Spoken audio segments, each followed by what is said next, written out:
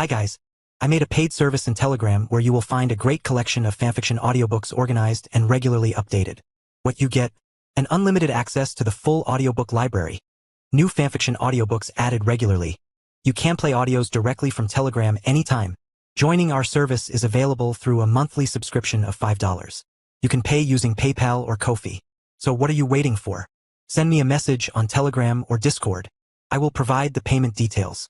After the payment is confirmed, you will receive access to the private Telegram channel containing all audiobooks. If you enjoy fanfiction and prefer listening instead of reading, this library is made for you. Message me anytime to join. 51. See 51 UN Scuffle 2. As of this chapter, the patron is 15 chapters ahead at chapter 66. I'll be writing 1 or 2 more chapters today. As Peter was speaking, Wolverine shoots out of the hole in the floor, thrusting his sharp claws in Peter's direction. Logan, no. Professor X shouts. Peter didn't need his spider senses to know what was coming his way. Wolverine isn't the most stealthy of individuals, so he heard every stomp, grunt, and growl the beastly man made as he came barreling toward Peter's back. Without looking back, Peter sidestepped Logan's claws, which were aimed at his lower back. Logan, stop this instant. Charles yells once again as Wolverine swipes his claws toward Peter. Grr. Logan growled angrily as Peter once again slipped away from his attack. You should really listen to Charles over there. You're setting a bad example for your people. Peter comments, but Wolverine wasn't listening. Instead, a flurry of claw swipes launches Peter's way. Even though he couldn't land a single hit, Logan seemed to have entered a sort of beast mentality and just wouldn't give up. Okay, you brought this on yourself. Peter mutters as he turns toward the group of X-Men, who were torn between stopping Logan or attacking Magneto. I'll only knock him out. Just give me a minute. With that said, Peter went on the offensive. Ducking under a claw swipe, he juts his leg out, throwing Logan off balance. As his opponent tries to regain his footing, Peter stands back up and Spartan kicks Wolverine into the wall on the other side of the room, embedding the man into the wall. Not giving the raging Wolverine even a second to regain his bearings, Peter shoots a web, which sticks to the man's forehead. Just as Peter was about to pull him out of the wall, Logan swipes the web with his claws, cutting through it like a hot knife through butter. Webs seem to be useless unless your hands are bound somehow. Peter thought out loud as Wolverine kicked off the wall and rushed in his direction. Get over here, punk. Logan yells as Peter begins dodging his claw attacks yet again. Okay, this has gone on long enough. Peter mutters as he sidesteps an attack and sends a powerful punch to Logan's solar plexus. Ugh. Wolverine grunts in pain as he falls to a knee. As he takes a knee and supports his aching stomach, kidneys, and liver, Peter swiftly lifts his leg, driving his knee into Logan's forehead. The hit could be heard all across the hall, as everyone flinched in pain from just the sound. Crack. Wolverine instantly toppled over onto the floor, knocked out cold. His claws even retracted as his body hit the ground, no longer moving. Logan. Nightcrawler appears beside the downed body in a puff of blue smoke, checking Logan's vitals and sighing in relief. He's fine. Good, why don't you teleport him home? Peter says as he walks over to his chair next to the president, who was watching the whole scene, impressed by Spider-Man's performance. He wasn't the only one either. Everyone in the meeting hall was looking at Peter with the same look as President Obama. They were all very impressed with how the situation was handled. Do as Spider-Man says. He's useless against Eric anyway. Charles said as Nightcrawler looked toward him, unsure of whether to listen to Peter or not. I'll return in just a moment. Kurt says as he lays a hand on Logan's shoulder and disappears in a puff of thin blue vapor like smoke. Eric, you shouldn't have come. Charles looks toward Magneto, ready to fight at any moment. None of that, please. Peter speaks before fighting words could be said. There will be no fighting here. Spider-Man, you don't understand. Charles turns toward Peter, but still keeps Magneto in view. Eric is an extremist criminal. I'm neither of those labels. Magneto speaks up with a mock-hurt look. I happen to be an upstanding citizen. There's not a single blemish on my record. As for extremist, I prefer realist. A realist would have used the door. Peter cuts into the conversation. An extremist breaks open his own entrance like the Kool-Aid man. As Peter says this, a few people in the hall chuckle, while the X-Men appear vindicated in their earlier statement. As for Magneto, his smile disappeared as soon as Peter finished speaking. He didn't like being called an extremist, but he couldn't refute Peter's words. He did break through the wall after all. As for being a criminal, Peter speaks as he turns to the many UN representatives in the room. Do any of your countries recognize this man as a criminal? What's his full name, Professor? Eric Lane Share. Charles replies instantly. After a moment of silence, none of the country's representatives spoke up. Well, why don't you all make some calls and find out for sure? Until we have information, we'll treat Eric here as another representative for metahumans. Peter says as he turns to Magneto. That is why you came here, correct? Yes. Eric nods as the smile returns to his face. I can't let old Charles take the lead over me, can I? It's not a competition, Eric. Charles admonishes his old friend. I'm trying to set up a safe future for metahumans. That's it. If you wanted the same thing, you wouldn't have broken into the building, scaring all of these people. People that we need to make a good impression on. He's right. One of the representatives in the crowd speaks up. Why are we treating this man like a guest? He broke into the building like a common criminal. The crowd of normal humans in the room couldn't help but nod at this statement, wondering why Spider-Man was doing this. Would you rather make the superpowered man our enemy or give him a chance to become an ally? Peter speaks from his seat, gesturing toward the still floating Magneto. I, for one, would rather make friends over enemies. He may have broken in, but that can be easily fixed. Spider-Man has a point. Obama speaks up for the first time in a while. No one has been hurt after all. Let's not make enemies and speak like civilized people. The United States Treasury will cover the damage to the building as well. Everyone seemed to calm down after Peter and the president's words. The Japanese Prime Minister looked very pleased with Obama's words as well. After all, this was his country's building that was damaged. After hearing this and seeing which way the wind was blowing, Charles and the X-Men bit their tongues, not knowing what to say at this point. Blue mist filled the air once again as Nightcrawler returned without Logan this time, thankfully. He simply walked over to Charles, unsure of what was happening anymore. It seems we've come to a conclusion. Peter pulls up a seat next to him and looks back at the still floating Magneto. Land and take a seat. You'll be allowed to speak after Charles. Floating over to Peter and the president, Magneto takes the seat on the other side of Peter. As this was happening, the X-Men didn't look pleased at all. On the other hand, Eric was loving every moment of this. One moment, there's a breeze. Peter says as he walks over to the broken wall. Using his webs as rope, Peter pulled the missing piece of the building back into place and glued the cracks with some quick web shots, closing off the meeting hall once again. That should hold until some repairmen can work their magic. Peter says as he walks back to his seat, looking at the out-of-place UN representatives. You can all sit as well. The meeting isn't finished yet. No one has to worry. If a fight breaks out, I'll put a stop to it, I promise. Breaking out of their shock, the many representatives fix their clothes and take a seat once again, putting back on their professional personas. Please continue your presentation, Professor Xavier. President Obama says as everyone was back at their desks. Sigh. Charles looks around the room in exasperation. I would like to go on record saying you shouldn't allow Eric to speak. He's an extremist who would rather build up metahumans into some sort of master race, than work together and coexist with the rest of the world. Eric goes to speak, but Peter places a hand on his shoulder, stopping him. You'll have your time to speak after Charles.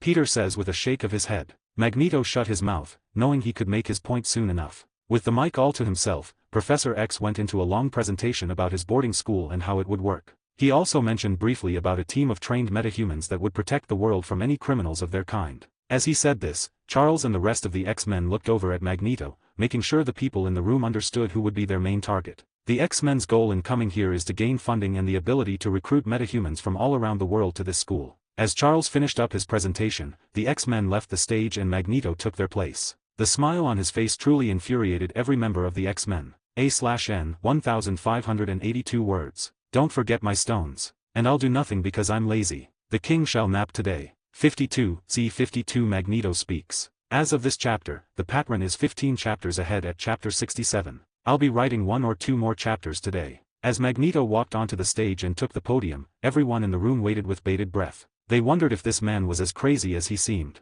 After all, he broke into the building like some comic book villain. Good evening. As you've already heard from my old friend Charles, my name is Eric Laneshare. Though some have taken to calling me Magneto, for my magnetic powers, of course. Eric introduces himself very charismatically. I have lived a troubled life and felt the true cruelty of mankind, not only as a mutant but also as a Jew as well. When I was only a child, I was forced to watch as my people suffered under the horrors inflicted by the Nazis. I was filled with hatred and anger, mainly toward a certain Nazi scientist named Sebastian Shaw. Shaw murdered my mother before my very eyes and forced me to experience horrendous tortures. Magneto explains. Of course, these tortures were of him experimenting on me, like some sort of lab rat. Eric says in disgust as he makes the microphone float above the podium. He knew that I had this power and treated me less than human. Like a Jew. After all, we were in Auschwitz. A Jew has no rights or freedom there. He could do as he pleased to any of us and no one would bat an eye. In fact, they would celebrate my torture. Eric pauses for just a moment, really letting his words sink in. He is truly a very charismatic man. I am absolutely devoted to the cause of protecting mutant kind, or metahumans as it's called now. I refuse to let my people suffer a similar holocaust, not when I have the power to protect them. I will protect my race at any cost, no matter who gets in my way. I will not allow a single man, woman, or child to go through the horrors I was subjected to. Magneto continues. Whether this makes me your enemy or not means little. So very little. Eric says this and turns to look Professor Xavier in the eyes. I will become the cruelest of villains if it means keeping my people safe and happy, though, I hope it never comes to that. The room becomes deathly quiet as everyone took in Magneto's speech. They could all feel the emotion in his voice and the truth behind his threats. He would really slaughter them all if it meant keeping his people alive and safe. Clap clap clap. Clapping was heard as everyone turned to Spider-Man, who was giving Eric a standing ovation while wiping some non-existent tears from his masked face. I applaud your ideals and I'm sorry you had to go through that. Peter says as he stops clapping. Though have you ever thought that maybe, just maybe, you're wasting a perfect opportunity? How so? Eric asks in confusion. Well. Peter gestures toward Charles. We have the carrot dash, then motions back toward Magneto. And the stick. A reluctant look appears on Charles's face as Peter says this. He knew exactly where Peter was going with this. The kind guiding hand and face of metahumans. A poor crippled man who wants nothing more than to make a school and protect superpowered children through peace and cooperation. Peter says as he takes a seat once again, then we have you, Eric. The man that comes knocking when that cooperation and peace is being threatened. Whether it be from normal humans or metahumans alike. Eric was lost for words. He tried working with Charles once before and it didn't end well. Their friendship was irrevocably ruined due to their different schools of thought. We've tried this before. Charles interjects. Our opinions are just too different. Eric simply nodded at his old friend's words. If there's one thing they can agree on, it's this. Except they're not. Peter says with a shake of his head. Charles, you briefly mentioned the creation of a team of metahumans, which would protect normal people from criminals of your kind, right? Charles nods, not fully understanding where this was going. Okay, so what happens when that team runs into criminal humans attacking a metahuman? Peter asks, causing Charles to go silent. They would.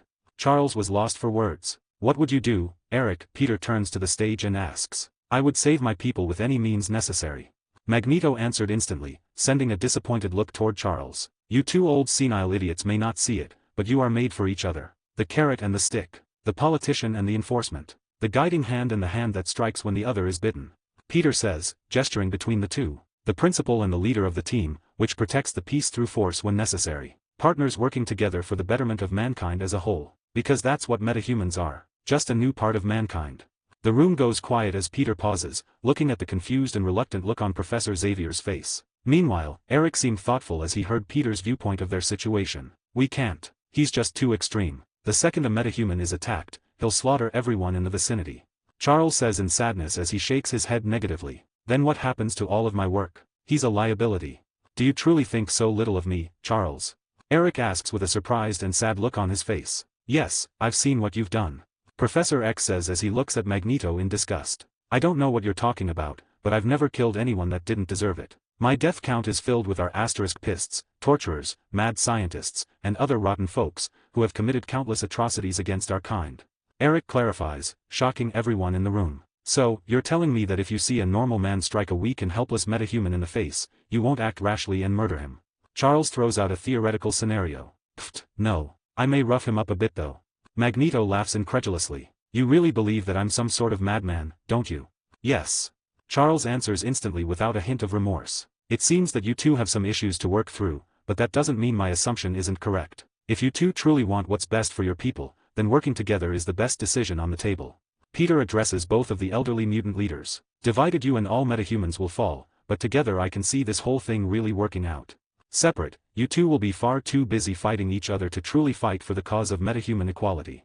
Peter says, getting reluctant nods from both parties. At the end of the day, both of you want the same thing. A safe world, where metahumans are accepted like any other race of people, so why not combine forces? Based on what I've seen here today, I'm sure arguments will unfold almost constantly, but you're both grown men, elderly even. Speak like adults and come to the best solution possible. It's that easy.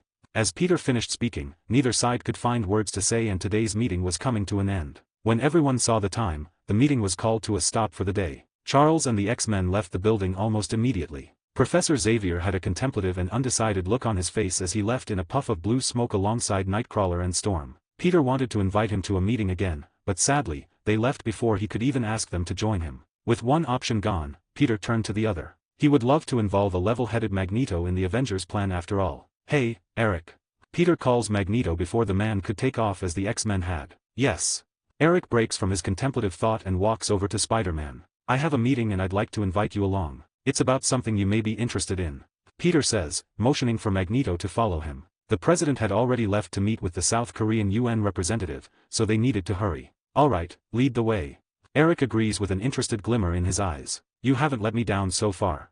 A/N 1427 words. Don't forget my stones. As king of this realm, it is my sworn duty to suppress and milk all of you peasants for all you're worth. Henceforth, stones are a required daily tax. Pay up or face the consequences. 53, see 53 Mystique. As of this chapter, the pattern is 14 chapters ahead at chapter 67. I'll be writing 1 or 2 more chapters today. After going through yet another explanation of the Avengers plan, but this time with the South Korean representative and Magneto, the South Korean representative instantly agreed with everything. She was even more excited about it than the UK representative was yesterday. It seems that the demonstration of metahuman powers from today's UN meeting was really helping Peter's cause. He now had the United States of America, the United Kingdom, and South Korea backing the Avengers initiative. Seeing as every country was delighted to get involved with the Avengers now, Peter told the President and the UN representatives to get a meeting with China, France, and the United Arab Emirates all together tomorrow. If they all agreed, then Peter would have enough backing to bring the Avengers plan to the rest of the UN and 100% get their agreement.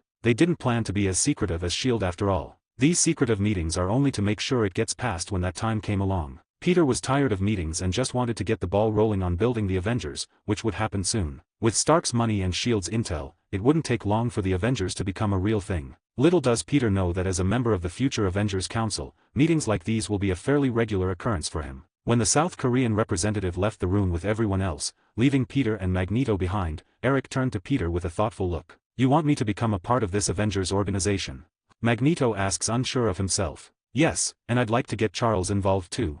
Peter replies with a nod. This hero business is something that Charles would definitely go for. Me, on the other hand, not so much. Eric says with a shake of his head. All I care for is the safety and well-being of my people. That's it. Haha, and you think that doesn't make you a hero? Peter laughs at Magneto's way of thinking. You rant about how you want to save metahumans and keep them safe from harm. What do you think that makes you to them? Their leader. Eric replies with a thoughtful look. A leader can be a hero as well. In fact, they happen to make the best leaders in my opinion. Peter comments matter-of-factly. I plan for the Avengers to be a group of the strongest people on this planet. We would keep the peace and handle any situation that calls for our assistance. Are you telling me that, as a leader of metahumans, you don't want your people to be a part of this? Metahumans are the most powerful people on this planet. Anyone else in this organization of yours would be nothing but weak humans. Eric scoffs and shakes his head. Do you really think that metahumans are the only superpowered group of people on this planet? Let's not even mention the threats outside of our solar system. There are people on this planet, who were born as normal humans, that could slaughter you in the time it takes to snap their fingers together. Peter says, referring to the Masters of Kamar-Taj. Of course, Peter has had the anti-surveillance function on his phone switched on since the beginning of this meeting. He wasn't worried about anyone overheating either, as he could sense anyone in the area. What do you mean by that? Eric asked, not sure what Spider-Man was talking about. He's been alive on this Earth since the Second World War and hasn't seen a single person, other than mutants, who had any sort of superpower. Not including Captain America, who was made that way in a laboratory and has been dead for a long while now. Why do you think I have my powers, yet I said that I'm not a metahuman? Peter asks as realization slowly fills Eric's face. I got my powers from another source and I've met others that are far stronger than myself. Why haven't I heard of these people? Magneto asks, not fully believing Peter's words. They are very secretive, but they aren't the only ones out there. We have information on some other superpowered individuals on Earth as well. After all, the Avengers need to do some recruitment after our establishment. Peter doesn't fully explain as he doesn't want to out Kamar-Taj completely. On Earth. Why do you keep using these terms? Eric asks. I'm afraid that I can't explain any further. Peter says with a shake of his head. You'll have to join to get more details. Instantly, Magneto became quiet as the room descended into silence. He just sat there and looked at Peter in contemplation, reading his every movement and expression. Peter didn't mind and waited patiently for Magneto's reply. By this point, Peter was sure that the man before him hasn't radicalized into the true villain that is Magneto just yet. He was on the path to that fate, but Peter wanted to change that. Not only to get rid of a future enemy but also to add a powerful ally to his arsenal. That arsenal being the Avengers organization. Peter's vision for the Avengers, other than protecting the Earth, is a true powerhouse that pretty much runs the world. Though they wouldn't actually have a position in any government. They would become the thing that stops all conflict on the planet. All war would cease to exist. Governments, companies, and other organized groups would fear and respect them. Every country on the planet would have its own nuclear deterrent in the form of the Avengers, who would protect the peace. Of course, this would take some time to set up fully, but Peter was hopeful and ready to make it happen. Soon enough, Magneto looked determined and spoke up. Fine, I'll join but I want a seat on the council you spoke of earlier. Eric agreed but gives a stipulation as well. I'll have to speak about this to the other soon-to-be councilman, but I agree, so they should be amenable to the idea. Peter answers with a shrug. Although he's been the one spearheading this whole project since Fury brought it to them, Peter isn't the one in charge. The Avengers Council would be working as a group to come to every important decision, and this happens to be one of those decisions. Peter wasn't worried about Eric taking such a high position. He already planned to offer a similar position to Professor Xavier, and if he wants Magneto to join as well, the man wouldn't take anything less than being on the same level as his old friend/nemesis. Alright, here, take this. Eric nods understandingly as he writes down his phone number. Call me when everyone has come to a decision. Alright, I'll have an answer for you in a couple of days. Peter says as he accepts the number. I expect that you're going to offer Charles a council position as well. Magneto asks. Yes, he was here for a similar meeting yesterday, though he hasn't given me an answer and ran away today before I could speak about it.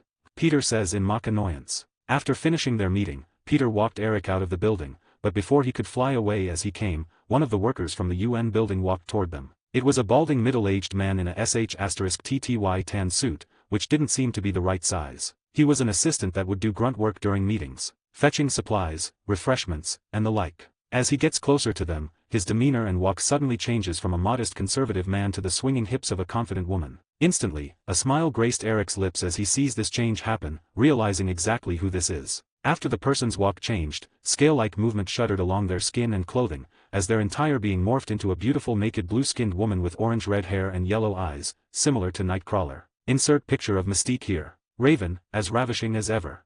Eric says as he leans forward and pecks her on the cheek. Eric, it seems our cause is changing. Raven says with a smile. Though I like the way things are headed now. Of course, you do. Magnetic says with a laugh. You just want to spend time with Charles again. As for our cause, it's always been the same. The only thing that's changing is the plan. I guess you're right.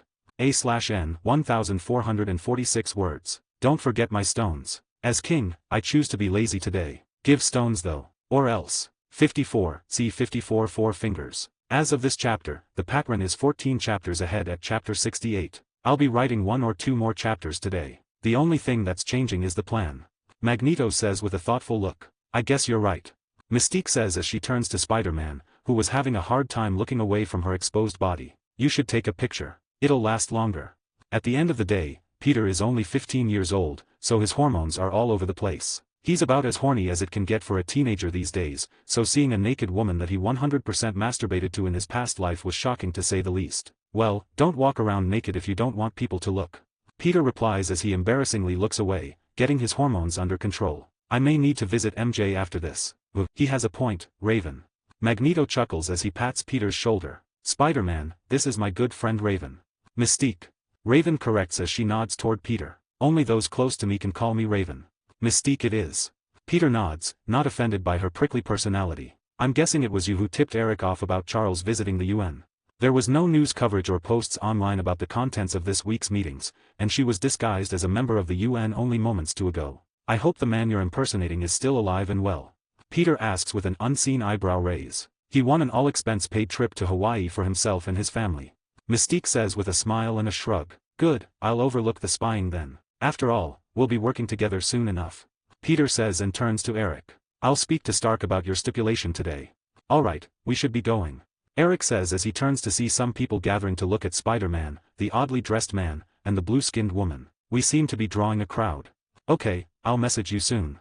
Peter says as Mystique grabs hold of Magneto and they soar into the air, disappearing over the horizon. Camera flashes started going off as some fast-handed civilians tried taking pictures of the two flying away. Peter simply shrugged and swung away, finding a safe place to portal home and spend some time with MJ. Because Peter portaled home after the meeting, intending to visit MJ and then speak to Tony later on, the Hand, who was lying in wait near the UN building, had a hard time finding Spider-Man. After trying to follow him as he swung away, they soon learned that Peter moves far too fast for them to follow. Once they lost sight of their target, Hand Ninja searched the whole city including the hotel where the US president was staying, but Spider-Man was nowhere to be found. After searching for who knows how long, the fingers of the Hand met in Murakami's mansion, standing around his office and admiring the blood and destruction that filled the room. This place is a mess.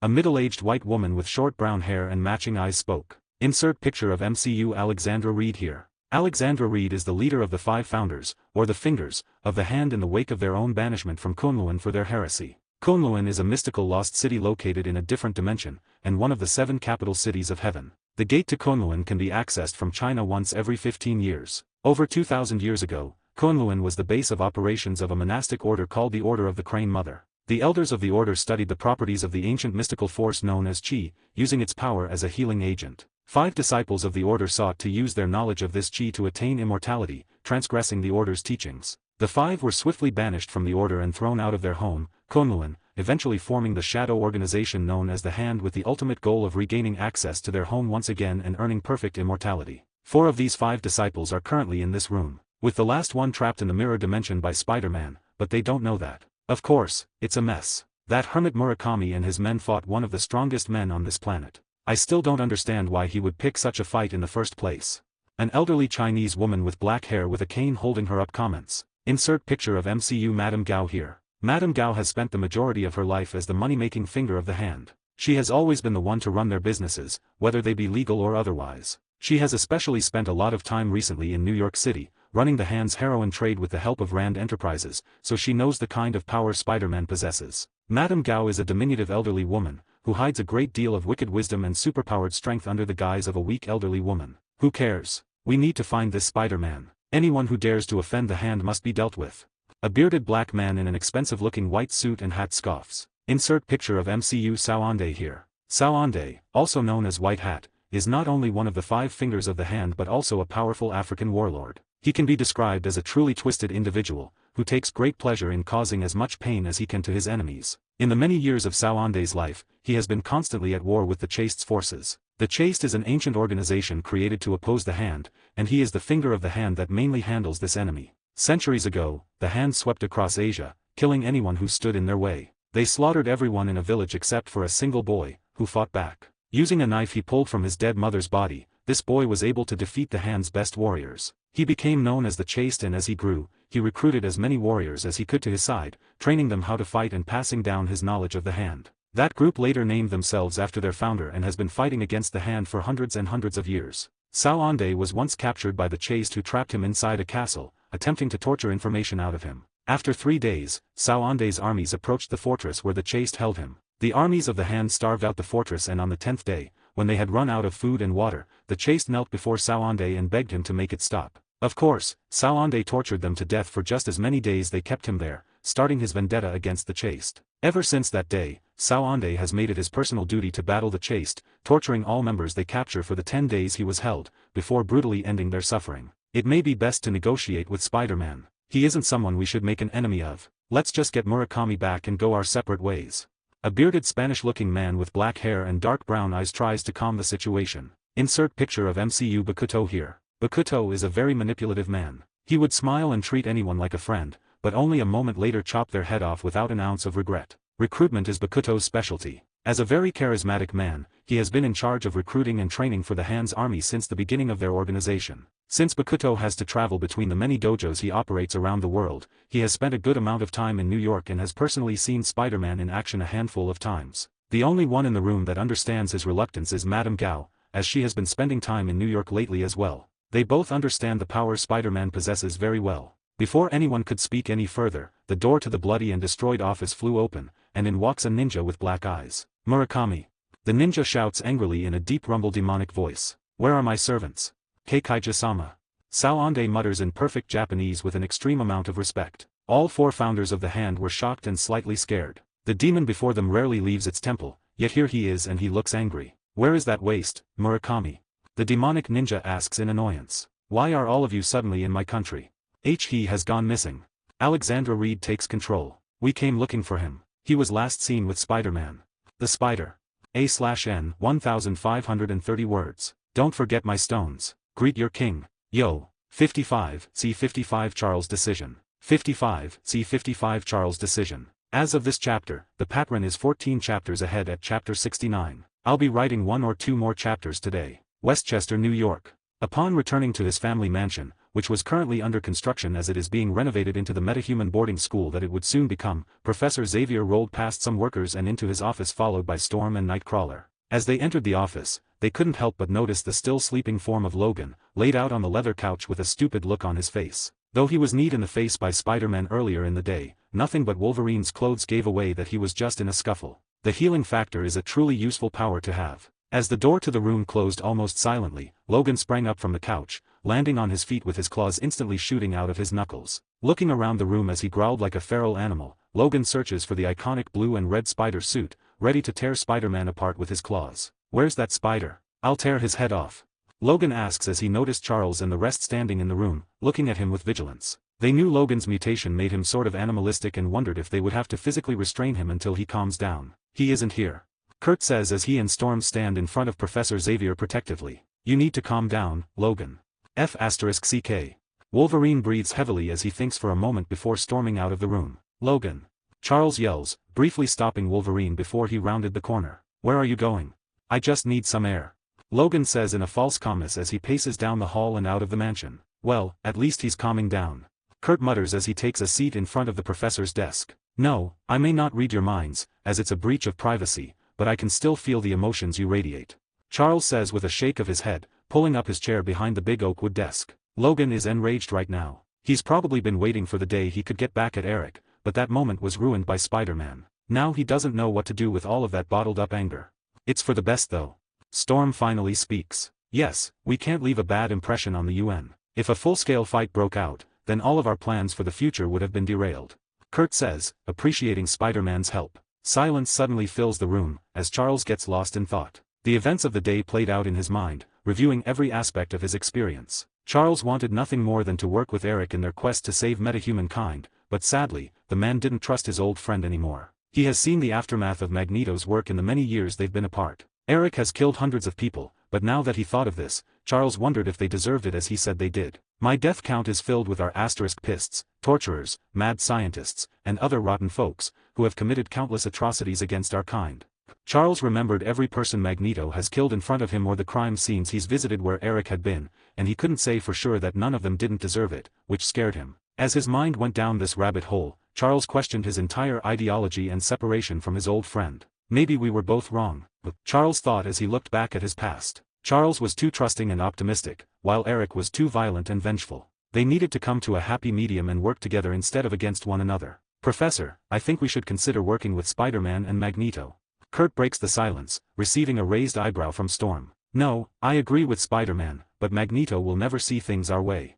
Storm refuses with a shake of her head. Hearing the disagreement going on, as if his thoughts were being echoed from Nightcrawler and Storm's mouths, Charles let loose a chuckle in self-deprecation. "I need to make a phone call," Professor Xavier says, motioning the two toward the door. "Would you mind giving me some privacy?" As the two confusingly leave the room, shutting the door behind them, Charles takes out his cell phone and dials the number Spider-Man gave them yesterday. Ring ring ring. "Hello." The familiar voice of Spider-Man is heard as the ringing stops. "You've reached there, Amazing Spider-Man. How can I help you?" Though some heavy breathing could be heard as well, Charles writes that off as the man running around, catching criminals. "Hello, it's Charles Xavier."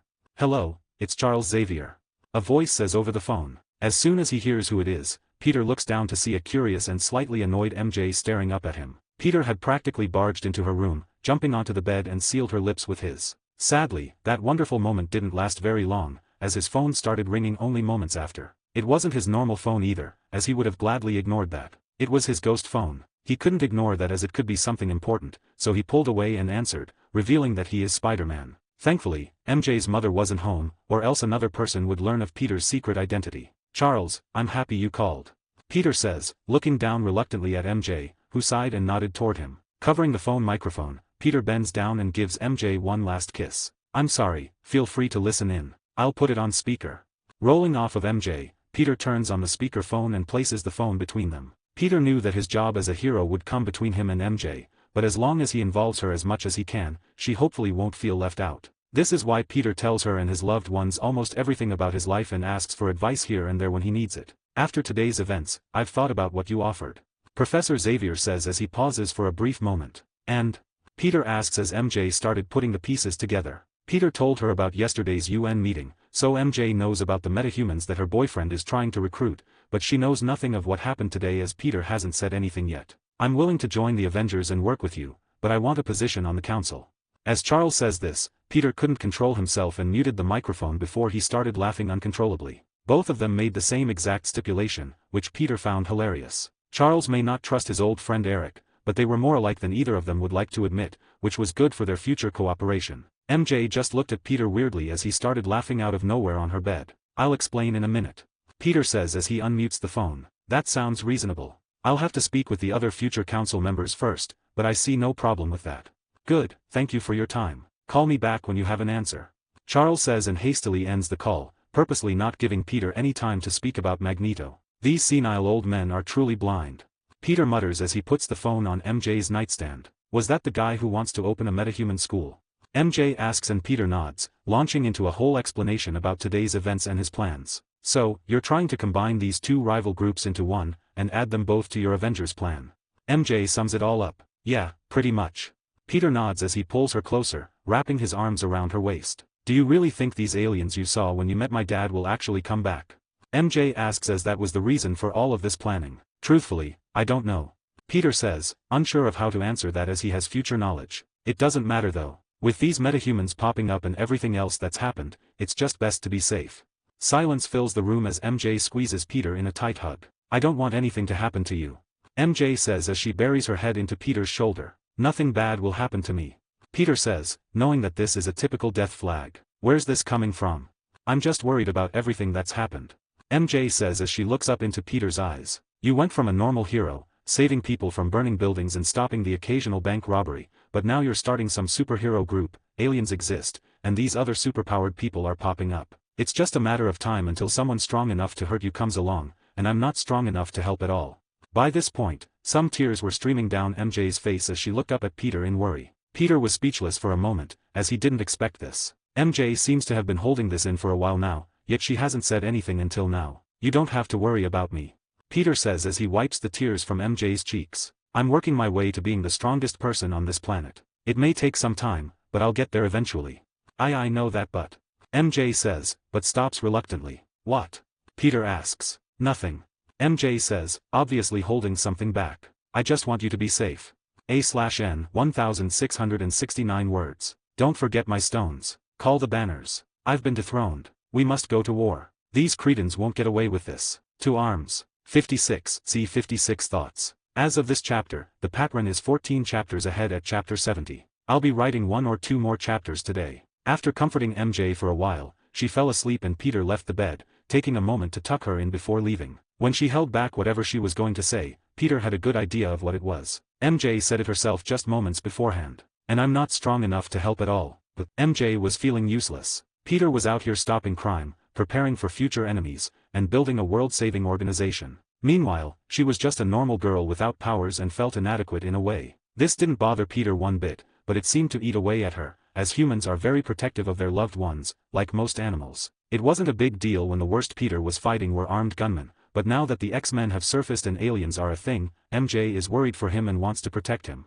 Sadly, she has no powers to do so. Her only option is to train her body and learn martial arts, but that would do nothing against the average metahuman. Even Black Widow is pretty useless against these people and she slightly enhanced herself. Peter didn't push her to say it, but he knew what she was feeling and thinking. Ned doesn't think like this yet. At least he hopes that Ned doesn't, but even in the movies, Ned had a natural skill in the mystic arts, so he would sooner or later be able to help out. As for MJ, she never showed a proclivity toward the mystic arts, though that doesn't mean she can't learn. The only problem is getting the Ancient One to agree and accept either of them. She specifically said that she hates teaching children and teenagers, as they have other commitments, like school, sports, clubs, etc. Peter was an exception, as he was a hero with superpowers already, who piqued the Ancient One's interest due to her inability to see his arrival and change from the normal Spider-Man. He doubted she would sign up for taking 2 other teenagers that needed special treatment due to their school schedules. Getting the Ancient One to take them into Kamar Taj may be impossible. Not to mention the fact that Ned and MJ may fall behind in school if they start learning at Kamar Taj. They're both astoundingly smart, but at the end of the day, Peter is an anomaly.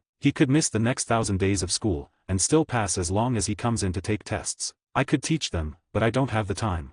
Peter thought as he switched to his spider suit and opened a portal to Tony's house in Los Angeles. He would go and ask the Ancient One if she would accept them as students anyway, as you never know unless you try, but she isn't around right now. Peter hasn't even gotten a text back yet, so she's probably still in some other dimension. If she says no, I can still make a way for MJ to get stronger. Peter thought as he stepped into Tony's mansion, which was practically empty due to him moving to New York. They live in a comic book world, so there's always a way to gain superpowers. Peter just has to find the best and safest route and MJ won't feel useless anymore. Who knows, the odds are against her, but MJ could have the X gene. All he would have to do is find a way to activate it as Professor Xavier stated. Peter could have the X gene as well. I'll have to look into this, Peter thought as he spotted Tony going over some papers in his kitchen. Yo. Hey, webhead. Tony says as he looks up from his papers, pushing them away with a tired sigh. What's up? We need to have a meeting with Fury about Avengers business. I have some information and recruits to speak about. Peter says as he opens the fridge to find nothing but condiments. Dude, you need to go shopping. I'm moving. What's the point? Tony shrugs as he looks over at a nearby laptop. Jarvis, text the angry pirate and tell him we need to meet at my place. Yes, sir. Jarvis answers. Ah, are you and Fury pen pals now? Peter asks as he closes the empty fridge disappointedly. No, I still don't trust him, but it seems I don't have a choice in the matter. Tony says as he gives Peter an accusatory look. What? We need his help either way. As long as he keeps sensitive information to himself and acts like a team player, I see no reason not to give the guy a chance. Peter says with a shrug. Though that doesn't mean we shouldn't be cautious. Alright. Tony says reluctantly. Sir, Director Fury is on the way. Jarvis says announces. After half an hour of just messing around and talking about Tony's move to New York City, the Quinjet landed in the backyard and took off as soon as Fury stepped out. Is this about the mutants? He says as soon as he steps inside Tony's house. Mutants? Tony asks excitedly. It's metahumans and yes. Peter answers as Fury walks up to the fridge and opens it up, looking for a drink to quench his thirst. You need to go shopping, Stark. Fury comments as he closed the fridge and leans on the nearby counter across from Peter and Tony. Why does everyone keep saying that? Tony says in annoyance. If you want food, then go to your own house. Alright, let's get down to business. Peter says as he takes out his phone and switches on the anti-surveillance. Sorry, Jarvis. What do you? Jarvis answers but soon his voice distorts and cuts off. Did you really have to do that? Tony asks, feeling bad for Jarvis. Yes, you never know who could be listening in. Peter says as he motions around the room. After all, I doubt you moved all of your belongings out of here on your own. There had to have been movers who came into the mansion to move Tony's belongings, so it's not impossible for one of these people to plant some microphones or cameras. If you want I can have a SHIELD team sweep for bugs. Fury offers. No, I'll do it myself. Tony refuses instantly, not wanting any unknown secret agents in his house. You're more likely to plant something as well. Who says that I haven't already? Fury says, messing with Tony. Alright, let's get back to business. Peter says and goes into an explanation on metahumans and his plans to add them to the Avengers. They seemed perfectly happy with Peter's plans until he mentioned adding 2 unknown metahumans to the Avengers Council. I don't think this is a good idea. We don't know these men and this Magnet guy sounds volatile. Tony comments disapprovingly. For once we agree, Stark. Fury nods in agreement. I have files on both Charles Xavier and Eric Lane Share. Charles is a definite possibility, but Magneto is a dangerous man. We've had some run-ins with him over the years. Was SHIELD taking advantage of metahumans at the time? Peter says accusingly. Because his goal seems to be to protect his people. I don't see him attacking SHIELD for no reason whatsoever. Not to my knowledge, no. Fury answers after thinking for a moment. Are you sure? Peter keeps pushing. You run a very big ship, Fury. It's very possible that you were lied to. Fury goes quiet as he stares at Peter in contemplation. This isn't the first time that Spider-Man has hinted at the fact that SHIELD may be compromised. His mind raced as Fury began to question his own organization. Fury knows that Peter won't elaborate any further, so he would have to figure it out on his own. I'll look into it. Fury says as he presses a button on his phone and wordlessly walks to the backyard, where the Quinjet landed once again. Peter knew that his actions with Fury may bring up the timeline for the Hydra rebellion, but that's not exactly a bad thing. The sooner Hydra is removed from SHIELD, the better. Also, Peter still wants to absorb SHIELD into the Avengers, so this may speed up that process as well. After all, once Hydra and SHIELD are revealed to be one and the same, SHIELD will most likely be put out of business. That's the time when the Avengers will pounce and start poaching workers and buying up every SHIELD property. They'll even have the help of Director Fury himself, as the man would be a member of the Avengers Council. At least, that's what Peter hopes to happen. As the Quinjet flies off, taking Fury away with it, Peter sighed and turned to Tony. It looks like we'll have to continue this another day. Peter says with a shrug. After saying their goodbyes, Peter returned home for the night, but instead of going to sleep, he went out on patrol. Peter has been busy these days with his Japan trip, so he needed to show his face or else the crime rates would rise. A/N 1559 words. Don't forget my stones. Yo, I'm tired. It's sleep. 57, see 57 leak. As of this chapter, the pattern is 13 chapters ahead at chapter 70. I'll be writing 1 or 2 more chapters today. Flying off in the Quinjet, Fury couldn't get Spider-Man's constant warnings about SHIELD out of his head. Situations that seemed fine before played out in his mind and questions appeared. Questions that he didn't need to ask before, as he trusted SHIELD. Nick Fury wasn't a trusting man, yet before Spider-Man's warnings he could undeniably say he trusted SHIELD. Now, he feels that trust may have been misplaced. Commanding the pilot to fly to a shield facility that's used to store data, Fury sat back and enjoyed the ride. After a long flight, the Quinjet landed beside the bottom of a mountain in an undisclosed location, where a huge and thick bunker door could be seen attached to the mountain. This underground bunker is one of the most top-secret shield facilities they have,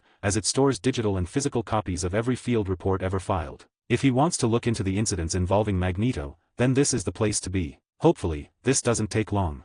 Fury thought as he entered the underground bunker with a very long code, card swipe, and retinal scan. After surprising some criminals, who thought that they could get away with some crime while he was in Japan, Peter returned home and hopped into bed. Peter wasn't worried about people finding out about his portal ability anymore. S.H.I.E.L.D. knows, which means Hydra knows, so anyone affiliated with Hydra probably knows as well. He won't reveal it on purpose, but if people find out on their own, then he doesn't really mind. Before getting to sleep, Peter took out his ghost phone and texted MJ good night. "Peter, good night, I'll come by after tomorrow's meetings." She didn't answer, as MJ was probably still asleep, so he tossed his phone aside and went straight to sleep. The UN meeting on the next day was the tamest of them all. Neither Charles nor Eric attended this one. Charles is waiting for their decision on his presentation, while Magneto has no interest in the meetings if Charles isn't there and it's not about metahumans. Since the meetings became boring again, Peter went back on his ghost phone and found some articles about metahumans at the UN summit in Japan. It seems someone finally leaked it. But Peter thought as he read through some of the articles.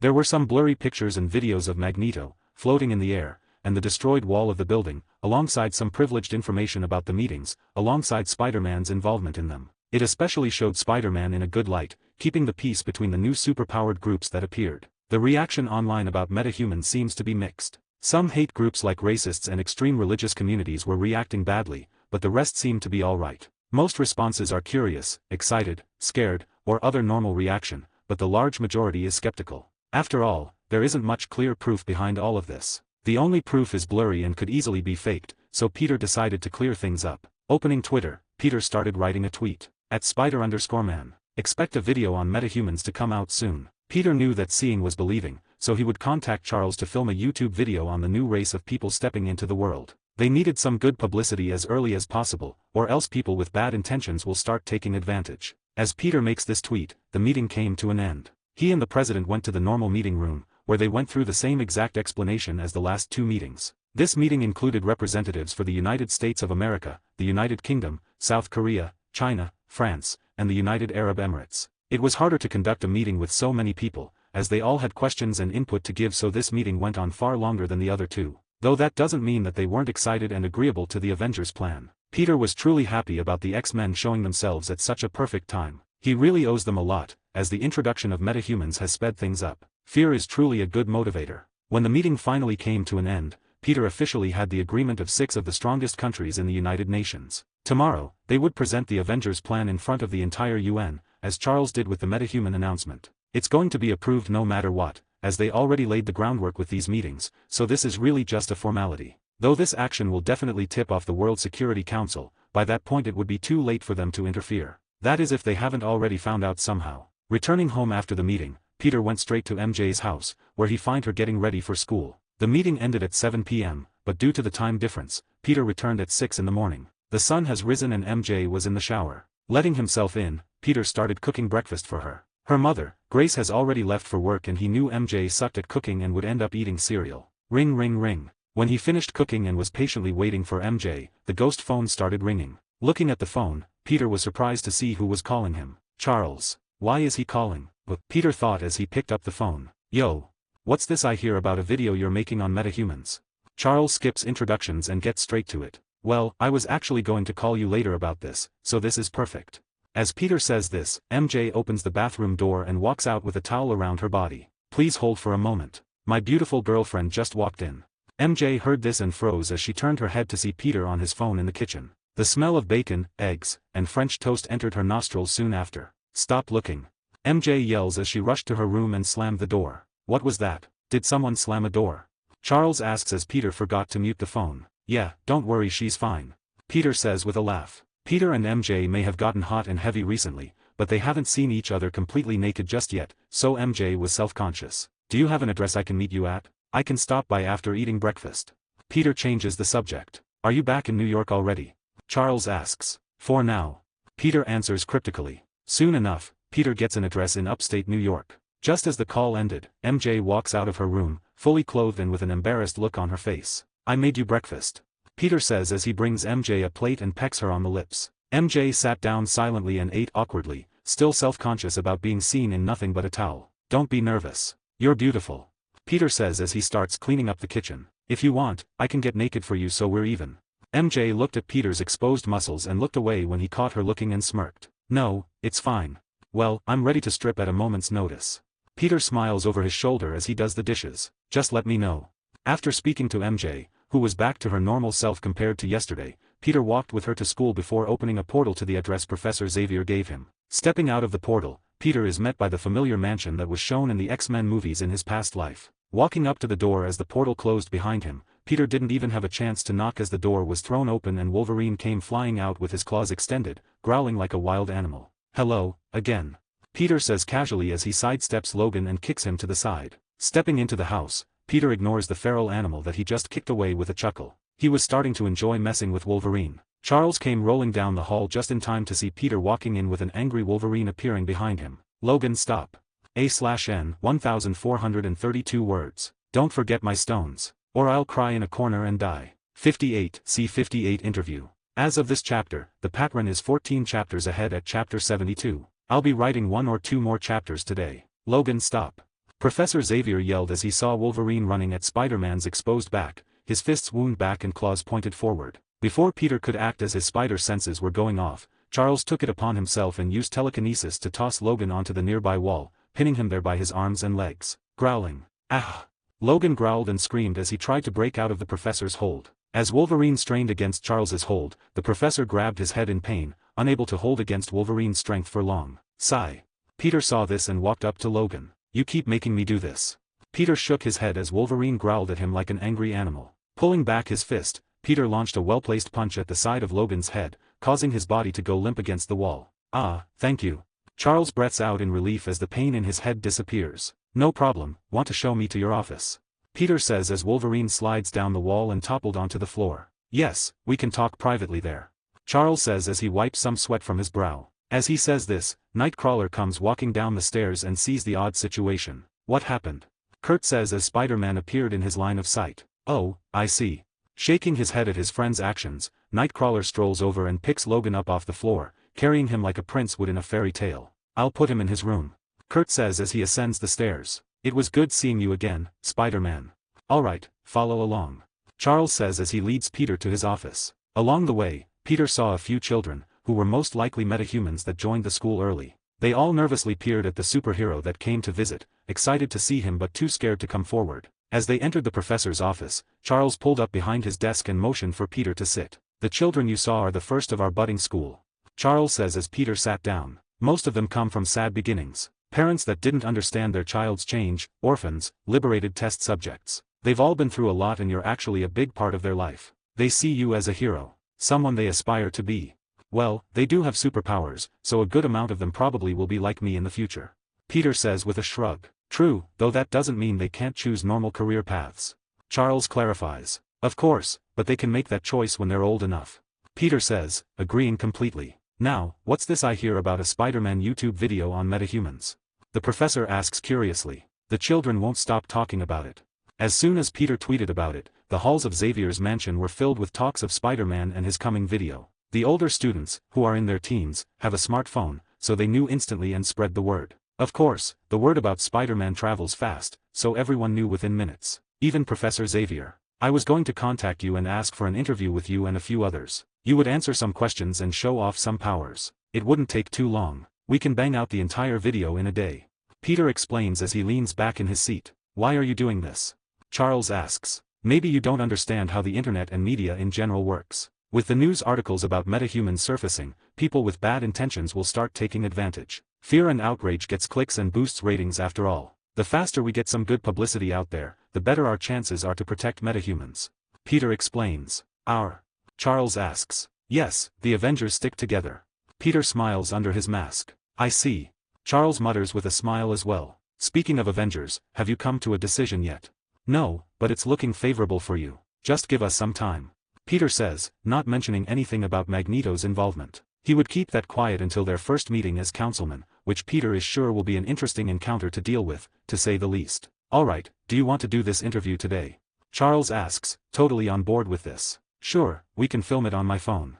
Peter says as he pulls out his ghost phone. Do you have anyone here that would be interested in this? 3 metahumans is probably the best, so we need 2 more people. Storm is a bit camera shy and Logan can't be in the same room as you. Charles thinks out loud. Then Kurt and someone else. Kurt will make a good addition. His appearance will shock some, but that will help show the physical differences metahumans can have as well. Anyone else, or should we recruit one of the children? Peter asked. I don't know if we should involve the younger children. Professor Xavier comments with a thoughtful look. I saw some teenagers out there. We can ask them. Peter offers. After a moment of thought, Professor X agreed and they got to work. After getting Kurt's agreement, which was hard as the blue man is self-conscious about his looks, Charles called one of the older students to his office, who agreed instantly to be in the video. Who wouldn't agree to be in a Spider-Man YouTube video? He would be mad to say no. Surprisingly, this boy turned out to be a young 13-year-old Scott Summers, otherwise known as Cyclops. Before he came inside, Charles gave Peter a brief description of Scott and his powers. Scott Summers is a mutant with the ability to fire destructive optic beams, meaning he shoots lasers from his eyeballs, which is a pretty inconvenient power for the boy. He has to wear special glasses made with ruby quartz lenses to keep the laser beams from destroying everything Scott looks at. Otherwise, the boy would have to keep his eyes closed constantly and live as a blind man. When Charles found Scott, he was an orphan living on the streets and either doesn't remember much of his life or refused to speak about it. As soon as he walked in the door, Scott dashed straight to Peter and started firing off questions. The boy was obviously a fan, which was flattering for Peter. Though he didn't really like Cyclops' character in the movies from his past life, Peter wouldn't hold that against the boy. He only wished the character wasn't such an annoying simp. Calming the boy down from his fanboy state, they started the interviews with him. After setting up his phone with a makeshift stand Peter put together with some web, he started the interview on the couch in the office. Once the easy questions were out of the way, like his name, age, grade, and powers, Peter got into the interesting stuff. How do you feel about having superpowers? He asks. Well. Scott goes silent for a few moments before answering. I think my power would be cool if I could control it. Professor X said that I could get it under control with enough time and effort though. Professor X? Peter asked as that's the first time he's heard that nickname out loud. Do you mean Professor Xavier? A lot of the kids call him that. It's hard for them to say his name. Everyone calls him that now. Scott explains as Charles smiles heartwarmingly from the other side of the room. I see. How was your life before you met Professor X? Peter asked. Charles didn't look pleased with Peter's question, as this was a big part of their therapy sessions. Though he never told Peter not to ask this, so he couldn't blame him. Scott tensed up immediately. He's been avoiding these types of questions for a while now, as it's easier to forget, yet this time was different. Scott's hero, Spider-Man, was asking the questions this time. I was in an orphanage for a while. Scott starts talking reluctantly. I don't remember my parents or any time before then. The orphanage was not the nicest place. Was there not enough food or? Peter asked, not knowing the backstory for Cyclops. There were a lot of doctors there. Scott says, shocking everyone in the room as they knew what this meant. They would stick me with needles and connect these wires to me. I didn't like it there so I left. They let you leave? Peter asked. No, I escaped. Scott says with a shake of his head. They didn't let me leave my room, so I used my eyes to cut a hole in the walls at night. What happened after that? Peter asked. I lived in an alley for a while. Scott says as he turns to look toward Professor Xavier. That's where Professor X found me. The sad look on Charles's face disappeared as he heard this. He sent a warm smile toward the boy. Charles just wished that he found him sooner. A/N 1564 words. Don't forget my stones. As king once again, I must assert my dominance. Gone is the crying figure of me huddled in a corner. I now stand proudly T-posed at the top of my throne of stone. 59, C59 Avengers Initiative Debut. As of this chapter, the pattern is 13 chapters ahead at chapter 72. I'll be writing 1 or 2 more chapters today. Once the first interview was completed, Scott was sent off to play with the other children. They would need him to film his powers later, but they could find him at that time. As soon as he left the room, Charles looked at Peter disapprovingly. Did you have to ask such personal questions? The professor asks with a tired sigh. People need to know what has been happening to metahumans. Without an interview like that, they won't believe these things happen. At least not fully. Peter explains his train of thought. What I want to know is where was this orphanage and who ran the place? You're right. Charles mutters as he thinks carefully. I'll try speaking with him about it when you leave. Good, they've most likely moved since he escaped, but we may be able to follow some clues left behind. That is if he can remember where it was. Peter says as he motions toward the couch. Until then, let's finish this video. Peter spent the next few hours doing the interviews for Charles and Kurt. Kurt's interview was kind of sad, as Peter could tell right away that he didn't feel comfortable in his own skin. The man said as much himself in the interview, but it's good to show that to the viewers. They need to see that behind the more monstrous-looking metahumans is just your average self-conscious insecure human being, just like everybody else. Professor Xavier's interview was all about the school and his mission to safely integrate metahumans into normal society. It was pretty much the same as his presentation to the United Nations. After the interviews were handled, they all went out to the huge backyard, including Scott. Peter recorded each of them using their powers and that was it. Kurt teleported a bit. Charles telekinetically lifted some fist-sized rocks as if he were juggling them. Scott was the most interesting and dangerous of the bunch. He took off his glasses for just a moment and shot a pillar of red energy into the sky. Superman's heat vision had nothing on Scott's eye power. It was truly impressive and powerful. Cyclops is 100% a glass cannon though. He has extreme firepower, yet his body is the same as any other normal human on this earth. As long as someone can dodge his attack, winning a fight against him would be fairly simple.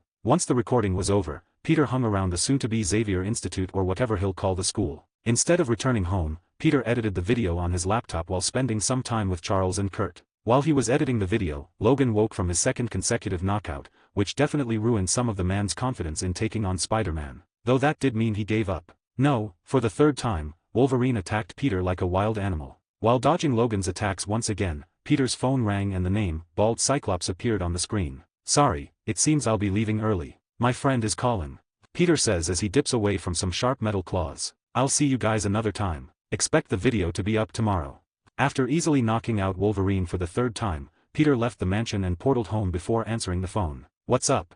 Peter asks. "Get to Stark's. We need to talk," Fury says and hangs up the phone immediately. "Can't even greet people properly." Peter mutters as he opens yet another portal and appears in Tony's mansion, where he found the man himself sitting on the couch with some tiny devices in front of him. Webhead. Tony notices Peter's arrival and motions toward the tech in front of him. "You were right about the bugs. I swept the house and this is what I found." "Looks about right," Peter says as he looks them over. "Which ones do you think belong to S.H.I.E.L.D.? "Half of them," a voice says as Fury walks into the room with a stack of folders. "Well, don't leave any more junk in my house. I don't want to clean up again," Tony says as he throws all of the surveillance equipment into a nearby trash can. "Don't worry, you're moving to New York so there's no point in bugging this place anymore." Fury shrugs as he slams down the pile of folders in front of Peter and Tony. "What's this?"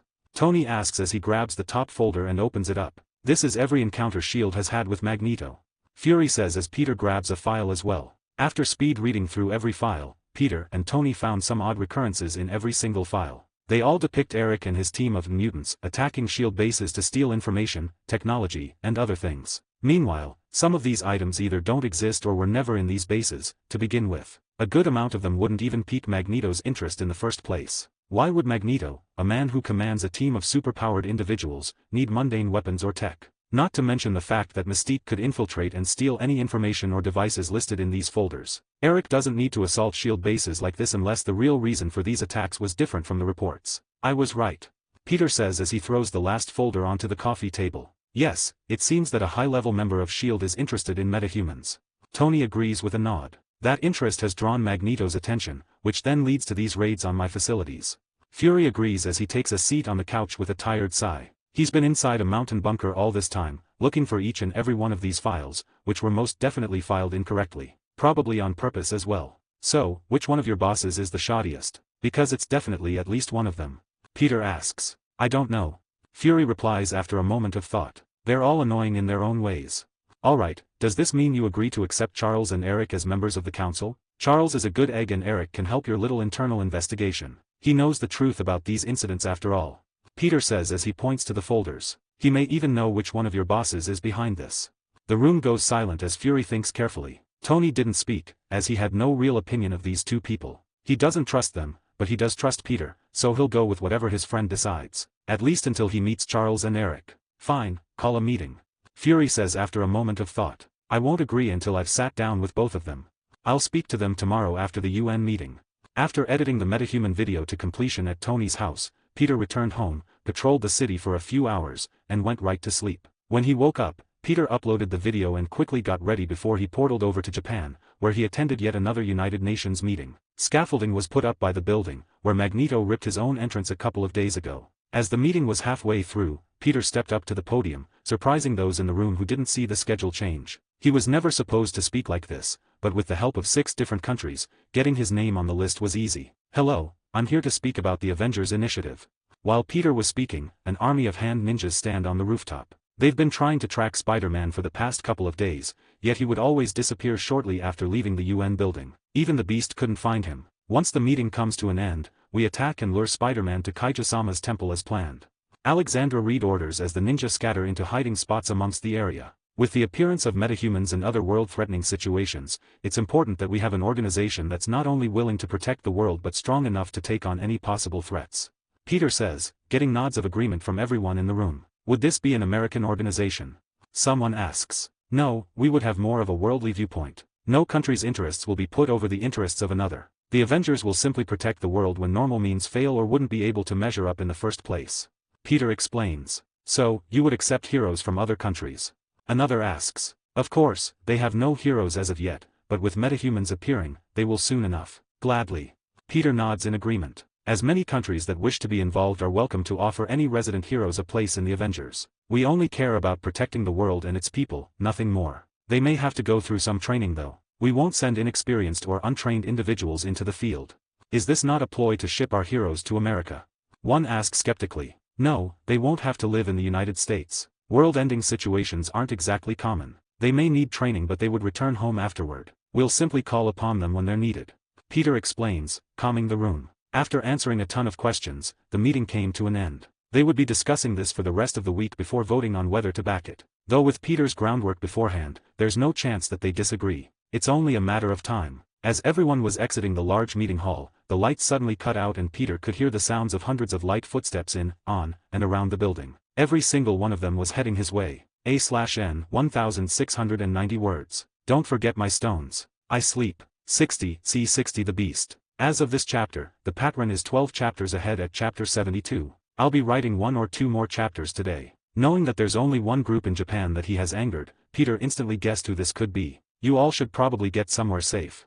Peter says to the few in the room that haven't left yet. Thankfully the president left already, as he had some sort of emergency to deal with. Though Peter doubted that the Hand would pick a fight with the US government. That would risk outing their millennia-old secret organization to the world. No, they were here for him. At least, Peter hoped so. Heeding Spider-Man's advice, everyone in the room froze for only a second before rushing out of the building. As they left, Peter could sense the intruders passing the civilians without attacking and continuing his way. Soon enough, the meeting hall was empty and the army of insurgents made its debut. As Peter guessed, Hand Ninja poured into the room with sharp and pointy weapons in hand. What do you guys want now? Peter asked casually, not flustered as he has already defeated the Hand once before. You've already lost against me once. What's the point? You can't win. None of them answered as they rushed forward like a tidal wave. Sigh. Peter sighed in annoyance as he walked toward the wave of ninjas. Let's see if any of you have improved since our last encounter.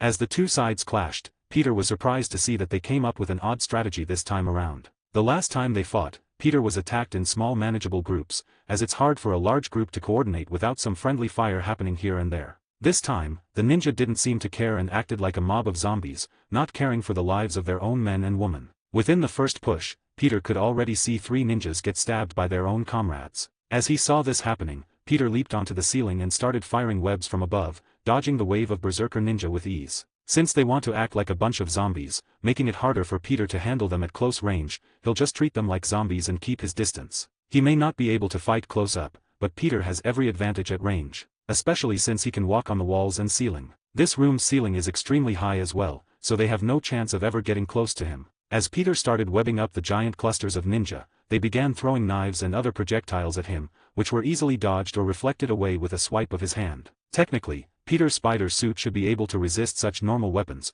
but it wasn't hard to just dodge and redirect them. Thanks to the Hand's new strategy of rushing in with packed crowds to overwhelm him, Peter found it extremely easy to web them up into big clusters. Within minutes, everyone that rushed inside was tied up in web and squished by the bodies of their own comrades. Peter smelt blood in the air and saw a few ninjas bleeding out because of their strategy. You guys are really dumb, huh? Peter commented as he falls from the ceiling and landed on his feet with the poise of a superhuman gymnast. I guess it's hard to come up with a plan against me, so I'll give you guys a pass for the stupidity. Using some web to stop the few people from bleeding out, Peter walks out of the room and doesn't encounter a single ninja along the way, which put him even more on guard, as he could still sense many ninjas outside. On his way through the building, Peter saw a few stragglers who didn't make it out in time or decided to hide instead. Thankfully, they were unhurt, or else Peter would have to go a bit harder on the Hand than he already was. It seems that they don't want to mess with any government officials, which is smart of them. Peter thought as he opened the front doors of the building and stepped out. The second the door opened and Peter made his appearance, about 1,000 projectiles came flying at him. It was like one of those moments in a movie where the archers fire and the arrows block out the sun. Huh. Peter grunted as he took a step backward and closed the door for a brief moment. Do. The sound of arrows constantly striking thick wood echoed from the other side of the door. Once the constant banging ceased, Peter opened the door and saw the building's entrance riddled with arrows, like the back of a porcupine. Wow, that was cool. I'll give you that. Peter says as he sees the many ninja on the surrounding rooftops knocking their bows once again with another arrow. Oh, no you don't. Not giving them another chance, Peter shoots a web at a nearby high-rise building and pulls, launching himself up to one of the many buildings with bow-wielding ninjas perched on top. Scatter. One ninja yells, which is repeated by each group on every building. Scatter. Scatter. Scatter. As they start screaming this, all of the ninja starts to run in different directions, though something caught Peter's attention almost immediately. As the ninjas began to disperse, running for their lives, a helicopter suddenly powered on nearby. Turning his head toward the sound, Peter saw someone he recognized sitting in the co-pilot seat of a helicopter, which was parked on top of the UN building. Isn't that the woman from Daredevil? What was her name again? Peter thought as he saw Alexandra Reed, who looked back at him with a stone-like glare. As Peter was thinking this, the helicopter hovered into the air and flew off in the opposite direction, trying to get as far away from Spider-Man as possible. Where are you going?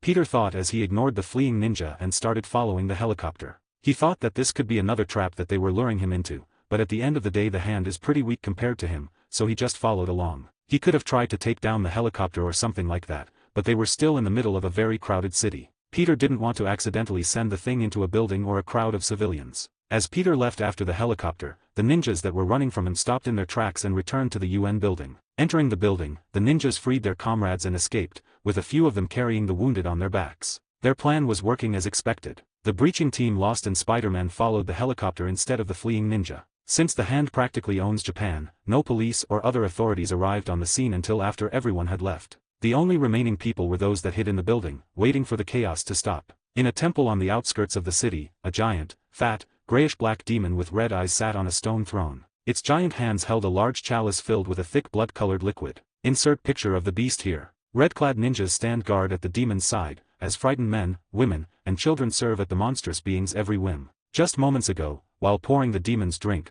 one of the servants spilled a single drop and had her stomach cut open by the demon's sharp fingernail. The poor woman screamed in agony as her insides fell out along with enough blood to kill her within a few seconds. The blood from that incident remains on the stone floor as scared servants were hard at work scrubbing and soaking up the mess. The demon sat on its throne, watching with an amused grin on its face. You missed a spot. The demon's dark and deep voice rumbles happily as it splashes its drink on the floor. He. As the liquid splashed onto the floor and the nearby servants, an iron smell of blood thickened in the air. None of the servants dared to speak out, as they started working harder to clean the floor, ignoring the cackling demon before them. Suddenly, the sound of helicopter blades could be heard drawing closer to the temple. The demon immediately stopped laughing and looked toward the door expectantly. Did the spider follow? A/N 1445 words. Don't forget my stones. As king, I look down upon you lowly folk and think, what would it be like to enter the shoes of such peasants?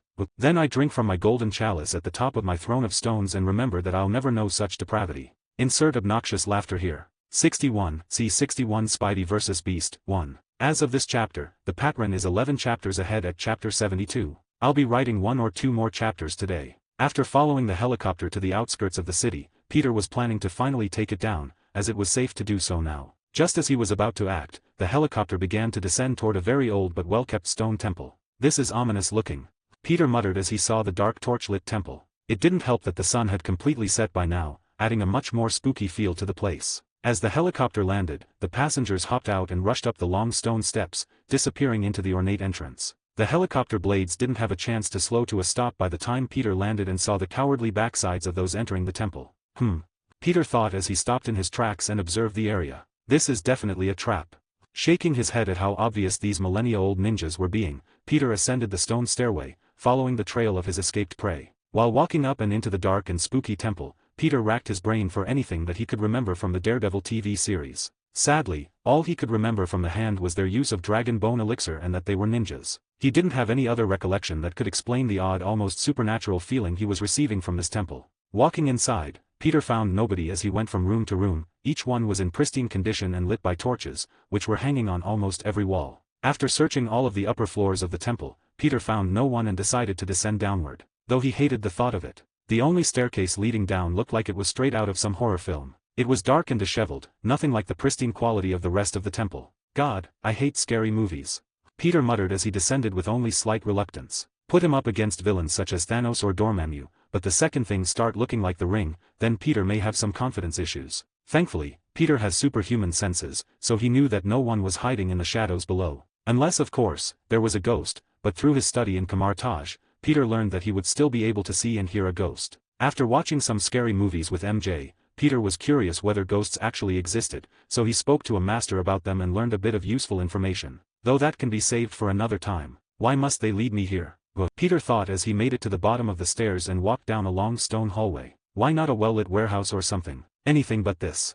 Thankfully, the hall was only dark for a short time, as halfway through Peter could see a light at the end of the tunnel, quite literally. Following the tunnel-like hallway, Peter made it to the end without a single trap or attack, which only made him more vigilant about whatever they were planning. It had to be coming soon after all. Stepping out of the hall, Peter's eyes adjusted to the light and he saw something that he didn't expect. Under the temple was a huge stone throne room, which was being held up by large chiseled pillars. Hand ninjas were posted around the room alongside normal-looking servants. Peter could even see Alexandra Reed, who had just run from him, standing beside the large throne alongside the other fingers of the hand. All of them were here, besides Murakami, who was still trapped in the mirror dimension. Peter stealthily checks on him and Nobu every morning, seeing if he thinks they're ready to speak yet, but sadly neither of them were weak-willed men. It would take some more time to break them into talking, though maybe he wouldn't need them anymore after this. Sitting on the throne at the back of the room was what truly shocked Peter upon his arrival. What's a demon doing here?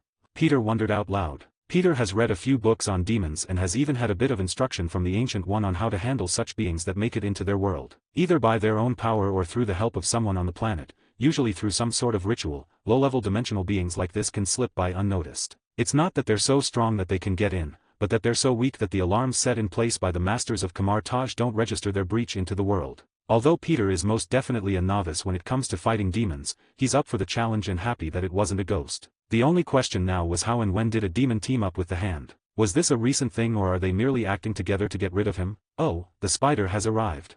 The fat dark demon heard him and spoke from its throne. The grin that spread along the demon's face as it eyed Peter up and down was about as creepy as he expected. It's Spider-Man actually. Peter corrects as he takes out his phone and sends a quick text to the Ancient One with his location and predicament, just in case anything goes wrong. He has never fought a demon before after all. Hee, such an odd name you've chosen for yourself. The overweight demon laughs gleefully as it drinks from a big chalice. I like it. What's your name, demon guy? Peter says, buying time as he prepares an important spell. The Japanese call me Kaija-sama, but you may call me the Beast. The Beast introduces itself, still looking at Peter's body with an unhealthy amount of interest. So, what's this whole plan about? I mean, you lured me here, right? Now what? Peter asks as he knows that big villains like to reveal their master plan at the last moment. Peter always thought it was dumb to do, but they always seem to get a kick out of it. Even some of the criminals he stops would now and then go on tangents about their plan, only to get captured soon after. Kaija-sama is interested in using your body as a vessel. Alexandra Reed reveals as she and the other fingers of the Hand watch between Peter and the demon with interest. We would also like to know where Murakami is.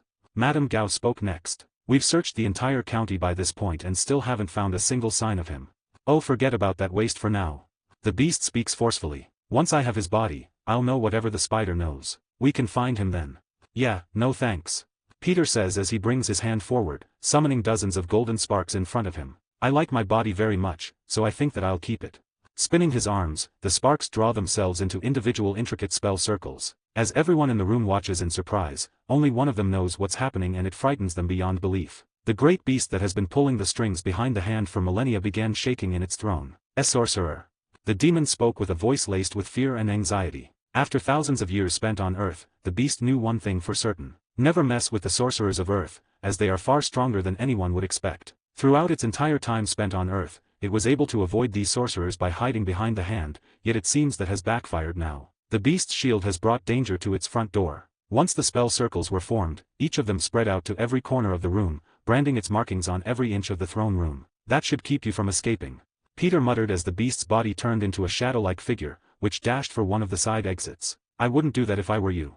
Asterisk bang. TZZZZZ, asterisk. As the shadow approached the doorway, a golden force field appeared and blocked the way. The beast slammed into the almost invisible wall, but that wasn't all that happened. Lighting courses through the force field soon after, electrocuting the poor helpless demon. "I told you not to do that," Peter commented as he watched the whole thing with an amused look. The Ancient One taught him that demons are crafty and good escape artists, so she invented this very spell in order to keep them from constantly running away from her. Back at the side of the throne, the founders of the Hand were shocked. Never before have they seen anyone capable of something like this, let alone being able to somehow get one over on the Beast. "Maybe we should have stayed away from Spider-Man."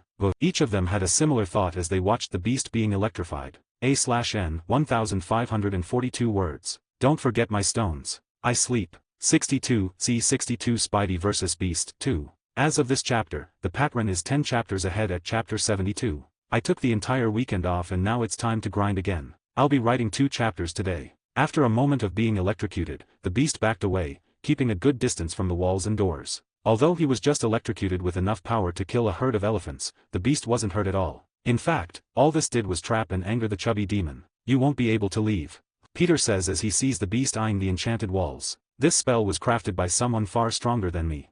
Although Peter was fairly confident after trapping this demon, he has never fought something like this before, so this was fairly nerve-wracking for him, especially since he would have to fight this demon with the mystic arts. His other powers would come in handy, but when fighting dimensional beings, the mystic arts will always have an advantage. This would be his first real fight while using the mystic arts, not counting the portals that he uses for convenience.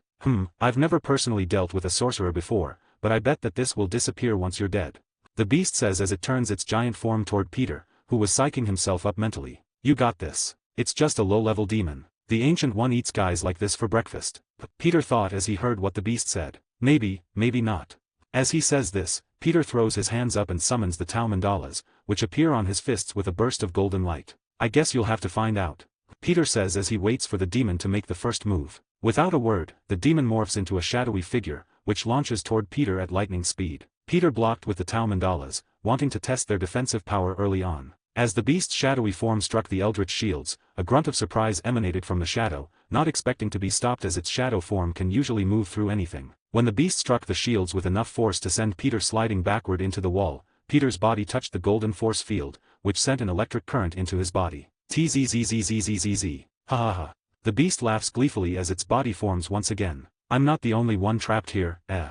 The Beast's mood instantly brightened. It's heard all about the sorcerers of Earth during its time hiding away, but maybe this one was a weaker sorcerer? If so, then the Beast's luck was good. A vessel with the knowledge of a sorcerer is the greatest prize he could ask for. Ugh. Peter grunted as he kicked off the force field he created, no longer feeling the lightning coursing through his body. That was dumb. The spider suit mitigated a lot of the shock he felt, but it still hurt like AB*TCH. Although Peter is susceptible to the trap he laid, he wasn't as trapped as the Beast believed. Technically, Peter could portal away at any moment, leaving the demon and the Hand to rot in the throne room. He wouldn't do that though. This is the perfect opportunity to test his skills in the mystic arts, as well as fight a strong opponent that he could handle. The strongest opponent Peter has fought so far is Ironmonger, and he left most of the fight to Tony. Note to self, stay away from the walls and ceiling. Peter thought as he realized that he unknowingly nerfed himself. Whatever. I got this. After testing the Tau Mandalas, the shield on his right fist disappeared, and in its place appeared a large golden war hammer, which Peter handled one-handed with ease. With a weapon in one hand and a shield in the other, Peter dashed forward and wound back the hammer over his shoulder. As Peter appeared before the huge figure of the Beast, he slammed the hammer toward its large bulging stomach. As the attack was close to hitting, the demon morphed into its shadow form and escaped the hit, remembering how it couldn't phase through the shield from earlier. Normally, the Beast would make use of its intangible form instead of physically dodging, but that was impossible against Peter. Asterisk swish. Bang, asterisk. As the hammer missed its mark and smashed into the floor, the force field appeared for a brief moment, saving the stone floor from damage. A game of cat and mouse ensued as Peter chased after the Beast, who seemed to be far quicker in his shadow form than his obese body would allow. On the sidelines, the 4 founders of the Hand watched on with nervous expressions plastered on their faces. They thought that the Beast would make quick work of Spider-Man, yet thoughts like that no longer existed in their minds. Now they were wondering who would win and weren't sure who to root for. The Beast has taken advantage of their organization for thousands of years, and they only follow him these days out of fear, so if Spider-Man could kill him then he would be doing the Hand a service. The problem comes after that though. What would Spider-Man do with them? If you're just going to run, I'll try something else.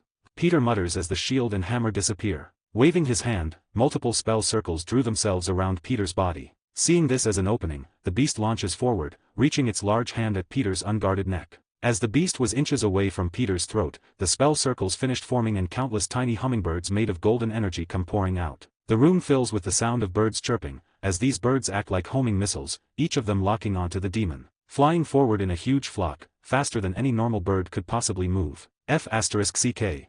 The beast yelled in anger as its hand was nearly around Peter's neck. Not willing to abandon the attack, the demon dashes forward, hoping to rip Peter's throat out before the birds can get to him. As his hand wrapped around Peter's throat, the flock of birds smashed into the beast's chest, each one exploding upon contact. Boom boom boom. Explosions echo in the underground chamber as the towering demon is sent flying backward. His hand nearly wrapped fully around Peter's neck, but the birds intervened and don't let up. As the demon gets launched back, the birds continue forward, following the beast's every movement. The explosions continue as the beast is blown up and around the room over and over. The only reason the underground throne room hasn't collapsed yet is thanks to Peter's trap spell taking all of the damage in its place. As the beast is flying around the room, propelled by the constant exploding birds, the hand and other servants in the room took cover behind the large stone throne and towering pillars. None of them have ever seen such a crazy fight in their entire lives. Even in Kunlun, where each founder of the hand originated, they only practice chi manipulation, which is nothing compared to the magic they're seeing today. Although the servants were scared, with every added explosion, they started becoming hopeful.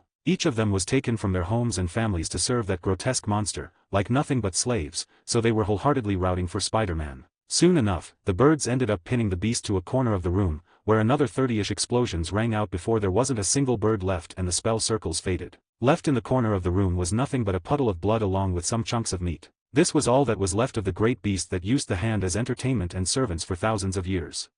That spell was stronger than I thought. Peter mutters as the smoke cleared and he sees his handiwork. I'll have to thank Master Hamir for showing it to me.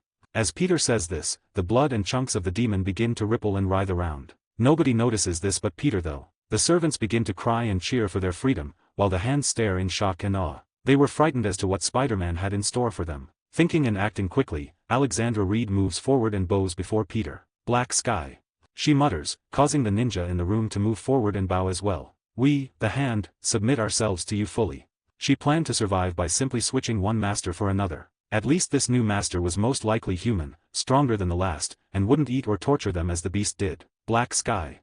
Peter muttered in confusion as the other three founders of the hand moved forward and bowed as well. They didn't feel like dying today either. Peter didn't watch a lot of the Daredevil show or know a lot about the comics, so he had no clue what black sky meant. Though he knew what this old sly woman was doing. You traitorous scum.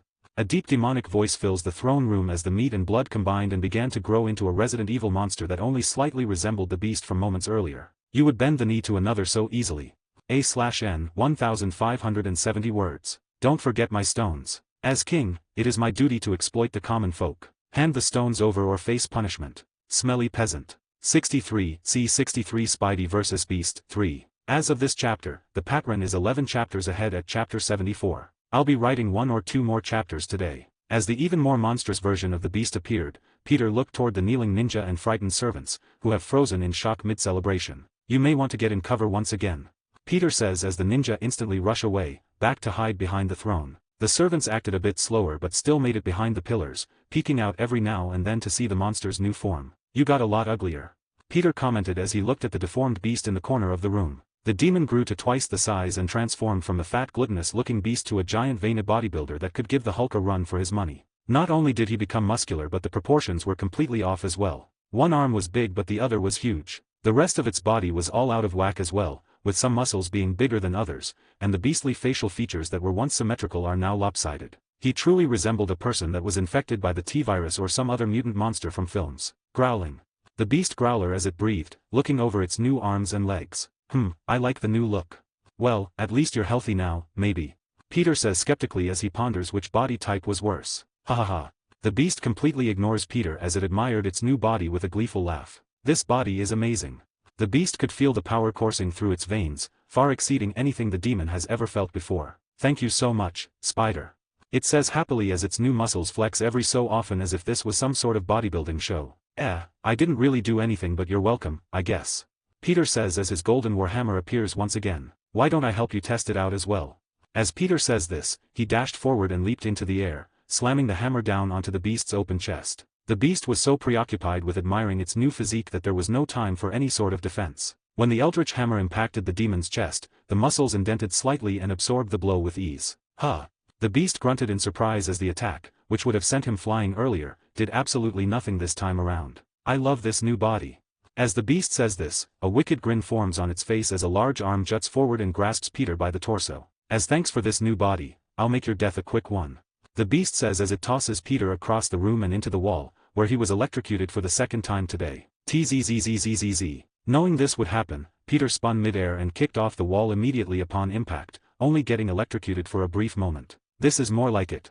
Peter says excitedly as his warhammer disappears and two golden brass knuckles form on each of his hands. Without thinking, Peter rushes forward and starts to brawl with the giant beast. Peter would land hit after hit while dancing around the demon, using his agility to duck and dive past every oncoming attack. As the brawl continued, Peter was starting to get a bit hot-headed, but he didn't know why. He felt as though this was the time to finally go all out against an opponent, as he has never done so before. The problem was that Peter wasn't usually like this. Something was stimulating his adrenaline, testosterone, or something, because Peter started feeling like a berserker out of nowhere. Taking some deep breaths, Peter tried calming himself, but it was a hard task to achieve for some reason. Is he doing this to me?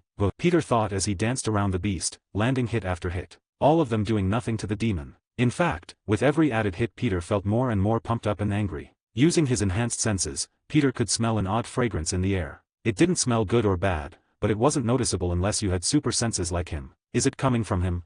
Peter guesses as he ducks behind the beast and sees something odd on its back. At the back of the demon were a bunch of little volcano-shaped holes. Nothing was coming out of them, but the smell was a lot stronger there. Testing a hypothesis, Peter sent a quick punch to the beast's body and sees the volcano-shaped holes contract and spew out some air before going still once again. I've been breathing that in, Peter thought in revulsion as he dashed away from the beast. Disgusting.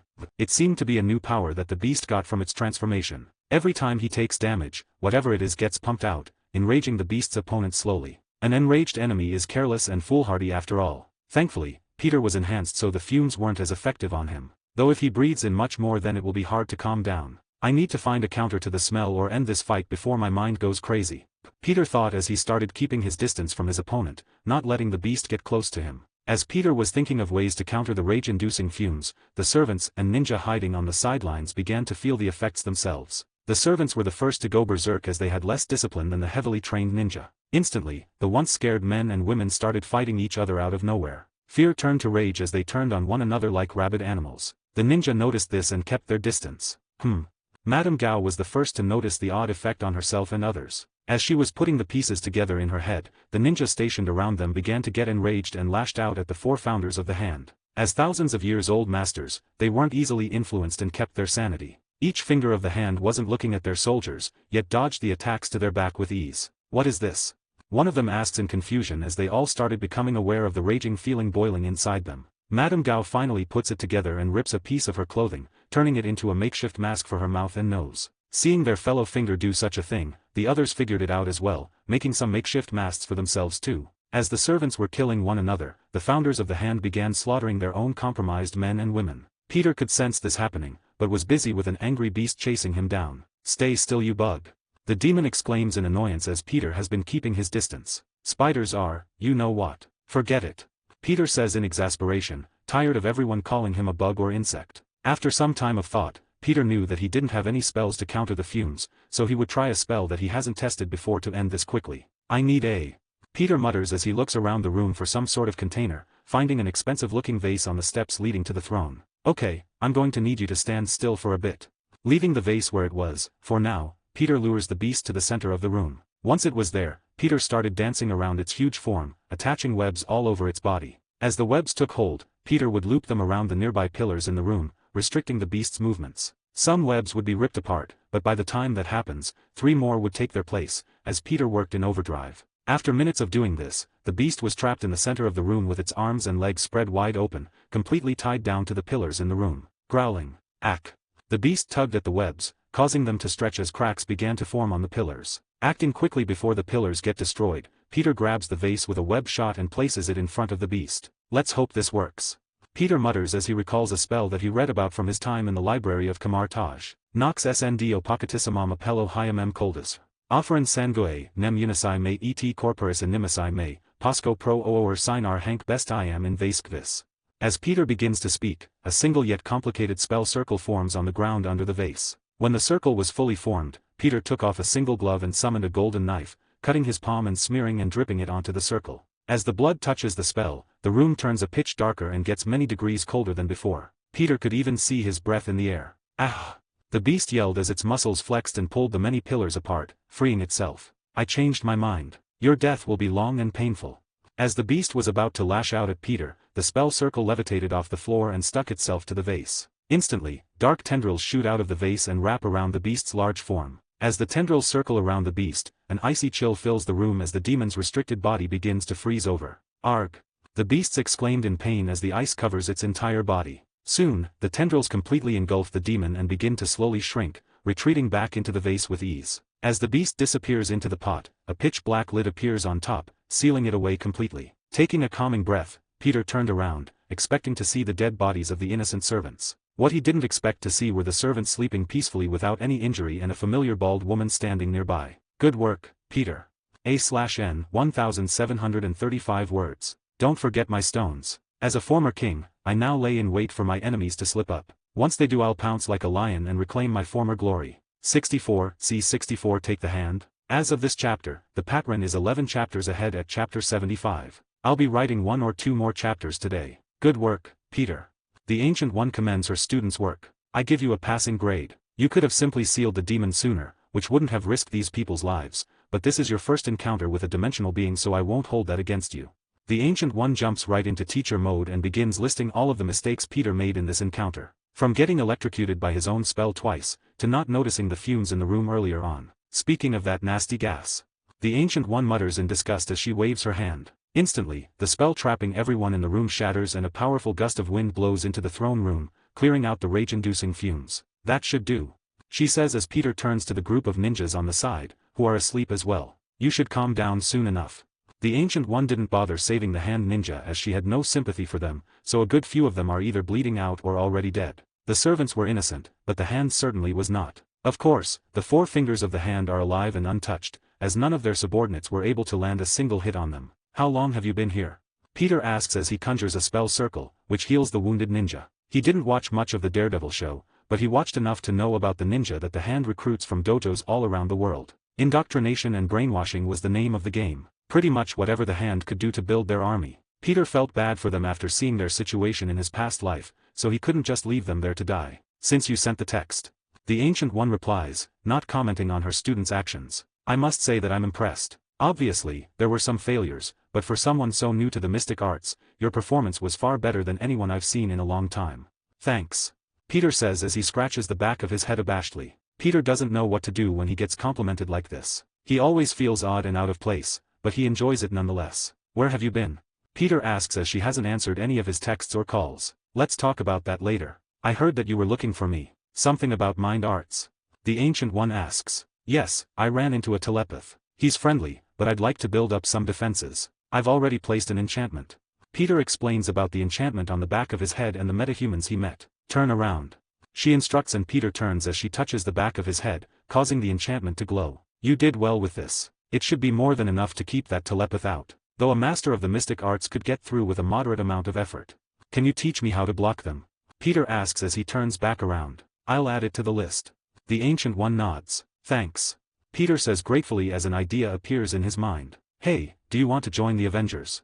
After asking that question, the Ancient One didn't give Peter a concrete answer, most likely unsure of whether she should involve herself, as she probably has the short rest of her life planned out to the last second. Peter didn't want her to die as she did in the movies, so he would do his best to get her to change her fate, starting with having her taking a more active role than she did in the movies. He's here to change things, so hopefully, he can save those that shouldn't have died. Before leaving the underground chamber, the Ancient One took the sealed demon and the sleeping servants away with her. She would stash the demon pot somewhere safe and return the civilians to their homes. As for the ninja, Peter didn't know what to do with them, so he sent the fingers of the hand to join Murakami and Nobu in the mirror dimension. The other surviving ninjas were a whole other story. Peter was confused as to what he should do with them. Not just these few ninjas either, as the whole of the hand was still a thing. Peter didn't want to just allow a new person or persons to take control of such a powerful organization, as they could be worse than the founders. The image of them kneeling towards him and calling him that odd name appeared in his mind at that moment. Black Sky.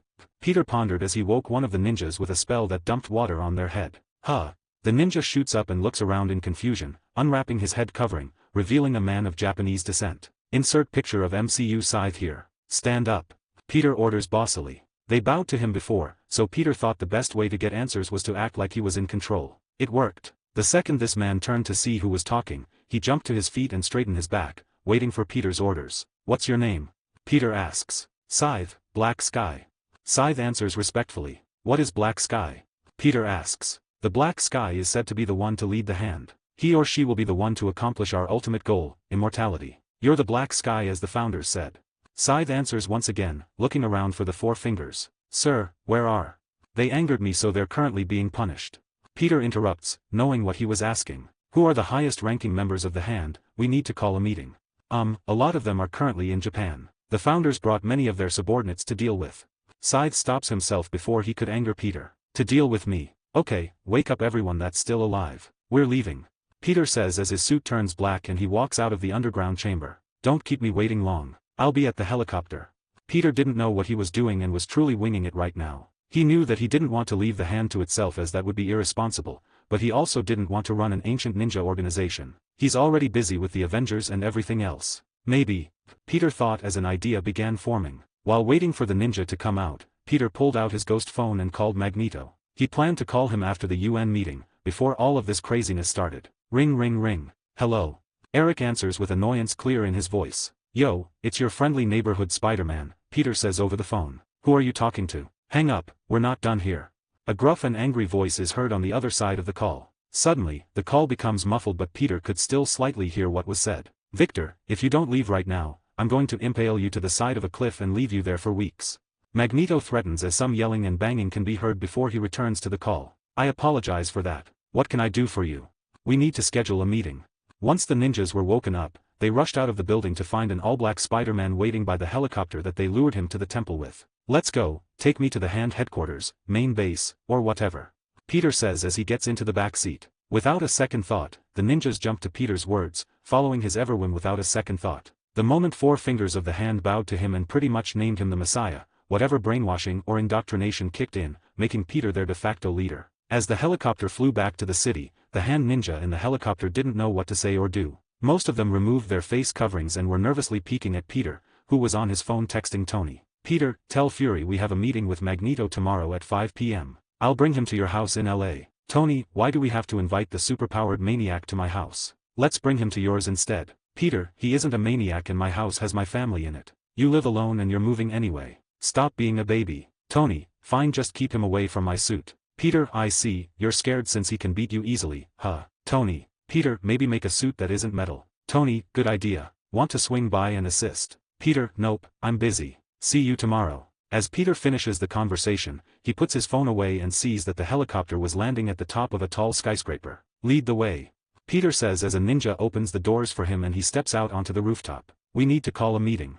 A/N 1570 words. Don't forget my stones. I sleep." 65, see 65 Hand HQ. As of this chapter, the Patron is 11 chapters ahead at chapter 76. I'll be writing 1 or 2 more chapters today. As the helicopter that was supposed to return with the 4 fingers of the hand landed, many ninjas ascended the roof to welcome them back. Though they were surprised to find their comrades holding the helicopter doors open as a man in an all-black combat suit stepped out. They didn't know what to do so they drew their weapons, readying them with confused looks underneath their masks. "Weapons down," Scythe commanded with his face showing. Seeing who was speaking, the low-level hand ninja instantly sheathed their weapons. "Scythe, what's this all about?" A beautiful Korean woman steps out of the crowd of ninja. "Where's Bakuto and the rest?" Insert picture of Alessa Giamai, also known as Bride of Nine Spiders. Dr. Alessa Giamai is an entomologist, who studies spiders in New York City. She's a very high-ranking member of the hand and works under Bakuto, which is why she asked about him by name. The founders angered the Black Sky, so they're currently being punished. Scythe says as he glances over at Peter. "Be Black Sky." She mutters in shock as the rest of the ninja freeze in surprise. "Yes, now out of the way." Peter orders as he waves his hand to the side. "I have a busy schedule and little time to spend here today." Peter didn't have anything else to do tonight. He just wanted to get this over with so he can sleep. It has been a long day after all. This bossy persona is hard to keep up, but Peter thought as the ninja parted like the Red Sea, making room for him to pass. Only one stood in his way and that was Alessa. She didn't believe it and wasn't sure how to handle the situation. "Alessa, move." Scythe tries to reason with her. "You don't want to anger the Black Sky. Trust me." Peter watched with interest as Alessa stepped aside with great reluctantly. Her hands were gripped tightly as she watched the black sky enter the building with a herd of ninjas following behind. Thanks. Peter says to a ninja that respectfully opened the door for him. Scythe, take me to a meeting room and go collect the highest level members here. After escorting Peter to a meeting room with a giant table and many chairs, Scythe ran off to complete the black sky's orders. The herd of ninja that was following made themselves useful, guarding the entire floor and waiting on Peter's every whim. Though he didn't ask for anything, that didn't stop them from asking and making sure he was comfortable. The building he's currently in is the top of a huge skyscraper, though the place seems to have been turned into a hand compound. On his way to the meeting room, Peter saw dorms, training areas, and a large cafeteria. This seemed to be the place in Tokyo where they house the majority of hand members. This isn't so bad, Peter thought as he saw the loyal ninja patrolling the halls. There's only one obstacle to overcome. Peter wasn't so dumb as to not notice the few that have questioned whether he was truly the Black Sky or not, either not believing in the Black Sky or unwilling to believe without some sort of proof. He knew that this whole Black Sky thing was a plan formulated by Alexandra Reed. She only called him that and submit to him to save her own skin. Whether the whole Black Sky prophecy was real or not, Peter doubted it, but that didn't mean he can't take advantage of it. His saving grace is the fact that the ninja he arrived with witnessed his fight with the beast and the fingers announcing him as the Black Sky while kneeling. Hopefully, they were spreading the word. After waiting for a short few minutes, 4 people arrived at the meeting room led by Scythe. An angry-looking dark-skinned African man with scars all over his body. A white woman that looked more like a secretary than a killer ninja. A handsome Chinese man that was completely wasted with a gourd of liquor in hand, and finally the same woman that stood in his way on the rooftop. Where is my lord? The scarred African man rushes across the room, ready to torture the man in black that was waiting for their arrival. Do you mean Sawande? That's his name, yes. Peter asks toward Scythe. Yes, Black Sky. He answers with the utmost respect, not worried at all. After all, he just witnessed Peter fight and beat a demon. He's currently being punished for angering me. Peter says as he looks up at the towering figure standing before him. Do you have a problem with that? A staring contest ensued before the man juts his palm outward toward Peter's windpipe. Sigh. Peter casually catches his hand and snaps it backward, breaking his wrist and eliciting a painful grunt from the man, who fell to one knee, clutching his hand in agony. Now, that wasn't very nice. As the man tries to stand, Peter places his hand on his shoulder, holding him to the ground with ease. You know, I have a very sensitive sense of smell. Peter remarks as everyone else watches their comrade struggle. Every person in this room smells of blood, but it's the thickest on you. Why is that? Arg. He answers with a loud yell, still trying to stand but failing spectacularly. Seeing as he wasn't going to answer, Scythe stepped forward for him. He was just interrogating a member of the chase downstairs, sir. Lord Sawande and his men have always been the ones to deal with them. Hearing this, Peter remembered that the chased was the hand's enemy and that Stick was a member. Stick, being the man that trained Daredevil. Other than that, Peter didn't know much about them. Bring them here. Peter orders. Scythe acts quickly and leaves the room, as Peter looks back down toward his still struggling attacker. If I let you go, are you going to calm down and act respectfully? Peter asks as puts more pressure on the kneeling man. Ah! He yells in pain and crumpled to the floor, unable to handle the weight of Peter's hand any longer. Why yes, sir. Good, everyone take a seat. Peter says as he gestured to the many chairs around the table. After seeing that show, none of them dared talk back and sat down as ordered. Even so Andy's subordinate picked himself up quickly and sat down. Introduce yourselves. Peter orders. Swiftly, they all went around the table and respectfully said their names and greeted Peter as the Black Sky, though they were very reluctant about it. The drunk Chinese man is Zhou Cheng, a direct subordinate of Madame Gao and defender of the hand. He isn't just some random alcoholic either. Zhou Cheng is a powerful martial artist that somehow fights better when he's intoxicated. Something about taming his inner dragon. Insert picture of MCU Zhou Cheng here. The Caucasian secretary-looking woman is Tessa Robbins. She is Alexandra Reed's direct subordinate and seems to be a quiet and reserved person. I made her up, but if you want to you can add a picture. The African man with a broken wrist is obviously Soandi's subordinate. His name is Malik and he is a soldier that follows the great warlord Sawande. Though after their encounter, he made glances at Peter with respect and fear showing on his face. Same with this guy. And last we have the Bride of 9 Spiders, Alessa Giamai, who Peter met on the roof already. She was watching Peter's every move, hiding her skepticism well. We have subordinates of 4 of the 5 fingers of the hand here. Where is Murakami's? Peter asks. That would be Nobu, sir. Tessa answers swiftly. I see. Peter muttered. Before they could continue, Scythe returned with 2 ninja that were dragging a limp body of an old Japanese woman into the room. Peter could see the trail of blood leading to this room through the glass windows. Sir, this is the member of the chased you asked for. Scythe says as the ninja drops the body at Peter's feet. Since the woman was barely alive, Peter waved his hand, healing her with a quick spell circle as he did for the ninja earlier. As the spell circle appeared, those in the room that haven't seen Peter's fight with the beast were shocked, watching in awe as the broken elderly woman healed at a rapid pace. Even her clothes mended as every drop of blood on her body vanished. Once the spell circle finished its job and disappeared, the elderly woman leaped to her feet and started engaging the ninja that dragged her here. She didn't know how she was healed, but this was the time to escape that she has been waiting for. Sadly, Scythe was there to stop her with ease, as she was still weak from the torture and captivity. Peter may have healed her injuries, but that doesn't mean she isn't still exhausted. Scythe grabbed her by the shoulder before kicking her legs, flipping the woman to land at Peter's feet once again. "Please calm down," Peter says before she can try to attack once again. "I healed you. At least give me some time to speak in return." A/N 1572 words. "Don't forget my stones. As a former king who lays in wait, I still control a very large army of minions and lord over vast lands. I may be down bad for now, but we as a nation must always overcome adversity." Insert inspirational music here. 66 C66 laying down the law. 66 C66 laying down the law. As of this chapter, the pattern is 11 chapters ahead at chapter 77. I'll be writing 1 or 2 more chapters today. "I healed you. At least give me some time to speak in return." As the woman hears this, she looks around the room, seeing for the first time in days. Her eyes were one of the first things to be destroyed in the torture. As her gaze swept across the room, she saw the man that spent days bringing nothing but suffering to her every waking moment. Though she noticed something odd. The man that made her feel fear and agony was looking behind her with a cautious and almost frightful gaze, cradling what seemed to be a broken wrist. Turning around, she saw a man in all black from head to toe, sitting at the head of the table with his legs crossed. "Hello, please have a seat," Peter says as he motions toward the open seats. What?" She mutters in confusion, her hazy mind unsure of what to do. "If you'd rather leave now, we can schedule a meeting at another time," Peter asks, shocking her even more. Aye. The elderly woman stutters, but before she could finish speaking, Malik and the rest interrupted. "Sir, I wouldn't advise that." Tessa was the first to speak. "Yes, the chaste is our enemy," Malik says, glaring at the woman dangerously. "They should be purged from the earth, not shown mercy like this." The others voiced their disagreement as well, but Peter didn't allow their words to influence his decision. "The chaste is no longer an enemy of the hand," Peter says with a shake of his head, shocking everyone in the room. The elderly woman began to wonder if this was some type of trap that she is being manipulated into. "The hand is under new management, you could say," Peter says as he takes a piece of paper and writes down the number to his ghost phone. "Here, take this." Handing over the paper to the woman, Peter waits patiently as she stares at him with a puzzled look. Sigh. Leaning forward, Peter grasped her hand, placing the paper inside. "Have whoever is in charge of the chaste call me. You're free to leave." The elderly woman had no words as she grasped the paper tightly. "Scythe, escort her out of the building please," Peter orders. "Yes, Black Sky."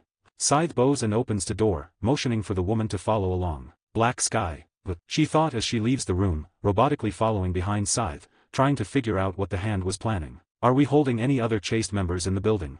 Peter asks, not getting a response from anyone. "Well, no, sir." Tessa answers like a dutiful secretary. "Only one was captured. The rest were killed." "All right." Peter mutters as he thought about how to handle all of this. "As you can see, things are going to change with me in charge, but let me get our last member before we get into this. Wait here."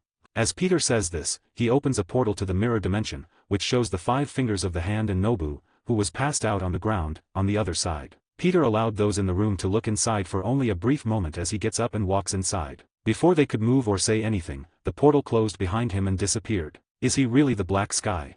Tessa mutters what everyone was thinking. After seeing Peter's power and supernatural abilities, the skeptics in the room couldn't help but start to believe. After all, they had no idea what the mystic arts were. Only someone like the Black Sky could have such magical powers after all. As the portal closed behind him, Peter strolled into the mirror dimension, his footsteps drawing attention from the 5 fingers of the hand and Nobu, who was flickering in and out of consciousness. As soon as they saw him, the fingers of the hand didn't recognize who it was, as Peter had his suit blacked out, and jumped into action, rushing forward to attack the intruder. Nobu, who was barely alive by his point, laid out behind as he was barely able to stay conscious. He didn't know how long it's been since he and Murakami were imprisoned, but he knew that he desperately needed water. Murakami, on the other hand, was enhanced and has lived for thousands of years. A few days without food and water was nothing to him. He only moved slightly slower than the other fingers as they dashed toward Peter, ready to capture him and hopefully use him to gain freedom, not knowing this was Spider-Man they were dealing with. As the founders of the hand circled him and began attacking, Peter put his hands behind his back as his body swerved, dodging every attack with ease. After a few moments of showing off, Peter switched his suit back to the iconic blue and red, which causes the fingers of the hand to freeze in place. Instantly, 4 of them dropped to their knees in fear, leaving only Murakami who was standing out of place. After a moment of awkward delay, Murakami remembered what his fellow founders explained to him only moments earlier and dropped to his knee as well. Nobu wasn't conscious for anything that was said before Peter's arrival, so he was confused as to why they would all kneel towards their enemy like this. Black Sky, I presume this world is your doing. Alexandra takes the lead as she's used to, shocking Nobu with the name she called Spider-Man. Yes, this is your punishment until I've figured out what to do with you. Peter says as he steps around them and towards Nobu, tossing the man over his shoulder. I'll be taking him. See you next time. While waving goodbye over his other shoulder, Peter opens a portal back to the conference room and steps through. Only a couple of minutes after the portal closed, an identical one opened in the same exact spot. As Peter stepped through in his red and blue suit with a weak Nobu over his shoulder, everyone in the room could see the founders of the Hand in the background, kneeling in Peter's direction. Peter quickly switches his suit back to all black, not wanting others to see Spider-Man in a room with a bunch of killers. The Hand already knows he's Spider-Man, as the ninja that returned with him would spread the word amongst their ranks. What Peter worried about was someone else seeing him with members of the Hand. Peter needs to finish fixing the Hand up into something to be proud of before he would be willing to be seen with them. As the portal closes behind them, Peter drops Nobu onto the floor and looks toward Scythe, who must have returned while he was gone. Get Nobu some water, please. He hasn't had any since my first encounter with the Hand. Peter says and Scythe orders some ninja that was outside to get it done. Thank you. Nobu stutters sincerely as a ninja brings him a tall glass of water. Take small sips. Peter advised before Nobu could down the whole glass. Your stomach isn't used to having anything inside. If you drink too much, you'll throw up. Listening to Peter's words, Nobu takes small sip after small sip, quenching his unending thirst little by little. Once he had a moment to drink, Nobu sat in a chair and was brought some food from the cafeteria, which he had to eat slowly as well. Now that you're all here, let's get right into business. Peter says, drawing the attention back to himself. I'm in charge from now on, obviously.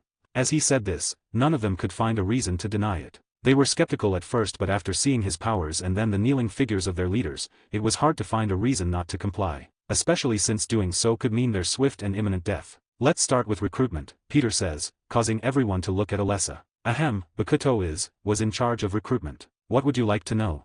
Alessa asks. Nothing for now. I want a report written up on every recruitment center we have and how that recruitment happens. All recruitment will be halted until further notice as well. Can you do that? Peter replies. Peter knew that the Hand's recruitment wasn't how he wanted it to be, and once he has a full overview of everything, Peter could change it to how he sees fit. If it's as bad as he thinks it is, Peter may close down recruitment for good and implement something else to bolster the ranks when needed. Yes, sir. She answers instantly, not wanting to anger him. This goes without saying, but all offensives on the Chaste and any other group are to stop immediately. Peter moves on to the next subject. I'll be meeting with the Chaste and propose a ceasefire soon enough. If they attack us, you may defend yourselves, but that's it. Everyone in the room was unhappy with this, especially Merrick. Though, none of them would voice their opinions on the matter. Lastly, all illegal activity is to stop as well. Peter says, remembering that the Hand ran heroin in the Daredevil show. Though, there has to be other illegal forms of income other than that. How will I afford my booze? Zhou Qing says in a drunken slur. The money will run out sooner or later. We have a lot of expenses. I'll figure something out. Peter says thoughtfully. Until then, the Hand is as old as dirt, we should have some money laying around. Figure it out. They couldn't help but agree. The Hand had a good amount of money and valuable items stored away, so they could last at least a couple of years on just that. The Hand of old is dead. Remember that and spread the word. You're all in charge now and you answer to Scythe. Peter motions toward the shocked man, who straightened his back proudly. Thank you, sir. Scythe says respectfully. Peter trusted Scythe more than the rest in the room. The man knew how strong he was from his fight against the beast, so he would think way more than twice before crossing Peter. You're welcome. Follow Scythe's orders, but most of all, follow my orders and you'll keep your new positions. If you run into any problems, call Scythe and he'll contact me. Peter says as he writes down his ghost phone number and hands it to Scythe. Standing from his seat, Peter opens a portal to a random rooftop in New York City and steps through. Don't disappoint me.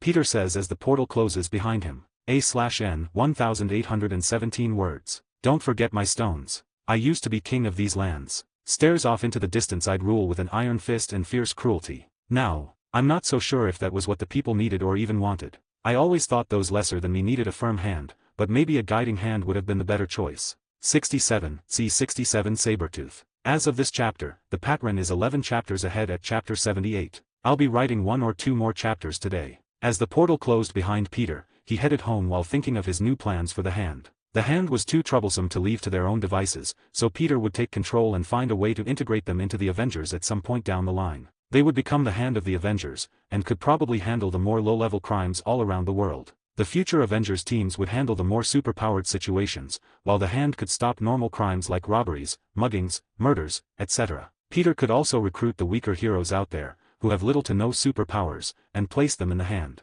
Daredevil, Elektra, Danny Rand, Punisher, Black Widow, and Hawkeye would make good members of the new Hand. Though Peter would have to finish the reforms in the Hand before any of that could happen. That's easier said than done, but Peter thought. He knew that it wouldn't be easy to reform the Hand. They've been allowed to slaughter an uncountable amount of people for thousands of years, so stopping that kind of mentality that's been ingrained for so long will take some time. In fact, Peter expected at least one of the 5 people that he put in charge to betray him in some way, either by planning his death or not following the new rules that Peter planned to set in place. His money is on Malik, as he seemed to be the most bloodthirsty of the bunch. Nobu is a secondary possibility, as revenge is a good motivator, but he'll have to see what happens. Until then, Peter trusts Scythe to inform him of whatever happens. At least for now. When Peter returned home, he got onto his computer and started structuring how he wants the Hand to work from now on. Ranks, rules, guidelines, and the plans Peter has for the future. He couldn't finish everything that night, as he didn't know enough about how the Hand was currently structured or their assets. I need to speak with Scythe soon about this. Peter thought as he planned to throw all of his ideas at Scythe and have him deal with everything. Scythe can delegate everything to his new subordinates, so he shouldn't have that hard of a time. Though Peter would have to look in on them often enough to make sure they are actually doing as he says. Since Peter has a meeting tomorrow with Magneto, he needed to get some sleep before the sun came up. Before bed, Peter sent a text to the president, calling out for tomorrow's UN meeting. He didn't need to be there anymore, thankfully. He only had to wait until the end of the week and the Avengers would be approved. Peter's life has been nothing but meetings lately, but he had a bad feeling that this would continue, especially since the Avengers would become a real thing soon enough. I'm definitely offloading some of this work onto Tony. He doesn't even run his own company, so he has all the time in the world to help out with Avengers business. As Peter thought this, Tony Stark felt a chill down his spine from all the way across the country. Fury has his hands filled with S.H.I.E.L.D. and the cancer that is Hydra, so Peter wouldn't give the man many responsibilities. As for Magneto and Professor X, they aren't exactly trusted just yet, so they wouldn't have many responsibilities in the beginning. Curling up in bed, Peter fell asleep swiftly, tired from the long and action-packed day that he had just gone through. The next morning, Peter slept in until noon. After going through his normal morning rituals, Peter wrapped up the many presents he bought for his loved ones and stashed them away so May wouldn't find them. She's the type of person to unwrap them and peek inside just to rewrap them again so he wouldn't find out. After finishing that up, Peter took the subway to Midtown High and met with MJ and Ned just as the school day came to an end. He planned to start attending school again after the winter break, as everything was finished in Japan already. Peter was actually starting to miss school, which was an odd feeling, though what he was really missing was the time in school spent with MJ and Ned. Peter explained everything that happened yesterday to them, and Ned was practically bouncing off the walls when he learned about the Hand. Dude, you're the leader of an ancient ninja clan. Ned was beyond excited. Can they teach me ninjutsu?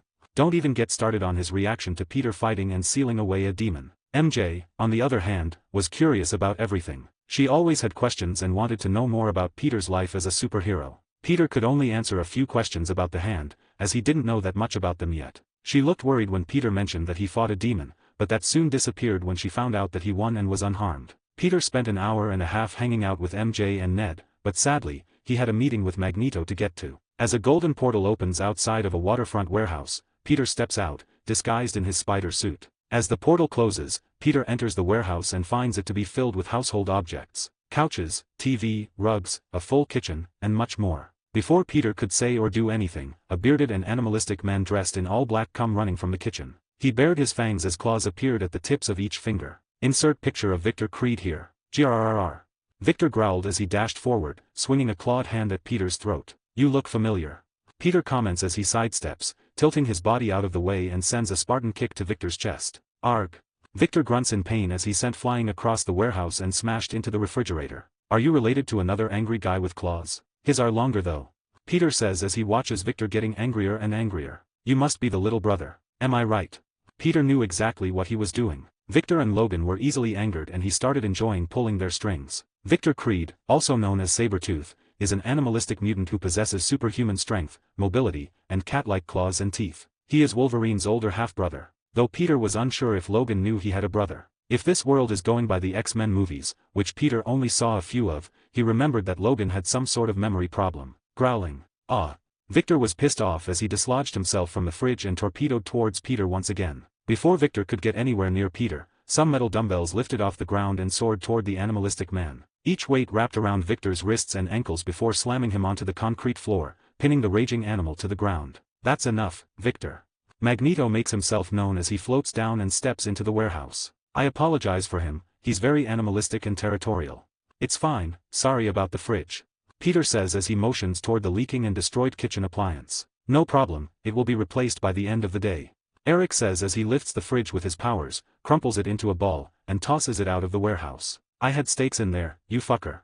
Victor thrashed against the metal weights, failing to make them budge even a single centimeter. "We should probably get going," Peter says as they were running late, ignoring Victor who was still struggling on the floor. "Alright, lead the way," Eric says, ignoring Victor as well. "Wait, don't you dare leave me here." Victor yells in fury as Peter opens a portal to Tony's house and steps in. "Huh, are you sure that you aren't a mutant?" Eric asks as he observes the portal with a surprised and impressed look. "Metahuman, and I don't know." Peter corrects with a shrug and motions for Eric to follow him through. After Magneto stepped through the portal cautiously, Peter closed it while listening to Victor growl and scream at them in anger. "What's all this yelling?" Tony comes walking into his empty living room just in time to see the portal close. "Don't worry about it," Peter says as he motions between Tony and Magneto. "Tony, this is Eric Laneshare. Eric, this is Tony Stark." After an awkward handshake, as Tony didn't trust Magneto yet, Tony brought them outside, where Fury was waiting at a table by the infinity pool. "You're late. A/N 1483 words. Don't forget my stones. I sleep and contemplate my time as king. Was I wrong? Or were the peasants nothing but dust on my shoe? 68. See 68 tense meeting. As of this chapter, the pattern is 10 chapters ahead at chapter 78. I'll be writing 1 or 2 more chapters today. You're late. Fury shouted in annoyance. "Yeah, but we're here now, so relax," Peter says jokingly as he takes a seat across from the angry pirate. "I'm a busy man, unlike you and Stark. Rearranging my schedule for these meetings is a headache. The least you can do is arrive on time."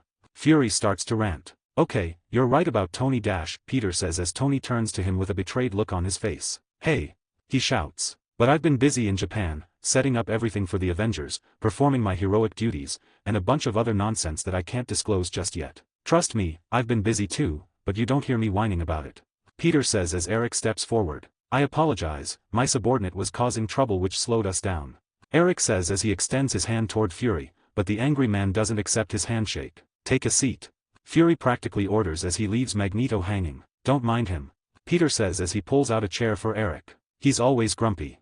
Fury simply glared at Peter in return as Tony and Magneto took a seat. "Where's Professor Xavier?"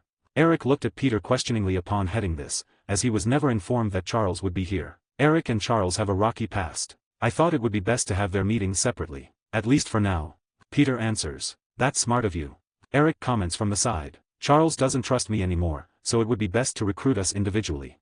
"Exactly, and we can enjoy the drama that unfolds on the first Avengers Council meeting when he finds out that Eric is with us as well," Peter says, causing Magneto to smirk in anticipation. "I like the way you think, Spider-Man," Eric remarks happily. Although Eric gets a kick out of messing with Charles and the X-Men, deep down he does find it appealing to work side by side with them again. Eric finally felt that they were moving in the right direction. For far too long, he and his subordinates have raided countless laboratories or detention centers, just for 2 other similar facilities to take their place. Instead of constantly chasing the next bad guy, Eric felt that he was finally getting somewhere with his cause, even if it was still early. "Alright, let's get down to business." Fury cuts in before they could go off topic. "I don't have time to be here all night." "Sure, I fully agree with Eric joining the Avengers Council, so it's up to you two to ask the questions you need," Peter says, getting an appreciative nod from Eric, as he sits back, planning to mainly listen through this meeting. "Fine, tell me about S.H.I.E.L.D. and your attacks on their facilities." Fury gets straight into what he wanted to know. "They held metahumans captive and were experimenting on them, so I did what I always do," Eric says with an uncaring shrug. Eric didn't know that he was talking to the director of S.H.I.E.L.D., so he answered without a care in the world. "What would that be?" Tony asks. "I killed those that deserved it and took the metahumans to safety," Eric answers simply. Fury took a folder from his jacket and slapped it down in front of Magneto. "Is this a correct depiction of what happened?" Fury asks as Eric opens the file and begins reading. After a moment of silence, Magneto tosses the file back to Fury with an annoyed look on his face. "No, that's a complete fabrication." Eric denies it vehemently. "Do you remember this incident?" Fury asks while holding up the folder. "Yes, I have feelers out everywhere, looking for any signs of missing children or other suspicious activity. In this case, a contact of mine was in Austin, Texas and witnessed some government types abducting a child from his own home. The parents were killed and the boy was taken to that facility." Eric explains in distaste as he points to the folder in Fury's hand. We raided the compound and found a few other metahuman children as well. They were being held captive and experimented on as usual. I see. Fury mutters as he places the file back inside his jacket. Is this how all of your encounters with S.H.I.E.L.D. have gone? Yes. Eric answers simply once again. Fury became quiet as he thought about all of this. He found it hard to swallow that some high-level member or members of S.H.I.E.L.D. were acting without his knowledge or authorization, but he can only ignore the evidence for so long. Is there a reason or purpose behind these questions? Magneto asks. Let me introduce you. Peter says and gestures toward Fury. Eric, this is Nick Fury, the director of S.H.I.E.L.D. When these words left Peter's mouth, Fury's metal chair morphs, locking him into place as a large kitchen knife comes flying over from inside and rests on his neck. While this was happening, Tony stood from his seat as rocket-like objects came flying out of his workshop, destroying any obstacles along the way. The projectiles shoot towards Tony, which surprises Eric, who thought he was being attacked. These objects morph and slow mid-air as they attach to Tony's body. Within seconds, the Iron Man suit forms around him, but instead of the usual red and gold, this suit was black and gray. As Tony raises his hand and charges his palm thruster, which glows in a bright blue light, he aims straight at Magneto's chest. Release him and remove the knife or I'll blow a hole in your chest, old man. Tony threatens dangerously. Acting quickly, Eric tries to use Stark's suit against him, as he knew it was made out of metal, but nothing happens. Seeing Magneto furrow his brow in frustration, Tony smirked as his palm thruster pulses threateningly. You won't find a single speck of metal in or around my body. Tony gloats as his helmet snaps closed and his voice becomes more metallic. I even had the shrapnel near my heart removed in preparation for you. My suit is made completely of polyamide as well. In normal people language, he's saying that his suit is made of plastic. Peter says as he sees the confused looks on both Fury and Eric's faces. How do you get it so the thrusters don't melt? Now isn't the time for this. Fury interrupts angrily as he still feels the blade of a sharp kitchen knife on his neck. Right, why don't we all just calm down? Peter relents and tries to mitigate the situation. This is a bit of a misunderstanding. Fury here may be the director of S.H.I.E.L.D., but he isn't the one behind the facilities you raided. Someone in S.H.I.E.L.D. is doing things behind his back, which is why he was asking you about that situation. A stressful moment of silence ensued as the air became heavy before Eric let out a sigh. Soon after, the knife fell from Fury's neck and landed on the table. I apologize for my outburst. Eric says as he looks toward Tony expectantly. Fine. Tony mutters reluctantly as his palm dims and his arm lowers. An awkward silence fills the air as Tony's helmet opens and he takes a seat with his suit still on. As Eric takes a seat as well, Peter could see a vein begin to throb in Fury's forehead. Release me. Fury commands with a dangerous amount of calm in his voice. Oh, my apologies again. Magneto releases Fury from his metal restraints, pretending to have forgotten. Fury rubs his chafed wrists after he's released and sends one last single-eyed glare in Eric's direction. Now that we all got that out of our systems, let's get back on track. Fury is a busy man after all. Peter says jokingly. Shut up, you idiot. You caused all of that. Fury snaps in annoyance. True, but it's best to rip the band-aid off quickly. Now, do we have any more questions? Peter says with a shrug. Yeah, do you know who is running these experiments on metahumans? Fury gets back on track. In S.H.I.E.L.D.? No, if I knew who it was they would be dead by now. Though one name comes up here and there. Baroness. She seems to be the one to oversee these operations, but it's just a nickname. Eric gives all the information he knows. Baroness. Fury mutters as he thought of possible individuals that fit this name. I'll look into it. If you find another facility like this, contact me and I can do some investigating before you turn the place upside down. As he says this, Fury takes a card with a phone number on it from his pocket and hands it over. I'll see what I can do. Eric says as he takes the card and pockets it. Peter knew that the card had to have some sort of tracker in it, but he decided to throw Fury a bone and not say anything. If Eric is smart he'll figure it out. Tony, any questions from you? Peter asks. No, just a warning. Tony says as he looks toward Magneto. We're serious about this. I have a lot to make up for, so if you compromise that, you won't like the consequences. When Tony throws down these threatening words, the thrusters on his palms pulse dangerously once again as his helmet slams shut. Are we clear? Crystal. A/N 1600 words. Don't forget my stones. During my years of solitude, contemplating my former rule, I've come to a realization. I was completely wrong. I should have been harder on you disgusting peasant swine. I hereby mobilize the which remains of my army and declare martial law. Ha ha ha ha ha. 69, see 69 Christmas episode. As of this chapter, the patron is 10 chapters ahead at chapter 79. I'll be writing 1 or 2 more chapters today. The meeting was fairly simple after Tony's threat. Fury got what he wanted and Peter was already on board, so everyone agreed with Magneto joining the Avengers Council. Peter knew that Charles wouldn't have nearly as hard of a time as someone like Magneto, so if Professor Xavier is still interested, the next meeting would be far easier and less dramatic and violent. After their talks came to an end, everyone exchanged contact information and went their separate ways. Of course, Peter portaled Eric back to the warehouse, where Victor was nowhere to be found. Peter didn't stick around for longer than necessary, knowing that Victor, like Logan, would probably start another fight when he returns. "See ya," Peter says over his shoulder as the portal closes. When Peter was gone and it was only Eric left alone in the warehouse, he walked outside and looked out over the water with a small smile on his face. Things were looking bright lately. He didn't know it, but Magneto's future changed drastically with Peter's interference. When once he was on track to become someone that would slaughter thousands, now the future was unclear, but he was certainly on a better path than before. That's for sure. "Eric."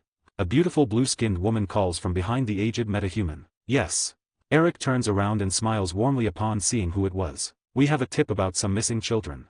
A couple of days passed since the meeting with Eric and everyone else. Peter was currently in a taxi alongside his Aunt May. They were on the way to MJ's house for Christmas dinner. That's right, it's Christmas Day. They couldn't take the subway like usual as they were traveling with a bunch of wrapped presents. Peter couldn't use a portal either as MJ's mother doesn't know about his powers. Everyone agreed to open presents together, so May and Peter haven't opened anything whatsoever. As they drive through the streets of New York, a light snowfall began and coated everything in this white blanket. By the time they arrived at MJ's house, the snowfall gradually ramped up, becoming heavier and heavier. "Do you want help with the presents?"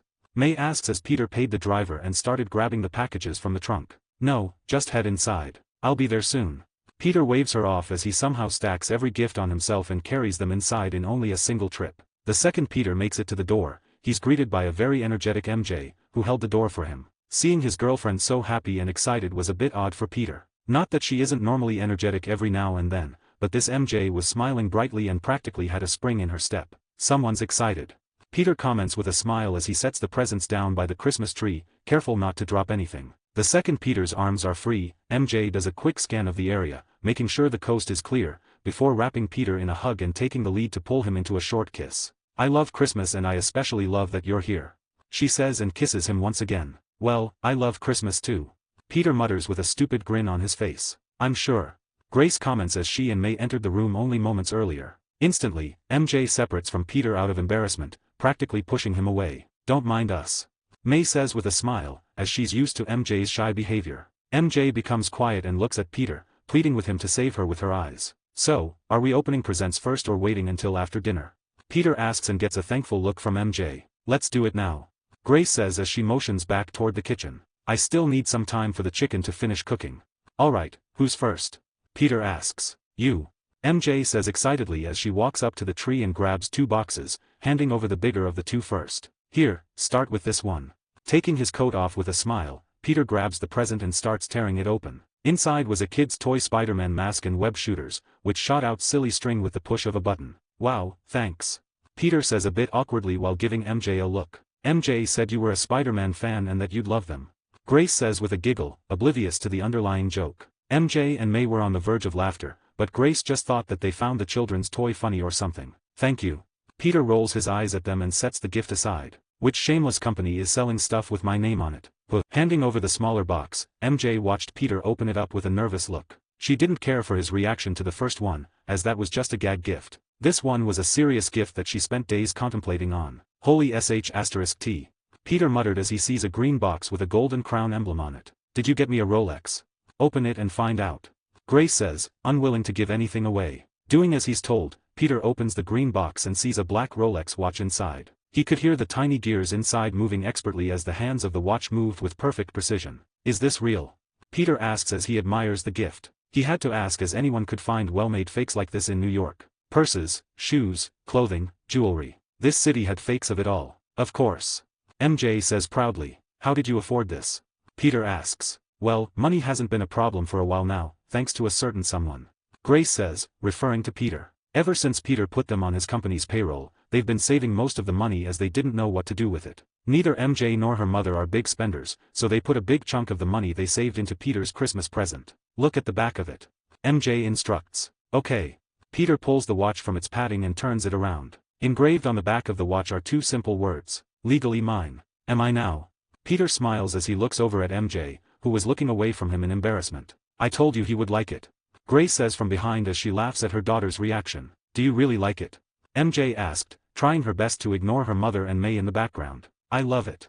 Peter pulls her into his lap and smiles teasingly. "Maybe next time you can get me a collar with the same engraving." That way everyone knows as well. Almost instantaneous, MJ tries to leap out of his lap like a cat that had its tail stepped on. Sadly for her, Peter grasped her waist and kept her securely on top of him. "Wait, you have to put it on for me for the engraving to be official," Peter says with a smirk as he hands her the watch and holds out his left hand. May and Grace were standing behind them like voyeurs with heavy blushes on their faces. How come Nick was never like this? Grace mutters, referring to Fury. It's just like the Korean dramas. May was off in her own world as usual. Fine. MJ practically whispers as she grabs the watch and carefully placed it on Peter's wrist and clasped it tightly. The second the watch was on, Peter let her go to admire his present and she practically flew away like a bat out of hell. After that, everyone exchanged gifts with one another. They all seemed to go all out and get some expensive gifts due to their extra revenue from Parker Games. When it came time for MJ to open her presents, Peter waited for her to open everyone else's before finally handing over what he brought for her. "Open these first," he says as he hands over a stack of boxes. MJ was shocked by how many presents he got for her. "Yeah, I may have gone a bit overboard," Peter admits as he scratches the back of his head. "Don't just stare. Open them up," Grace calls out as May nods along beside her. No longer holding back, MJ grabs the nearest gift and tears it open. She got everything from clothes, shoes, chocolates, and games. Peter went all out as he was fairly poor in his past life and never had the chance to buy presents like this for someone else. Grace and May were watching with jealous looks as they never got this sort of treatment in any of their relationships. "Okay, I saved the best for last." Peter takes out a small carefully wrapped box and handed it over. Knock knock. As she took the present and was about to unwrap it, a knock was heard at the door. A/N 1538. "Don't forget my stones. I hereby crown myself the peasant king. My first decree is the establishment of a national holiday. Futa February. You must only read/watch Futa P*RN in the month of February. If any other content is used, then it's 3 months in jail and a fine of $1,500. 70, C70 Daddy's Home. 70, C70 Daddy's Home. As of this chapter, the patron is 10 chapters ahead at chapter 80. I'll be writing 1 or 2 more chapters today. Knock knock. As the noise came from the front door, everyone wondered who it could be. After all, the snow was starting to come down fairly heavy, so it would be almost impossible to drive by this point. Is it a neighbor?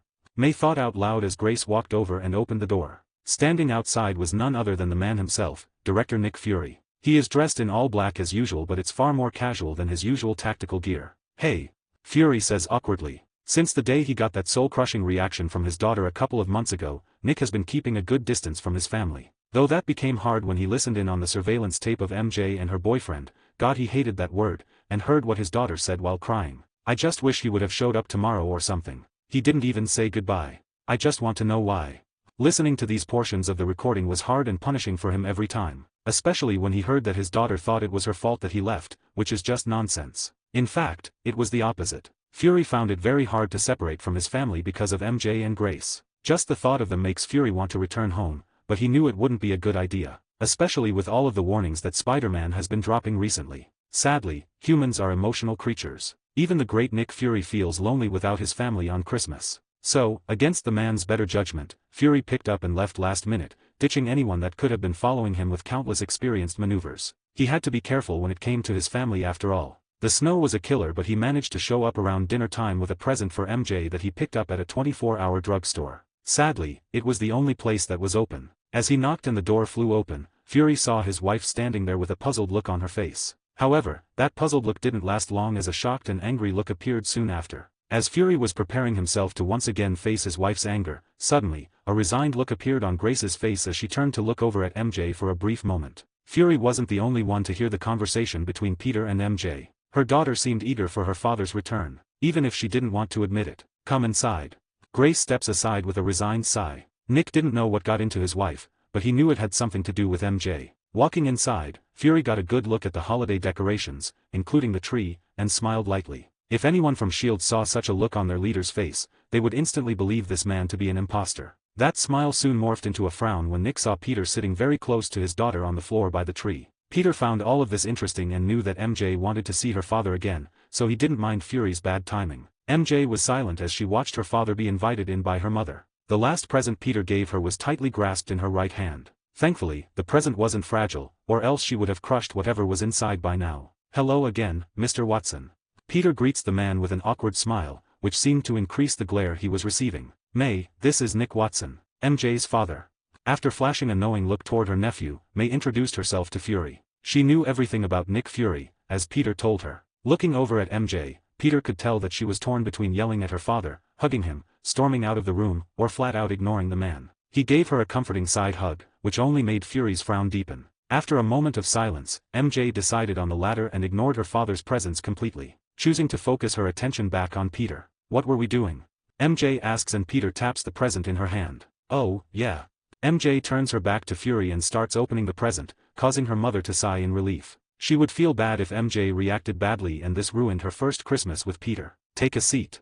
Grace orders Nick as she gestures toward the couch. Not willing to ruin his chance, Fury follows orders, sitting there with a gift bag on his lap, forgetting to take off his coat. Sad divorced dad vibes.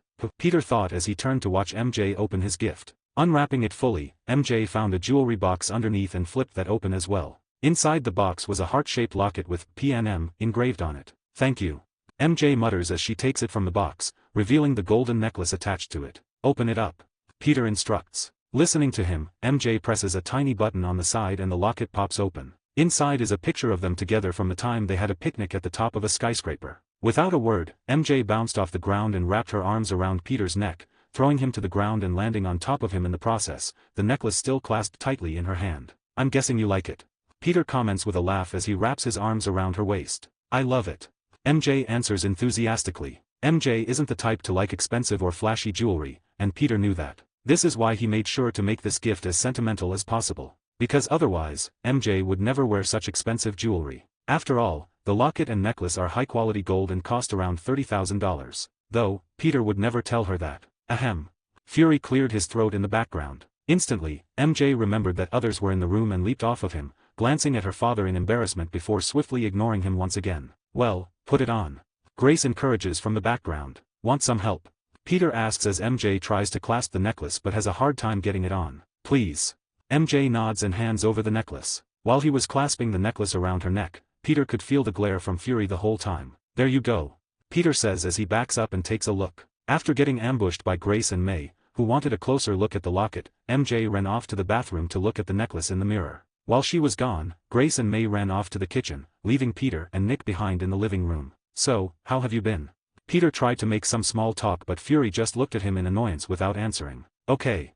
Silence filled the room once again as they waited for the girls to return. Peter was actually enjoying this, as he knew Fury well enough as Spider-Man to find this whole situation fairly amusing. You should take off your jacket. Peter tries to help the guy out a little. You're giving off sad divorced dad vibes.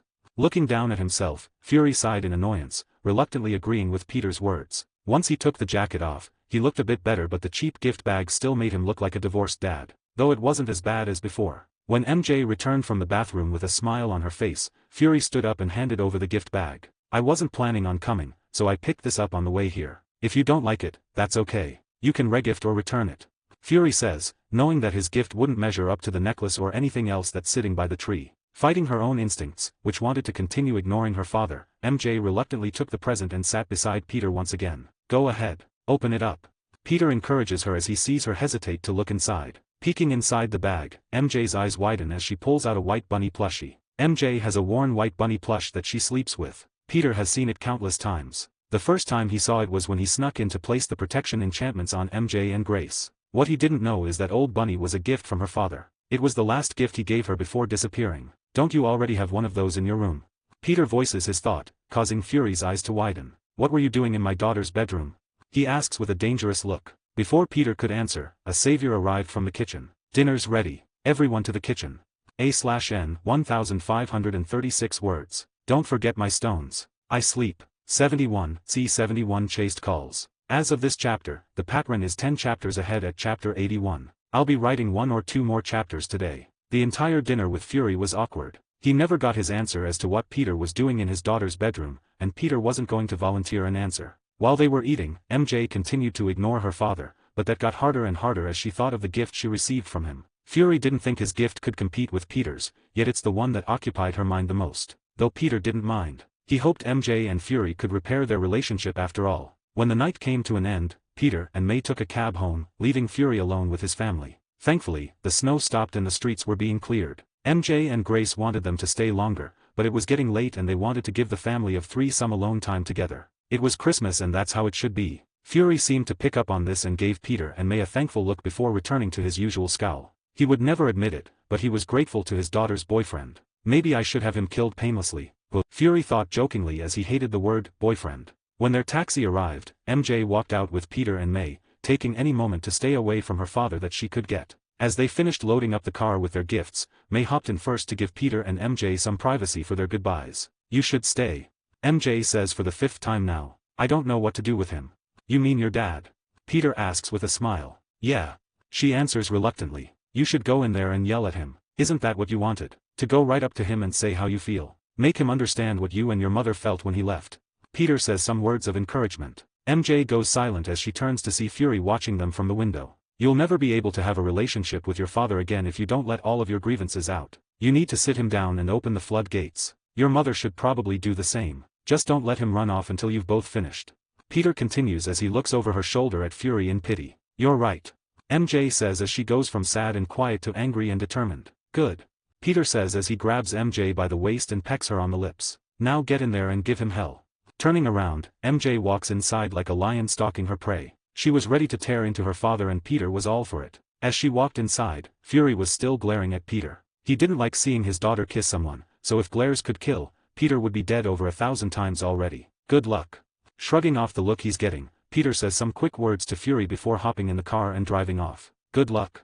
Fury was confused as to what that meant, as he can easily read lips. That confusion didn't last long as MJ stormed into the house and slammed the door closed, locking it behind her. Screams filled the house as Fury was enlightened as to what Peter meant by good luck. As the car was pulling away from MJ's house, Peter smirked as he could hear the yelling from down the block with his enhanced senses. When he and May returned home, Peter relaxed with his aunt and watched some old Christmas movies. While they were watching Home Alone in the living room, Peter's ghost phone started ringing. At first, Peter thought that it was MJ calling him, as he expected her to give him the details about what happened with her father, but when he checked the caller ID it was just a random number. Pinky's Porno Palace, what's your pleasure?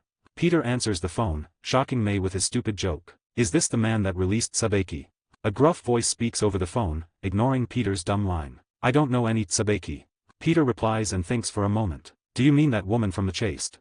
Peter only gave his phone number to a select few people, so it was easy to figure out who was calling. Yes, now what do you want? The man on the other end asks gruffly. Well, the Hand is currently under new leadership. So, I thought it would be best to call a meeting between two age-old enemies and come to a ceasefire, so to speak. Peter says as May pauses the movie to listen in. Peter didn't have anything to hide so he just smirked at her and put the phone on speaker, so she could hear better. What do you mean when you say under new leadership? The man on the phone asks. What about Alexandra and the other scum? Well, I'm currently at the top of the top when it comes to the Hand. They tried to attack me so I took over. The 5 founders are currently imprisoned. I'm not sure what to do with them yet. Peter says, causing the man on the other end to go quiet for a moment. You should kill them and incinerate the bodies. He says after a moment of silence. Maybe. Peter answered thoughtfully. So, is the Chaste interested in making peace with the new Hand? I'd like to have a meeting with you and whoever else is in charge. Prove it. The man states simply. How would you like me to do that? Peter asks back. Hand over the 5 fingers and I'll believe you. The man answers. If this was a trap, then he would never hand over the supposedly imprisoned founders, but if it's not, that's where they're willing to roll the dice and hope for the best. Let me call you back. Peter didn't know how to answer just yet. I need to think. I'll call this number again with an answer. Without giving the man any time to answer, Peter hung up the phone and looked out the window in thought. Should he just hand them over? What are you going to do? May asks, breaking Peter from his inner thoughts. I'm not sure. In order to clear his mind and think about what to do, Peter went out to patrol as Spider-Man once May went off to bed. While swinging through the city, Peter was lost in thought. On one hand, he could just hand over the founders of the Hand and be done with them. On the other hand, he could try to turn them to his side and have some fairly strong subordinates. Though, is it really worth having people who have probably murdered thousands of people as his subordinates? Peter has nothing against killing when it's deserved, especially after his experience in Afghanistan with Tony, but he knew that they didn't follow the same thought pattern as him. The 5 fingers of the Hand were cold-blooded murderers who would slaughter children if it would get them one step closer to completing their goal. Can people like that change for the better? Well, Peter thought questioningly. The answer was that it's not likely. It's hard to teach an old dog new tricks, and these dogs might as well be ancient by this point. Peter could work with people like Charles and Eric, as they aren't nearly as old and were once the best of friends, but these people may just be a lost cause. Not to mention the many enemies that would become his should they work under him. The Chaste and Kunlun are the 2 major problems here, but there have to be others that Peter doesn't know of yet. They just aren't worth it. But Peter came to this conclusion fairly quickly. The problem now is the fact that they know Spider-Man is in charge of the Hand. Though everyone in the Hand knows that. Of course, Peter ordered Scythe to make sure that knowledge stays in-house. Though he knew that it may leak at some point, the Hand is a very secretive organization, so the chances are incredibly slim. If he were to hand them over to the Chaste, they would most likely be interrogated about the new Hand leader's identity and powers. It wouldn't be the end of the world, but Peter would rather keep his involvement with the Hand under wraps, at least for the time being. I can't hand them over alive, Peter thought as he returned home. There wasn't any crime that night, which he should have known since it was Christmas. Even criminals spend the holidays with their families, so Peter just ended up swinging around the city. As Peter was hopping into bed after changing his clothes, his phone chimed and a text from MJ popped up. A/N 1512 words. Don't forget my stones. As the king of peasants, I'm just like any of you. I have my servants put my pants on for me one leg at a time. We're the same, smiley face. 72, C72 stick. As of this chapter, the pattern is 9 chapters ahead at chapter 81. I'll be writing 1 or 2 more chapters today. After texting MJ for a couple of hours, Peter went off to sleep. He had to deal with the former leaders of the Hand and the Chase tomorrow, so he needed his sleep. MJ gave him every last detail as to what happened with her father. Apparently, he tried to leave after MJ started yelling at him, but she blocked the door and just kept letting the words fly. By the time MJ ran out of words to speak, Fury was holding her and apologizing, yet he still refused to say why he left. That didn't matter to MJ though. She knew all about Nick Fury thanks to Peter. Sadly for Fury, the second he thought that the storm was over, another brewed on the horizon. Once MJ was finished yelling, his wife opened up the floodgates as well thanks to some encouragement from her daughter. Fury's emotional damage was at nuclear levels by this point. During all of this, MJ guarded the door so her father couldn't run off. When even her mother got it all out, the whole house was silent. In the end, Fury wound up shedding a few tears, which surprised Peter as he never thought a character like Nick Fury even had the ability to cry in the first place. Maybe I should have stayed, Peter thought as he would pay big money to see Nick Fury cry. Fury had apologized to each of them 100 times and was speechless by this point as well. The family of 3 didn't know what to do after this, so they just sat on the couch in the living room and watched whatever was on the TV, which was Frosty the Snowman. MJ and Grace didn't want Fury to leave and the man himself didn't have the heart to walk out the door after hearing all of that, so they just sat there quietly. When it got late and everyone was tired, Fury ended up sleeping on the couch. MJ was happily surprised that he would be spending the night, but she knew that he would be gone by the morning. He may not want to leave, but his job would sadly require it, which ruined her mood as she lay in bed that night texting Peter. Peter did his best to cheer her up though, reminding her that her father would have to come back after tonight's festivities. He may not stay to live there, but there's no way he has the heart to ditch them for a long period of time again. Peter guessed that Fury would visit them at least once a month from now on, which is good for someone as busy and cautious as he is, though they would have to wait and see. The next day, Peter woke up to a text from MJ, saying that her father left. What was surprising is the fact that he stayed for breakfast but left soon after. Peter didn't expect that, as Fury seemed more like the kind of guy to slip out before anyone woke up. I guess they really got through to him. Peter was happy for MJ as she seemed to be in a good mood. After texting MJ for a few minutes, Peter got ready for what will probably be a very long day. Once he was clean and dressed, Peter called back the same number that called him last night. Ring ring. What? The man on the other end answered in an annoyed tone. I'll hand them over. Peter gets straight to the point. What part of the world are you in right now? I'm in Japan still. The man answered easily. Tokyo. Alright, hold on. Peter says as he looks up an address in Tokyo. I just texted you an address. I'll meet you there at midnight. Don't keep me waiting. Before he could get an answer, Peter hung up the phone. Switching to his spider suit and turning it black, he opens a portal and walks through to find the 5 fingers of the Hand sitting around with contemplative and defeated looks on their faces. As soon as they heard some foreign footsteps, each of the 5 founders launched to their feet and turned to see Peter and the portal behind him closing. Hello, how have you all been? Peter greets them as he notices Murakami's condition. Murakami has been here the longest and hasn't drank or eaten anything for far longer than what's healthy. His clothes were disheveled and he looked noticeably weaker compared to the other 4 around him. This place is interesting. Alexandra was the first to speak. We hope to be released soon, my lord. I know this is a punishment, but we've sworn ourselves to you. Please allow us to serve.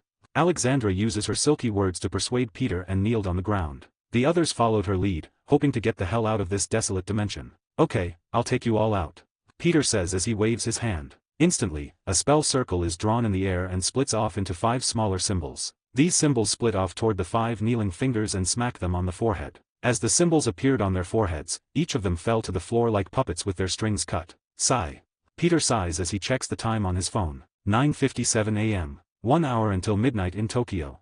Peter thought as he opened a portal. As every working clock in Tokyo struck 12, an aged blind man with white hair walks down a dark and empty street with his walking stick tapping along the ground the entire way. Insert picture of MCU stick here. I told you to leave, Sabeki. Stick stops in the middle of the road and yells out. Suddenly, the same woman that Peter freed from the hand walks out from behind a building. This could be a trap and I refuse to leave you to die alone. Sabeki says as she walks over. It's my fault if you die, so I might as well be there alongside you. Stick took this mission upon himself alone for a reason. If it is a trap, then he would be the only casualty, as the Chaste can't afford to lose anyone. At one point, the Chaste was an equal enemy to the Hand, but these days that's all changed. The Hand recruits with any means necessary and use those recruits to hunt any Chaste member and location with no mercy, so they have been on the losing end of this war for about 10 years now. This is why Stick is so willing to walk into a trap. If the 5 fingers can be eliminated, then a ceasefire with the new Hand would do wonders for their organization. The Chaste could use that time of peace to bolster their ranks in case the new Hand takes after the old. After all, the Hand, no matter who was in charge, will always be an enemy of the Chaste. Whether this new leader would turn the Hand into something good was impossible in their minds. Fine. Stick grumbles and starts walking down the street once again, tapping his walking cane along the road. Following behind him, Sabeki and Stick arrive at the front of a closed morgue. The building was locked up and all workers were gone for the night as working hours ended 5 hours ago. How foreboding. Sabeki mutters as Stick ignores her and walks inside after somehow picking the lock while blind. Walking the halls of the empty morgue, Stick uses his enhanced hearing to navigate straight toward Peter, who was waiting in the incinerator room, where the dead bodies are cremated. Hello. Peter greets as the 2 elderly Chaste members enter the room to see him in his blacked-out suit. Oh, it's Stick. Peter was a fan of Stick and just realized that's who he was talking to over the phone. He liked the man's grumpy personality and always thought he was one of the cooler characters in Daredevil. On the floor beside Peter are the unconscious former leaders of the Hand. Each of them has a small mark on their foreheads from the spell that's keeping them from waking up. As soon as Sabeki saw the bodies in the room, she froze in shock. This sudden action caused Stick to freeze as well. It would be impossible for him to identify the bodies, as he's blind, which was a big reason why Sabeki was so adamant about joining him. You weren't lying, huh? Stick reads the room with his advanced senses and speaks. Of course, I have no reason to lie. Peter answers as Sabeki walks forward to inspect the bodies more closely. It's really them. She says excitedly. Yup, it's good to see you again by the way. Peter nods as she looks up at him in shock. Wait, what's this mark on their foreheads? Sabeki asks in confusion. I don't know. Peter says with a shrug. They had it when I met them. We'll take them and be on our way. Stick says, ready to get out of here and interrogate his enemies. I'm afraid not.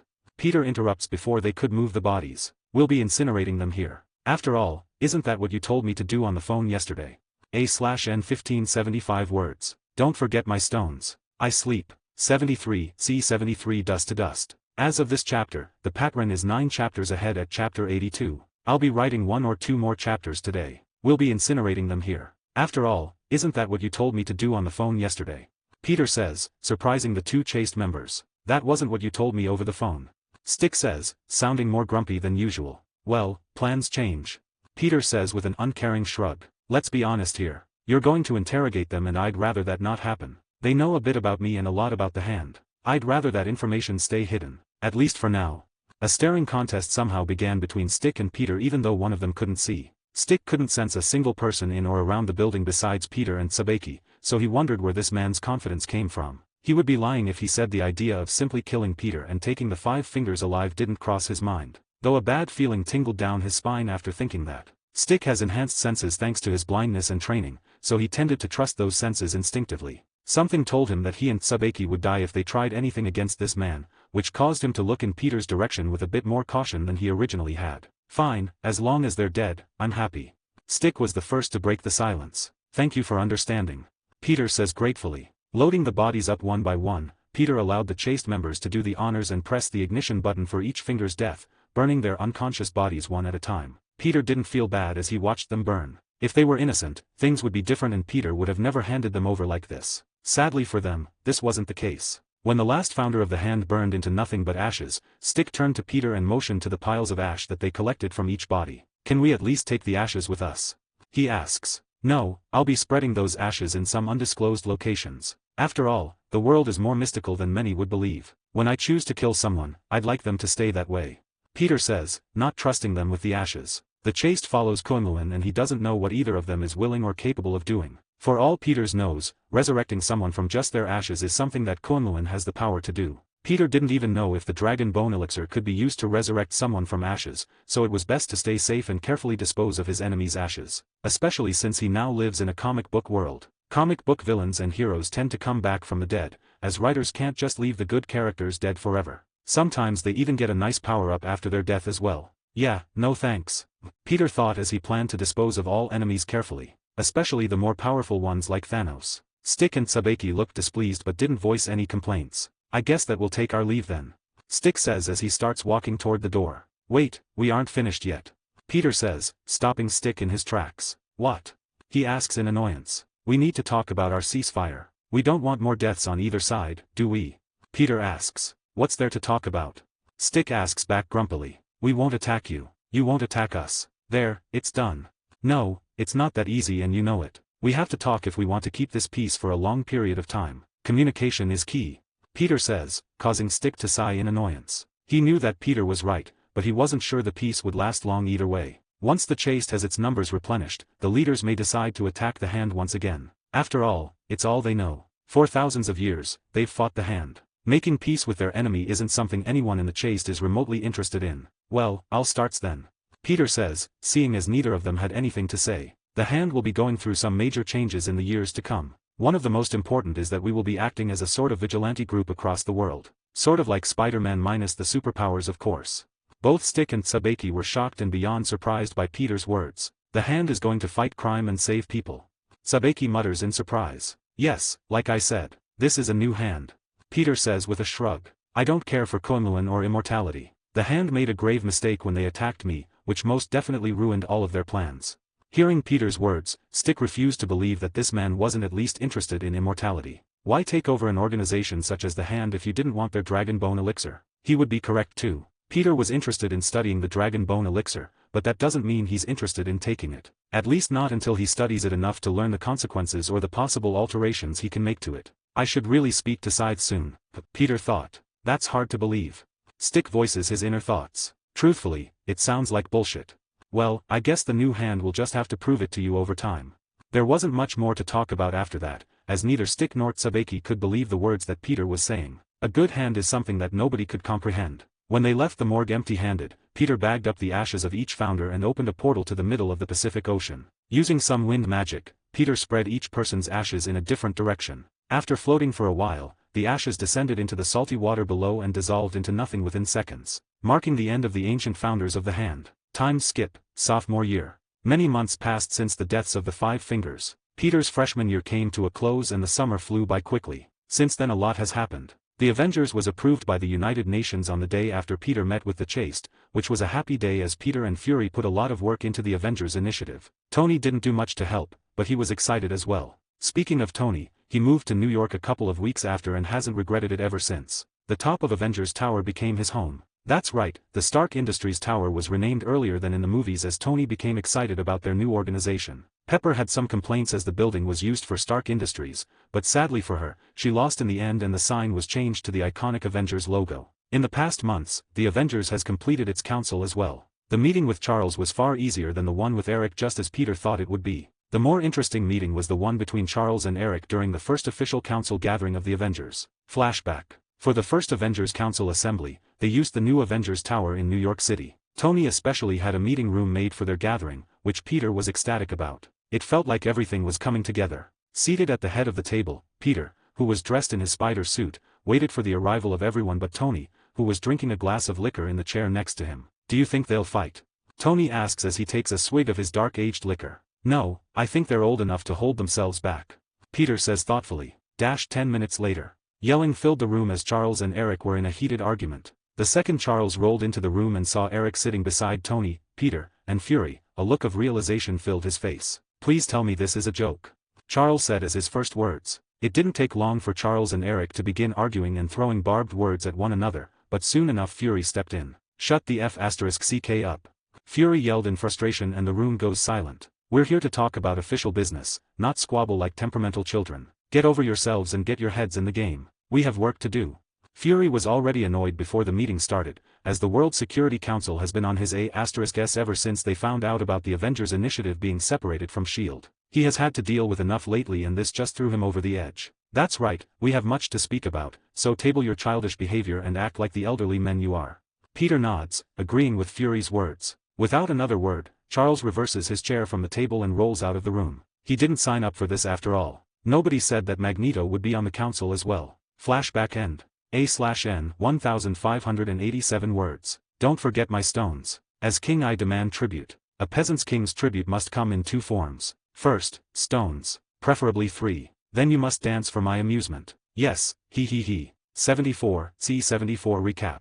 As of this chapter, the pattern is 10 chapters ahead at chapter 84. I'll be writing 1 or 2 more chapters today. After the first meeting of the Avengers Council, Professor Xavier didn't speak to Peter for a week. Peter tried to contact him but later decided to give the man some space to think for a while. That didn't last long as Peter noticed that this plan was going nowhere and decided to be persistent. He bothered the hell out of Charles, who cracked after a couple of weeks and returned to the Avengers Tower for a much more calm and orderly meeting than the last. During the time that he was annoying Professor X into coming back to the council, Peter had about 10 more encounters with Logan, who attacked him instantly for the first 5 of them. After beating Logan into unconsciousness 5 more times, Peter decided to deploy a new strategy for dealing with him. Flashback. After beating Logan for the 6th time that week, instead of knocking him out, as usual, Peter tied him up in web and forced Wolverine to hang out with him. Once Wolverine was tied up, Peter dragged him to the living room and dropped Logan on the couch. "What do you want to watch?" Peter asks as sits next to him and kicks his feet up, grabbing the remote to flip through the channels. "Let me go." Logan shouts as he shakes side to side, trying to break free. "I'll just pick." Peter mutters as he ignores the angry man beside him and puts on Jerry Springer, which seemed to only anger the man further. "I knew he was the father." Half an hour in, Peter started making small talk with Logan. They watched TV for almost 2 hours before Peter had to get home, leaving an angry Wolverine tied down on the couch with Wheel of Fortune on the flat screen. Peter repeated this treatment for his next few visits to Professor Xavier's mansion. It got to a point where Logan started avoiding him because watching TV with Peter was worse than losing a fight. At least he enjoyed fighting, losing or not. Of course, Peter wouldn't allow him to get away. After he was done bothering Charles about rejoining the council, Peter would hunt down Logan and force him to hang out and watch TV. This got to a point where a sort of friendship formed between the two. "He has to be the father," Logan says as he and Peter watch another episode of Jerry Springer. "No, look at the baby's eyes. Neither of the parents has blue eyes. It's not his." Peter points out with a shake of his head. "Look at the nose, you idiot. They're exactly the same." Logan yells and gestures to the TV with his free hand. By this point, Peter didn't need to tie Wolverine up in order to watch TV anymore. He would still have to find him, but after that, Logan would reluctantly come to hang out. In the case of baby Stacy, "Nick, you are not the father," the host of the show announced, causing Peter to smirk victoriously in Logan's direction. "Told you." Flashback end. Peter didn't expect to become friends with Wolverine, as their past meetings have been filled with nothing but fights. At some point, Peter thought that this world's Logan was a lot more animalistic than his movie counterpart, but that wasn't the case. They just seemed to have a bad first encounter, which devolved into a grudge that Logan formed against him. Peter didn't help either as he goaded Wolverine on during almost every encounter. Back to the Avengers, Peter delayed their first meeting until Charles returned. When he finally did return, they mainly talked about future plans and recruits. Those future plans unfolded in the many months that passed since then. The Avengers Tower was renovated and the bottom half was allocated toward Stark Industries, while the top half became the official headquarters of the Avengers. Since they were a fairly small organization, they didn't bother expanding further than the Avengers Tower. At least for now. The Avengers headquarters has a bunch of sections that were perfectly planned out by Peter and Tony. First, there are the apartments that take up multiple floors. These apartments are about normal size but they come with the latest in home tech, design, and a view that anyone would pay millions for in this city. The apartments are for those that join the Avengers and are either visiting from out of town or simply have no home of their own.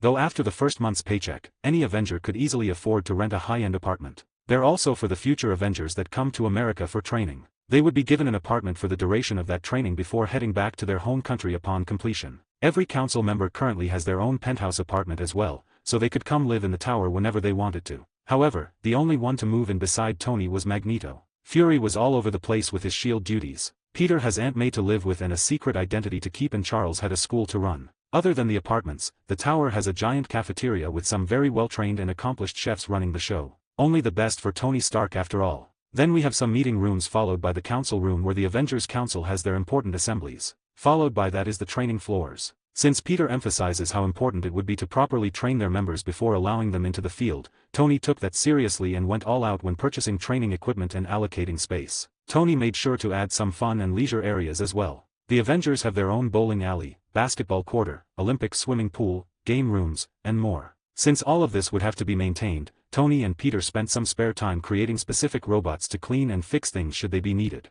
An army of Roomba-like machines to both vacuum, mop, and polish the floors. Self-cleaning windows, sort of like how windshield wipers on cars work, but far more effective and complicated. If it needed cleaning, Peter and Tony found the perfect robot or machine to get the job done. They did this to avoid the need for a staff of employees to maintain everything, as at least 1% of that staff would most definitely be there to spy on them. As the tower was being renovated, Fury brought in the 2 S.H.I.E.L.D. agents that he talked about wanting in the Avengers. Those being Natasha and Clint Barton, also known as Hawkeye. These were some of the few members of S.H.I.E.L.D. that Fury still trusted, and he wanted to keep them close by. During their first appearance together, Tony had a rude awakening. Flashback. You can't be serious. Tony mutters in dread. I'm afraid that training is mandatory for all Avengers that want to do field work. Peter says, getting a nod from every council member in the room. Don't worry. A handsome white man with brown hair and eyes says with a disarming smile. I'll go easy on you, at first. He stands next to Natasha with black combat clothes and a bow and arrow draped over his shoulder. Insert picture of MCU Hawkeye here. Clinton Barton is an extremely skilled marksman and a special agent of S.H.I.E.L.D. He's known for his use of the bow and arrow as his primary weapon and an extremely keen eyesight and accuracy that earned him the codename Hawkeye. Why am I the only one getting forced to do this? What about you guys? Tony points the finger at his fellow council members. Well, I'm already being trained by Natasha here. Peter says as he gestures toward his beautiful trainer. As for the rest, Fury has more training than he needs and the other 2 are a bit old for combat training. Charles can't even walk after all. Tony couldn't find a single word to argue against Peter's logic, so he just stood there brooding about his impending muscle ache. Don't bother using your Iron Man suit as an excuse either. Peter says, not giving Tony a single inch to form an argument. Without it, you're nothing but a smart walking meat bag. You need to know how to defend yourself without the suit just in case. Yeah, don't worry. It won't be that bad. Clint says with an excited look on his face. He gets to train the famous Tony Stark personally, so Clint was looking forward to seeing the spoiled billionaire go through his hellish boot camp. Webhead, I don't like the look on his face. Tony says as a frightening shiver runs down his spine. You'll be fine. Flashback end. Tony hated every minute of his training in the beginning, as he never worked out to this degree before, so the soreness and combat injuries were truly excruciating. After a couple of weeks, Tony started getting used to the new addition to his schedule and the soreness wasn't as bad as it was at the start. He didn't love the training and he probably never would, but Tony could get through it without constantly whining about everything now. Luckily for him, Tony has no superpower that needs training, so he only had to learn martial arts and a few other skills before his time with Hawkeye came to an end. Although the other council members were excused from the physical training, they were not excused from the learning portion of that training. Each member of the Avengers, new or old, is given a sort of rule book, outlining how they should handle most situations. They don't have to follow every rule perfectly, as each situation would branch off into infinite possibilities. The book mainly mentions the need for preservation of life, protection of innocent civilians, teamwork, public image, and much more. Peter wanted to be sure that everyone understood, as some people needed these obvious things outlined for them. A/N 1692 words. Don't forget my stones. I sleep. 75, C75 Recap 2 Electric Boogaloo. As of this chapter, the Patron is 10 chapters ahead at chapter 85. I'll be writing 1 or 2 more chapters today. Once the Avengers Tower was fully renovated, the council started its first round of recruitment. Sadly, the only person on Fury's list of people to recruit that they didn't already know about is Bruce Banner, also known as the Hulk. Thor hasn't been banished to Earth yet. Captain Marvel is off-planet, most likely fighting the Kree. Captain America hasn't been found in the ice yet, though that should be happening soon. Scarlet Witch and her brother Quicksilver haven't unlocked their powers yet. Vision hasn't been built yet. Ant-Man, Falcon, and War Machine haven't received the tech that makes them into heroes either. Thankfully, the X-Men exist in this world as well, or the Avengers wouldn't have much to recruit from this early on. Saving Hulk for later, as Bruce Banner's alter ego would be hard to deal with, they all decide to start with metahumans instead. They first started with the teachers at Xavier's school, as they were the easiest to deal with. Wolverine, Nightcrawler, and Storm were all brought in and put on the payroll. Though that wasn't all. Peter met someone that he didn't encounter during his many trips to Xavier's school. Flashback. As the members of the X-Men were arriving at a meeting room in Avengers Tower for the first time, Peter noticed another blue animalistic man besides Nightcrawler. The new metahuman looked like a big blue hairy gorilla. Of course, he was clothed in a normal human outfit and even had glasses, which made him look like a gorilla that someone stole from the zoo, painted blue, and dressed up in nice clothes. Insert picture of Dr. Henry McCoy or Beast here. Who this? I thought that I met everyone from your school. Peter asks Charles, who sat with all of the other council members around Peter. This is Dr. Henry McCoy, but we like to call him Beast. He's, in my humble opinion, one of the smartest people in the world and has 6 PhDs, including 1 in biophysics, and happens to be a world-renowned biochemist, making him a leading expert in the X gene, far superior to even me. Charles introduces the man, who became a bit self-conscious due to the attention suddenly being shifted on himself. As a founding member of the X-Men, the intelligently gifted Dr. Henry Hank McCoy has been fighting for the peaceful coexistence between mutants and humans for most of his life. Born with a physique, strength, and muscular structure greatly resembling an ape, giving him the nickname Beast. The reason you haven't seen him until now is that Hank here practically lives in his lab. If we didn't deliver him food every day, he'd probably starve to death before coming out. Charles explains with a laugh. Hey, I'm not that bad.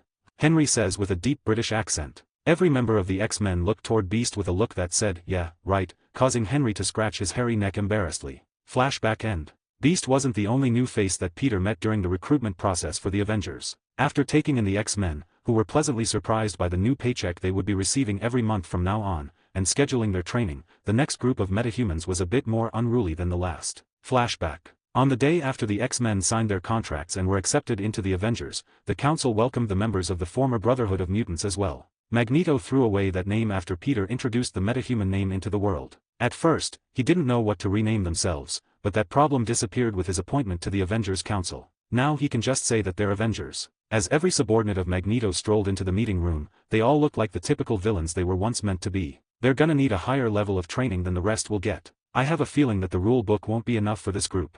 Peter thought as he watched what appeared to be a group of delinquents enter the room. The other members of the council had these thoughts as well. Charles was especially doubtful about having them join the Avengers, though he did smile warmly upon seeing a certain blue woman with orange hair. 6 people walked into the room and Peter only recognized 2 of them, those being Mystique and Sabretooth. The other 4 happened to be a group of young teenagers that were probably around the age of Cyclops. One was a green and slimy-looking kid, who saw a fly in the room and caught it with his extremely long tongue, eating it in front of everyone without an ounce of shame. Insert picture of Toad here. As his name implies, Toad possesses almost all of the traits and abilities of a common toad, most notably his superhuman jumping and leaping abilities. Next was a big obese-looking boy that seemed to have been overfed for every waking moment of his life. Insert picture of Blob here. Blob's mutant physiology grants him several abilities, such as incredible superhuman strength, endurance, and invulnerability. After that was a dark-haired kid dressed in all black with a scowl on his face. He certainly gives off a very edgy vibe. Insert picture of Avalanche here.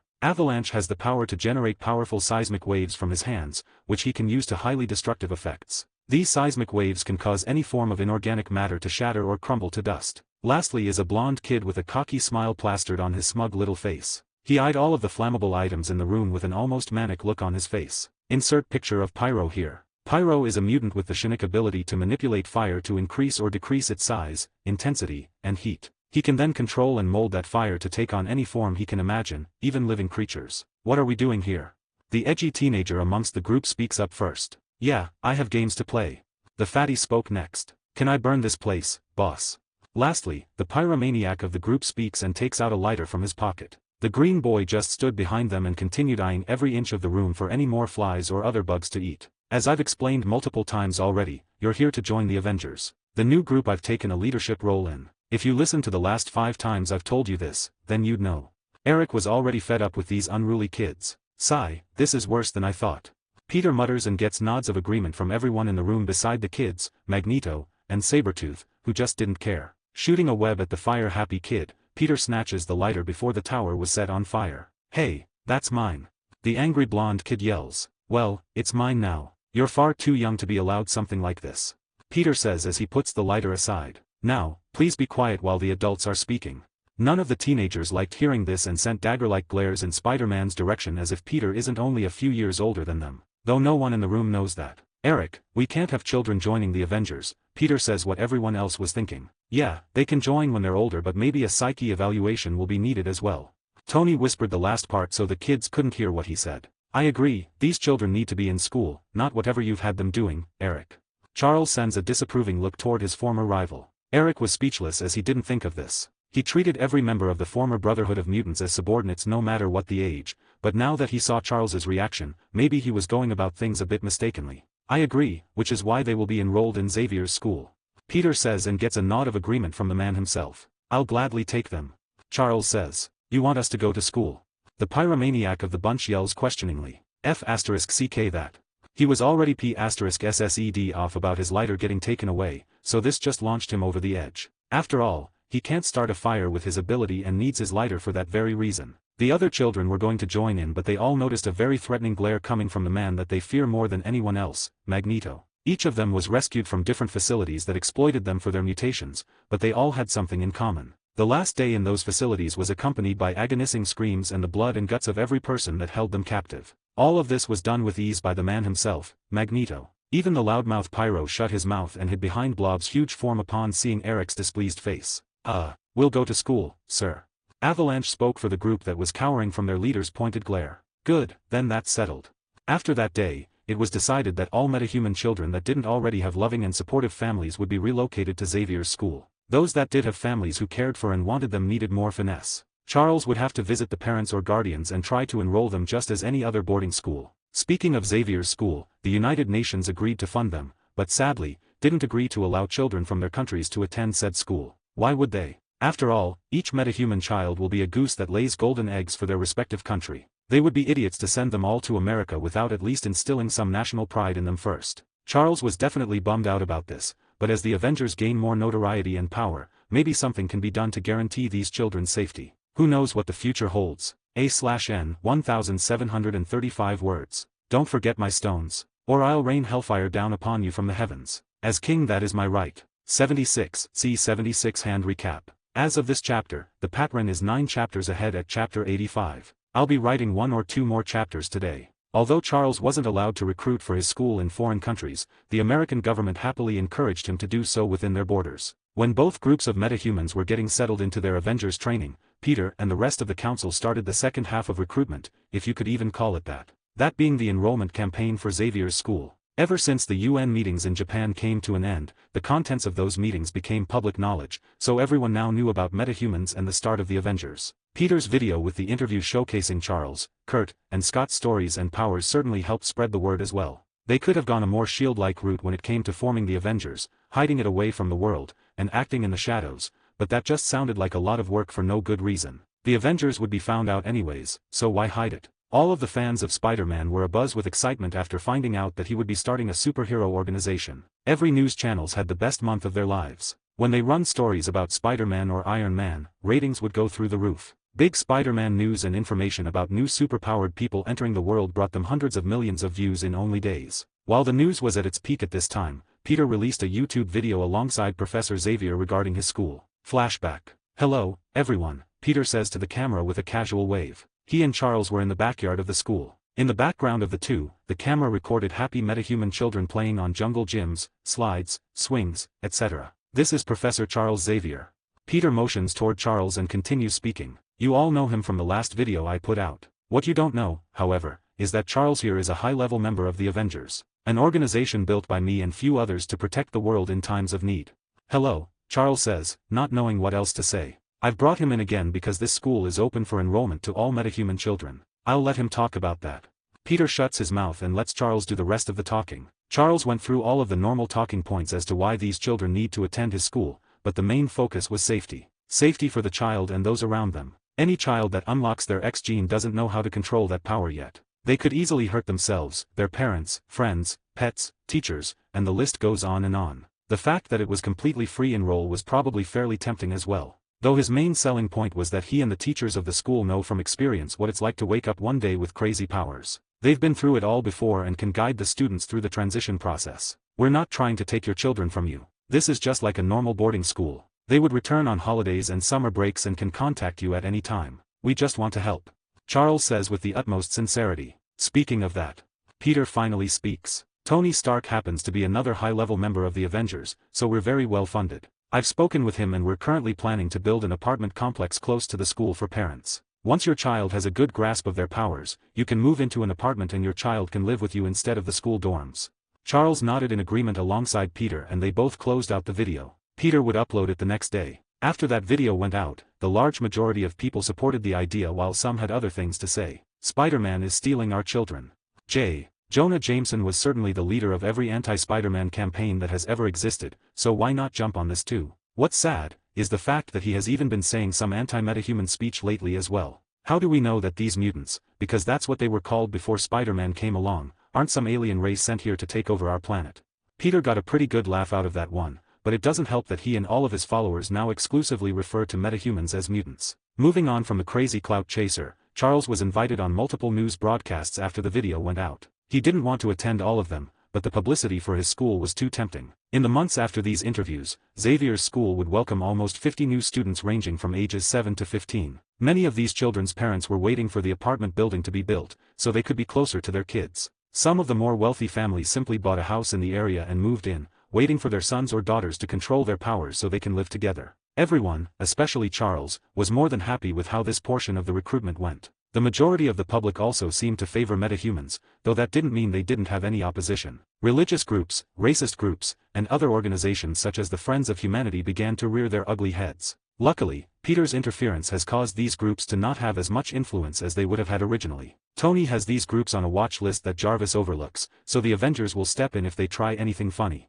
While all of this was going on, Peter was dealing with his newly acquired ancient ninja clan, the Hand. Scythe, the person Peter put in charge, constantly supplied him with information through texts, calls, and face-to-face meetings when Peter had the time. Firstly, some people in the Hand didn't like this new leadership coming out of nowhere and the rules that came with it. They didn't believe in the Black Sky or didn't believe that Peter was the Black Sky, so before these people could cause trouble or leave the Hand, Peter had Scythe arrange a death match between himself and every person that wished to oust him. 1 versus 1,000. Peter would fight however many showed up at the same time. They could use any weapons as well. Once it was set up, Peter arrived at a very large dojo and found around 600 ninjas, give or take, waiting with weapons ready. Surrounding these ninjas were those that wanted to watch the spectacle, either rooting for the Black Sky or the hundreds of deadly ninjas. Shocking everyone in attendance, Peter slaughtered all of them mercilessly. He knew that people like this would cause trouble later on if he kept them alive and wanted to make a statement as well. That statement was extremely clear to those watching. The blood, guts, and screams fill the air.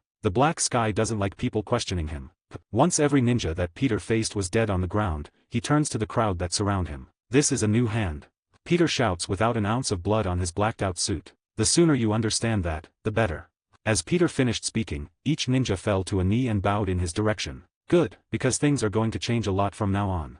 That change happened fairly quickly. Using Scythe as his conduit, Peter made many changes to the Hand, remaking them into something almost unrecognizable to their former selves. First, the Hand had a money problem. Without their illegal businesses keeping them afloat, the Hand was too large to coast by on the money they had stashed away. Seeing this problem early on, Peter instructed Scythe to sell everything except land and priceless items, like dragon bones. Once the Hand sold everything away, Peter instructed them to buy Stark Industries stock as well as a few others, but that wasn't all. Peter also had them short sell some stock from companies he knew would have a hard time in the future, like Hammer Industries. Short selling is pretty much betting against a stock, so the worse that company's stock does, the more money the Hand would make. It's complicated, but even the Hand has a few ninjas that handle stock market transactions, so Peter and Scythe just left it to them. Seeing as it would take a while for these investments to bear fruit, Peter started another of his plans for the Hand a bit earlier than he expected. In each major city around the world, Peter placed cells of Hand ninja. These ninjas would gather information on every major criminal organization and launch an attack on them,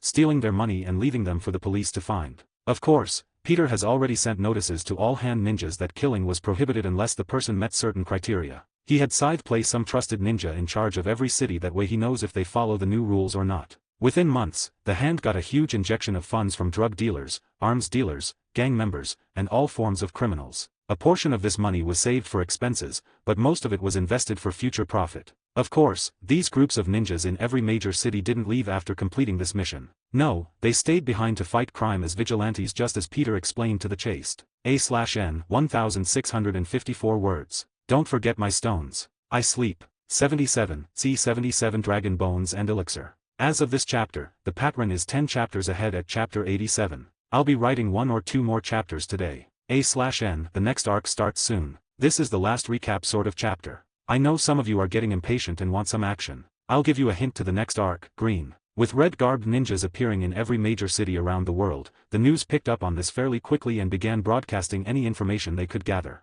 That information being groups of ninjas that patrol the streets, stopping crime and saving those in need. The whole world was divided on their opinion of this new group of vigilantes. Some loved them and others hated them. A few cities mobilized their entire police force trying to catch them, but the Hand is just too skilled and slippery to be caught by some undertrained police officers. It certainly didn't help that the Hand isn't afraid to kill the more hardcore and unredeemable criminals, and steal money from all of their victims, as well, which would only fuel the opinions of those that hated them, though Peter didn't mind. He has the Hand in these cities to stop crime, not win over public support or anything of the sort. As long as his subordinates stick to the rules and do their jobs, Peter is happy. Speaking of the rules, Peter knows that although he killed many who opposed him, there are still some in the Hand that are unhappy with the new regime, so to speak. Malik and those that followed the now deceased Sawande being one group of them. Peter has scythe keeping these people watched and listed down. They may not rebel as Peter thinks, but it's always best to keep a lookout. Who knows, maybe after some time passes they would come to like the new hand. He'll just have to wait and see.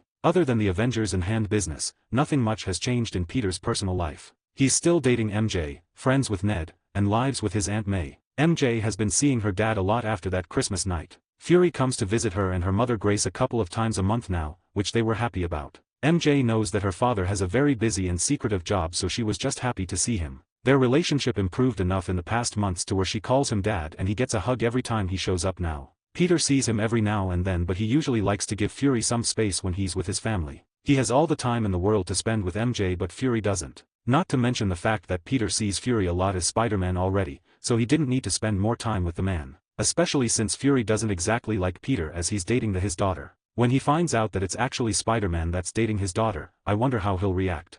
Peter thought. As for Ned, he's still working on that video game that he started making shortly after they released Candy Crush. Peter offered to help multiple times, but Ned refuses to allow anyone to even look at it, as he wants it to be a surprise. Peter didn't mind not being involved. He was busy with the Avengers and the hand anyway. May was the same as always. She still worked part-time at the hospital, thanks to the millions Peter is now making from Parker Games. Something big that happened to May and Peter was moving out of their old apartment. Their landlord saw the news clips about Peter making Candy Crush and being the sleazy man that he and many landlords are. He raised the rent by almost double, which is illegal by the way. May was the first to find out and freaked out, cursing the man's name for hours. When Peter found out as well, he just shrugged and said, "Why don't we just move?"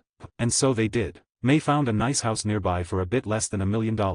They bought it after some inspections and moved in a month later. They had to wait about a month for a couple of repairs and redesigns to be completed. If they were going to have their own house, it had to be perfect. Especially since they now had the money to make it that way. Their old landlord was swiftly reported to the police after the move. If he would do this now, he has likely done it before, so the police simply asked the residents of the building and found multiple cases of this happening. The landlord was arrested shortly after their move, which was good news for all of the other residents. Peter's spare time after the move was mainly spent on building his AI and studying the dragon bones and resurrection elixir that the hand had stashed away. He made sure to have Scythe gather all of the bones and elixir the hand had, not trusting it in the hands of others. The AI was something Peter started working on before the United Nations meeting started. Peter has high requirements for his artificial intelligence, so it's going to take longer than a few months to finish making it. Peter wants his AI to not only help him with his company, heroic duties, and side projects, but also watch over and assist the Avengers in the hand. As a watchful eye, keeping Peter informed about any wrongdoings, as well as a way to assist both separate organizations during their duties as well. There are so many ideas and expectations in Peter's mind when it comes to this AI,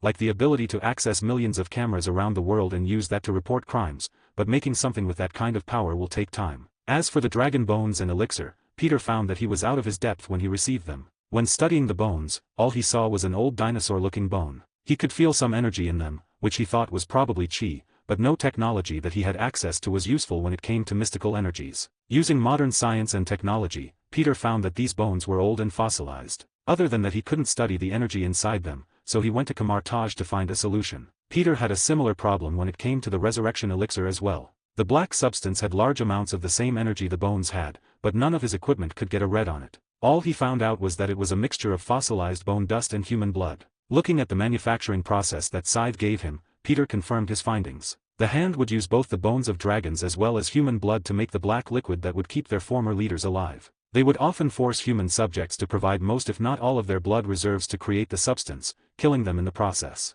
The combination of the two elements was done so in almost a ritualistic manner, which Peter wasn't sure was necessary. Peter didn't plan on kidnapping and sacrificing people for more power, so he would need to figure out a way to alter the recipe, so to speak. Yeah, he could get unlimited longevity, an upgrade in his powers, and the means to return from death, but at what cost? He wouldn't sacrifice his morals for something so little, especially when Peter could use the mystic arts to alter and maybe even enhance the elixir. When he returned to Kamartaj for help with his studies into the dragon bones and elixir, Peter was once again told that the Ancient One was busy. Ever since he brought up her possibly joining the Avengers, the Ancient One became distant all of a sudden. He knew that she was torn between the plan she formed for her future with the Time Stone's help, or saying, F***ck it, and joining Peter to change everything. Peter would give her some time to think before confronting her about it again. Seeing that she was hiding from him, Peter went to the library and started researching chi and mystical ways to study objects and substances. Chi is a mystical form of energy that is present in every life form, from insects and fish to brainless animals and humans.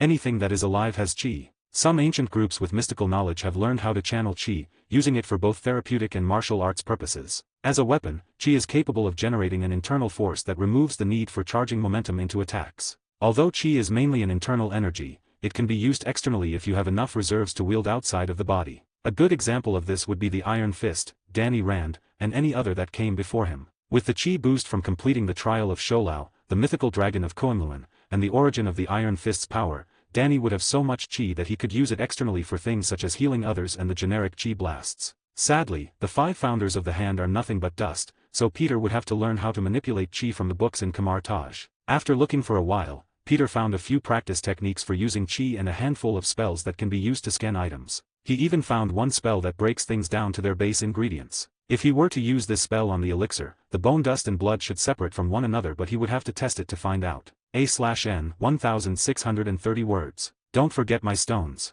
As I'm no longer king of fanfictions and only king of you peasants, I've decided to create a new throne and castle. Stones will be required. Pay the tax and move along. 78 C78 Green Arc begins. As of this chapter, the pattern is 9 chapters ahead at chapter 87. I'll be writing 1 or 2 more chapters today. Every spell he found in the library of Kamartaj was helpful, but sadly, Peter hasn't had enough time to alter the resurrection elixir to his liking. Though that doesn't mean that Peter didn't figure some things out about the elixir. In fact, he knows everything about it now. With the help of the spells that could scan things magically, Peter could finally get a read on what the dragon bones supply to the blood that somehow gives the resurrection elixir all of its amazing properties. After using the spells on the dragon bones and resurrection elixir, he knew way more than what today's technology could tell him. First, the dragon bones not only have the overwhelming amount of chi left behind from the dragons they once belonged to, but also a small portion of their life force. Dragons could live for thousands and thousands of years, so it stands to reason that an elixir with their bones as the main ingredient would give effects such as resurrection and unlimited longevity, though that longevity would run out after a while if the elixir isn't taken every few hundred years or so. The physical enhancement that's seen in those that take the elixir can also be explained now. Dragons are naturally far stronger than humans, so a very minuscule amount of that power is being transferred from the bones as well. If I had some muscles or other parts of a dragon, then I could probably make the strength enhancement far stronger. Peter thought, but sadly all dragons are long dead beside Sholau in Kunlun. Though Peter would never go and kill such a majestic creature, especially since he's that last of his kind. Maybe some bartering can be done later down the line. I could offer him something and get some blood in exchange. That should be enough to boost the elixir's properties by a lot. Peter thought hopefully. The fossilized bones of a dragon simply mixed with blood could already do so much. Peter was excited to see what the blood from a living dragon could do instead of human blood. His chances are slim, but he could always try. Being the leader of Kunlun's biggest enemy, the Hand, certainly won't help his chances, but he could always visit as Spider-Man instead. There should be no line connecting the Hand to Spider-Man after all. Unless someone from the Hand has loose lips, but he can always worry about that if and when it happens. Until then, Peter can only do his best to keep it quiet. After testing the bones, Peter moved on to the already created elixir. Once that was tested, Peter found something odd, to say the least. The elixir contained everything the bones and normal human blood would have, but it also contained human life force, which proved Peter wrong about the ritual. He thought that the ritual to create the elixir was just some old-fashioned tradition or something, but it seems to have a purpose. That is to extract some of the life energy from those who give their blood for the ritual. Peter would have never found anything like this without his mystic arts powers. In order to figure this out, Peter went over the ritual that the Hand used and found no runes, spell circles, or other markings that could explain this. They simply had their walking blood bags restrained and slowly bled them into something that held the ground-up dragon bone dust. Other than mixing it every so often, Peter didn't see anything that explained the life force being present in the blood. Upon running some tests, Peter found what was happening. Using the other spell he found, Peter was able to separate the elixir into 2 parts: the blood and bone dust. Upon scanning each of them separately, Peter found that both ingredients contained exactly what they were supposed to, but that changed in a matter of minutes. Testing both ingredients again after 10 minutes time, Peter found none of the human life force left in the blood whatsoever. It was all gone. Finding this odd, Peter tested a small amount of his own freshly extracted blood. His fresh blood had a very high level of life force in it. Far more than the blood he tested earlier, but that's probably because of his enhancements compared to normal human. After waiting another 10 minutes, the amount of life force in his blood sample halved. Better than normal human blood, but still a lot for only 10 minutes. Why was this? Well, Peter concluded that all living creatures have life force in their blood, bones, organs, etc., but that life force dissipates over time after these things disconnect from the body. This probably happens to dragons as well, but they have so much life force that it takes far longer for it to dissipate, or maybe the bones hold life energy better than blood. Peter wasn't taking out his bones to test that theory though. He could look into it in another way and at another time. This does make sense for the hands ritual though. They needed the blood to be fresh when it was mixed with the dragon bone dust. The human life force in the blood seems to stick around after mixing with the dragon life force in the bone dust. Peter doesn't know why, but the two seem to reinforce each other in a way. Maybe a mix of dragon blood and human blood with the bone dust would be better than using just dragon blood. Peter thought as he planned to enhance the elixir before taking it himself. My blood seems to have far more life force than a normal human, so I should use mine somehow. Peter could also give this enhancement to his loved ones as well. They would be better equipped to protect themselves, which would lift a huge weight from Peter's shoulders. They may have the protections he gave them, but it's better to be safe than sorry. He would just have to make sure the elixir is 100% safe before even bringing it up to anyone, especially MJ. She would be impatient and want the elixir as soon as possible. Peter knew that she wants to help him, but he would only allow that if she was safe about it. As for Ned, he would be happy to get a power-up for sure. May on the other hand wouldn't really care much. She hasn't shown any signs of wanting any power-up, unlike Ned and MJ. Once Peter knew how the elixir worked, he ran a few more tests but didn't find a way to enhance the elixir without a new ingredient. With the power to separate the ingredients back to their base form, Peter could constantly test the dragon bones and blood without fear of running out, but soon enough the blood ran out of life energy. Though he didn't use all of the elixir for his tests, as he wanted to keep some for emergencies. It's not like he had to use any more anyway. Peter knew exactly how the elixir was made and worked by this point. He only needed to find a way to enhance it. Using his own blood was his best bet. Sadly, the ritual needs a lot of blood. When you take the elixir, it's not a drink, lotion, or whatever.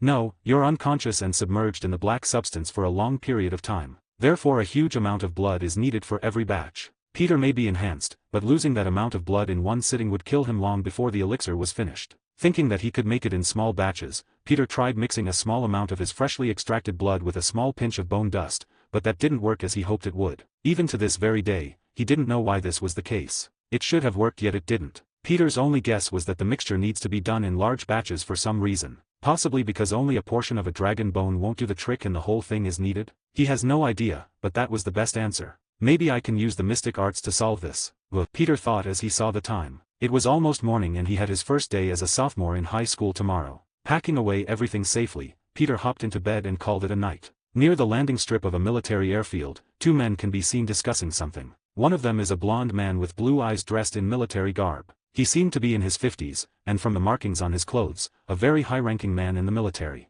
Insert picture of Lieutenant General Thaddeus E. Thunderbolt Ross. The man standing across from General Ross was a dark-skinned bald man with even more markings on his military clothing. Insert picture of 4-star General Joseph Joe Greller here. I got you who I could. Short notice, but they're all quality. I pulled you one ace though. Emil Blinsky. Born in Russia, raised in England, and on loan to Sakam from the Royal Marines. Greller says as he hands over a file. I know you cashed in some chips for this, Joe. Thank you. Ross says as he accepts the file. Glad I could help, but this scientist better be as good as you say. Greller says as he walks off. Seeing the higher-ranked general off, Ross' face squints in discomfort for just a moment. He lied to his superior about the purpose of this mission and felt bad about it. Pushing those feelings away and steeling his resolve, Ross walks over to a waiting military plane, which soon takes off with him aboard. Hours later. This is the target and the location. Snatch and grab, live capture. You'll have your dart clips and suppression ordnance, but live fire is for backup only. We got locals out there, but we want it tight and quiet. A soldier on board the plane says as he hands out photos of a man in a white lab coat. Insert picture of Bruce Banner here. Is he a fighter? An experienced soldier with brown slicked back hair asks as he accepts the photo. Insert picture of Emil Blinsky here. Your target is a fugitive from the US government who stole military secrets. He is also implicated in the deaths of 2 scientists, a military officer, an Idaho state trooper, and possibly 2 Canadian hunters. So don't wait to see if he's a fighter. Trank him and bring him back.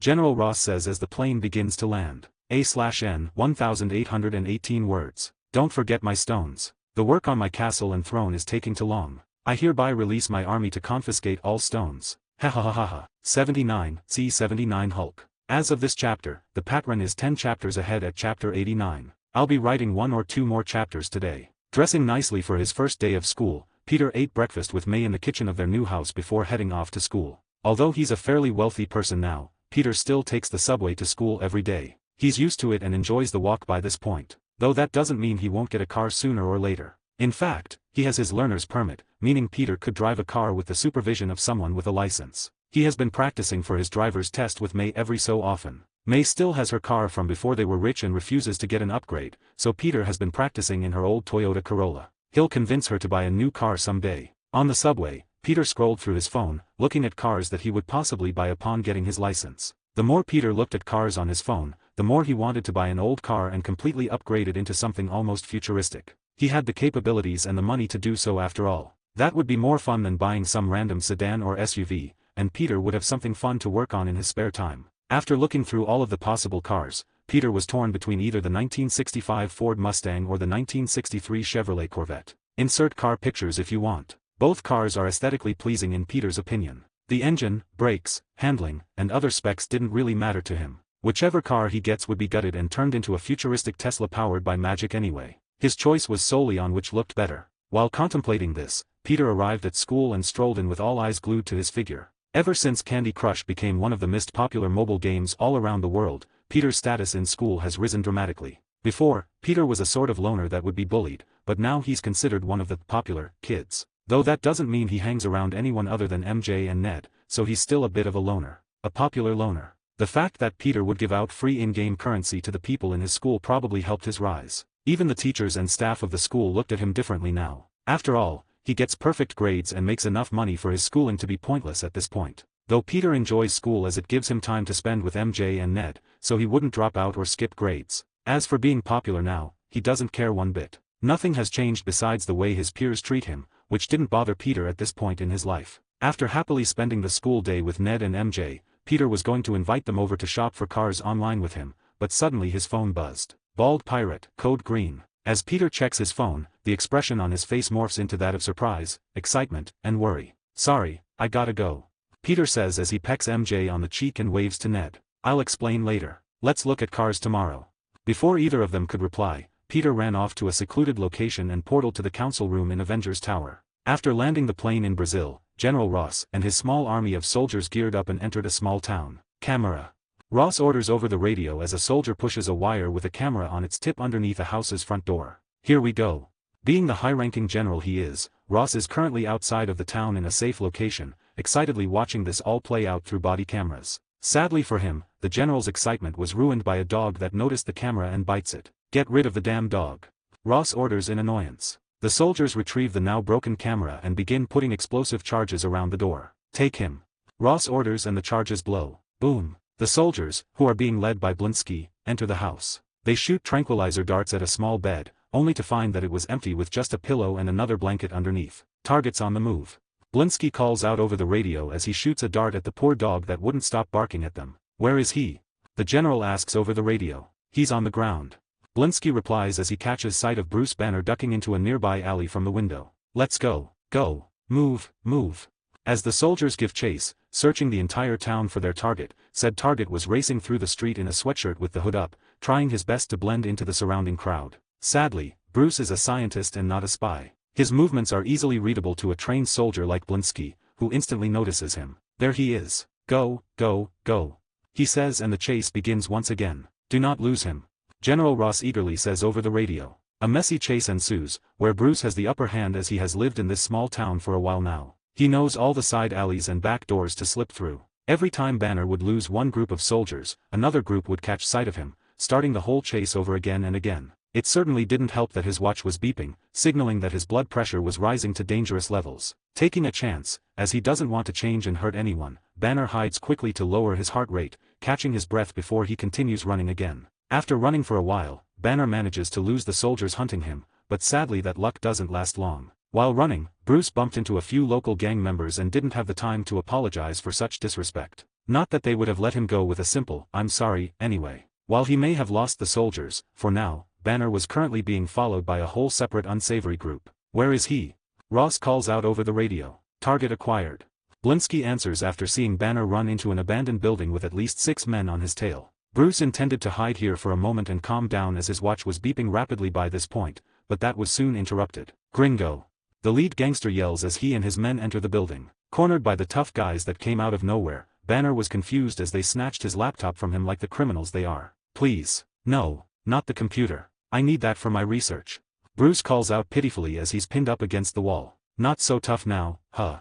The leader calls out as they all start wailing on Banner. It started with punches but soon devolved to stomping as Bruce fell to the floor, taking each hit with gritted teeth as an angry expression slowly morphed onto his face. Stop, please. Me angry very bad.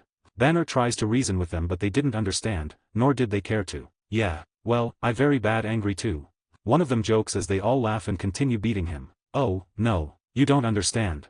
Bruce says as his skin begins to turn green, shocking the gang members around him. What the? Is he sick? What's wrong with him? Eeyore.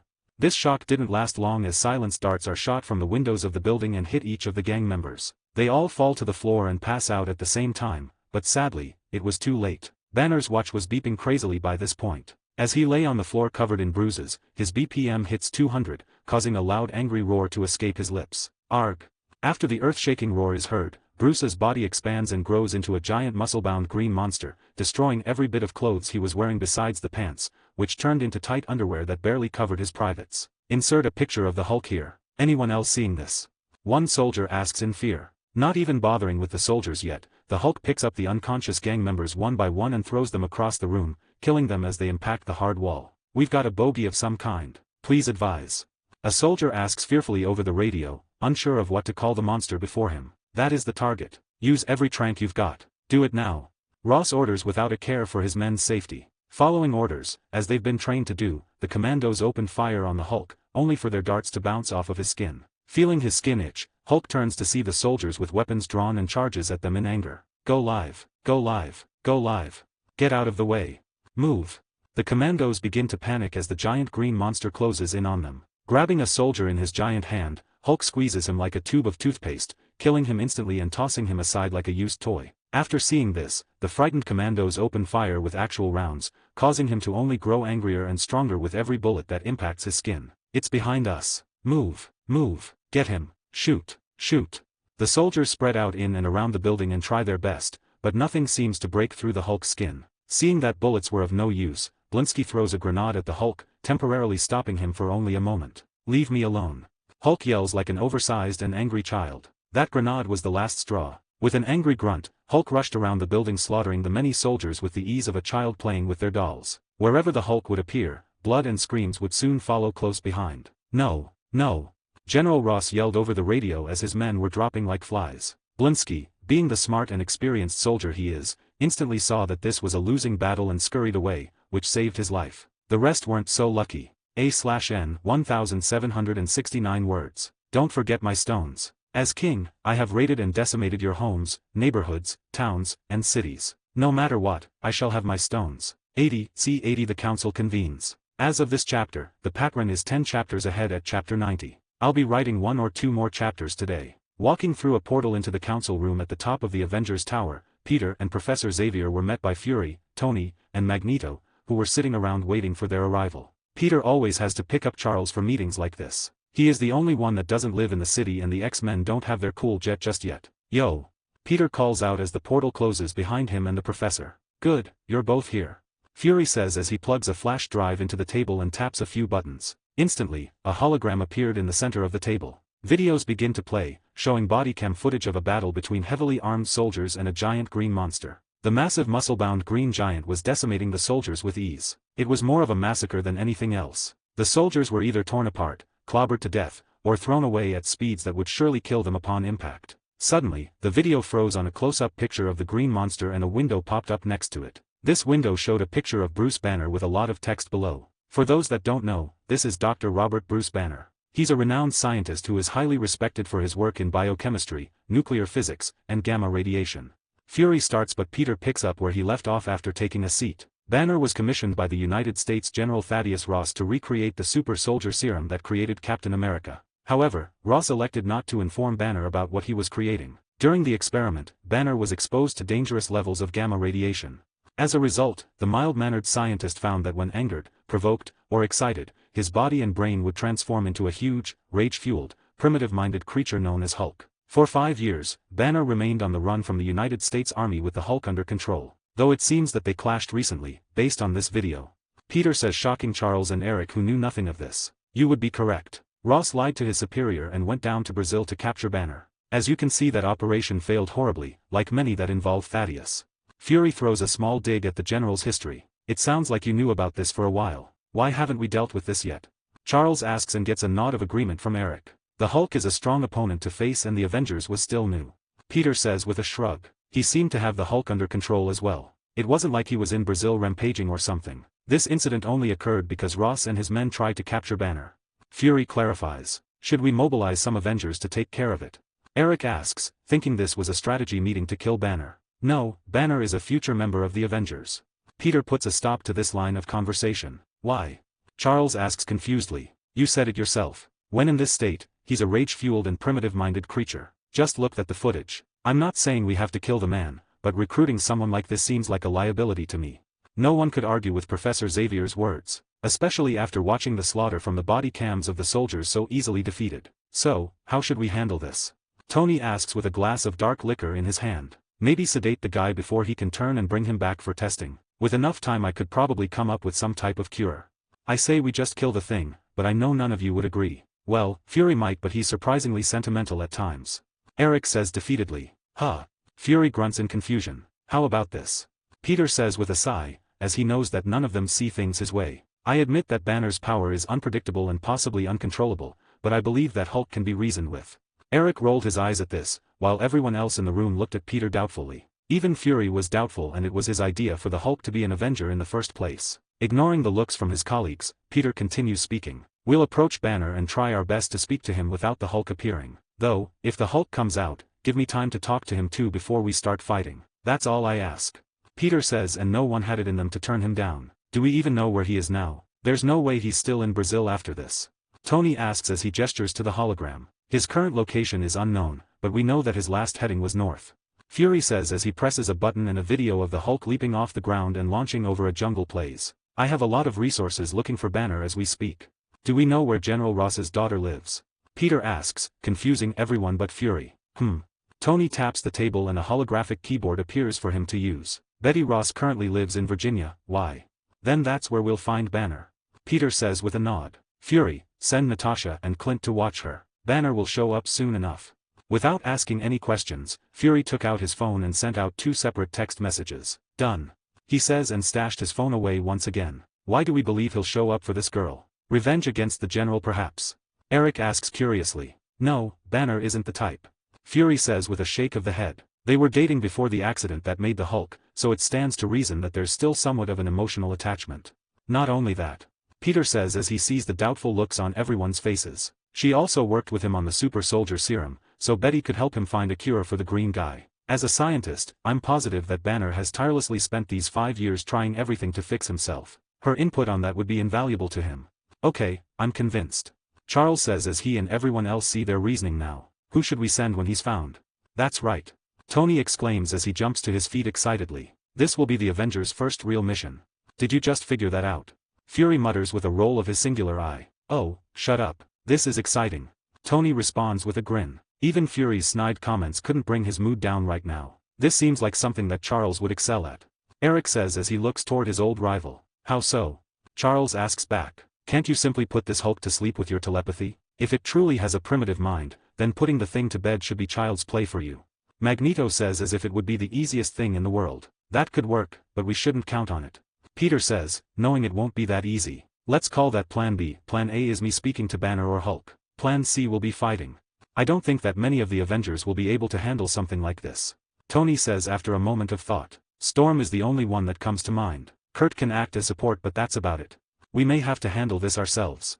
Eric says with a thoughtful look. Chiapas, Mexico. A tired, dirty, and disheveled Bruce Banner could be seen walking the dirty streets without any clothes whatsoever, not even shoes. Thankfully, he still had what remained of his pants, which were mangled and didn't fit anymore, holding them over his private parts. Tired from his journey from Brazil, Banner took a seat in a crowded market with arms outstretched and his hands palmed together. After resting for a while, most people would see him and grimace in disgust before turning their heads away, thinking that he was just a beggar. Out of nowhere, a little boy runs over and drops a handful of pesos onto the ground in front of him. Before Banner could thank him, as everything he owned was either destroyed or left back in Brazil, the kid ran off and disappeared into the market's crowd. With his new funds acquired, Bruce first bought himself some clothes before filling his stomach and continuing the trek toward America with a tired but determined look on his face. A/N 1482 words. Don't forget my stones. I sleep. 81, see 81 found. As of this chapter, the pattern is 9 chapters ahead at chapter 90. I'll be writing 1 or 2 more chapters today.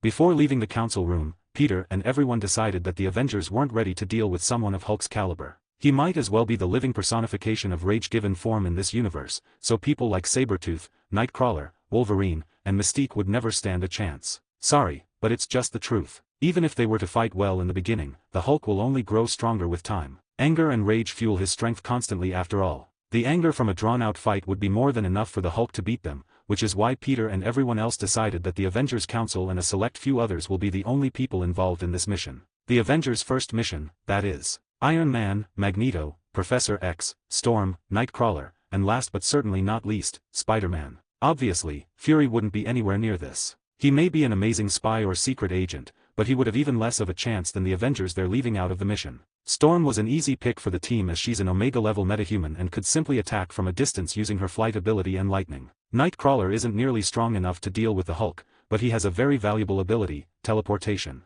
He won't get involved with any of the fighting, should it ever come to that, and simply use his teleportation to assist the team when needed. The rest were chosen because they're strong enough to deal with this. It was that simple. Well, all except for Tony. Most of the council didn't think that Tony's suit would hold up against the Hulk, but he managed to convince everyone that he had something planned for this. After all, Tony knew about the Hulk for a while now, so he has had time to cook something up for the Green Giant. Tony refused to say anything about it when they asked, but Peter thought it was probably the big Hulkbuster suit. Though, he didn't know that for sure. The world has changed with his influence, so Peter tries not to expect anything anymore. Not to mention the inclusion of the X-Men, which didn't even exist in the MCU. Peter just has to be prepared for anything and remain watchful for things that may stay the same. He hoped that a lot would stay the same, but rarely is anyone that lucky. After the game plan was formulated and the council meeting was finished, Peter returned home to spend some time with his Aunt May before heading out that night to patrol the streets. His crime-fighting schedule has lessened greatly due to the cell of Hand Ninja in the city, but Peter still likes to get out of the house for a few times a week and swing around saving people.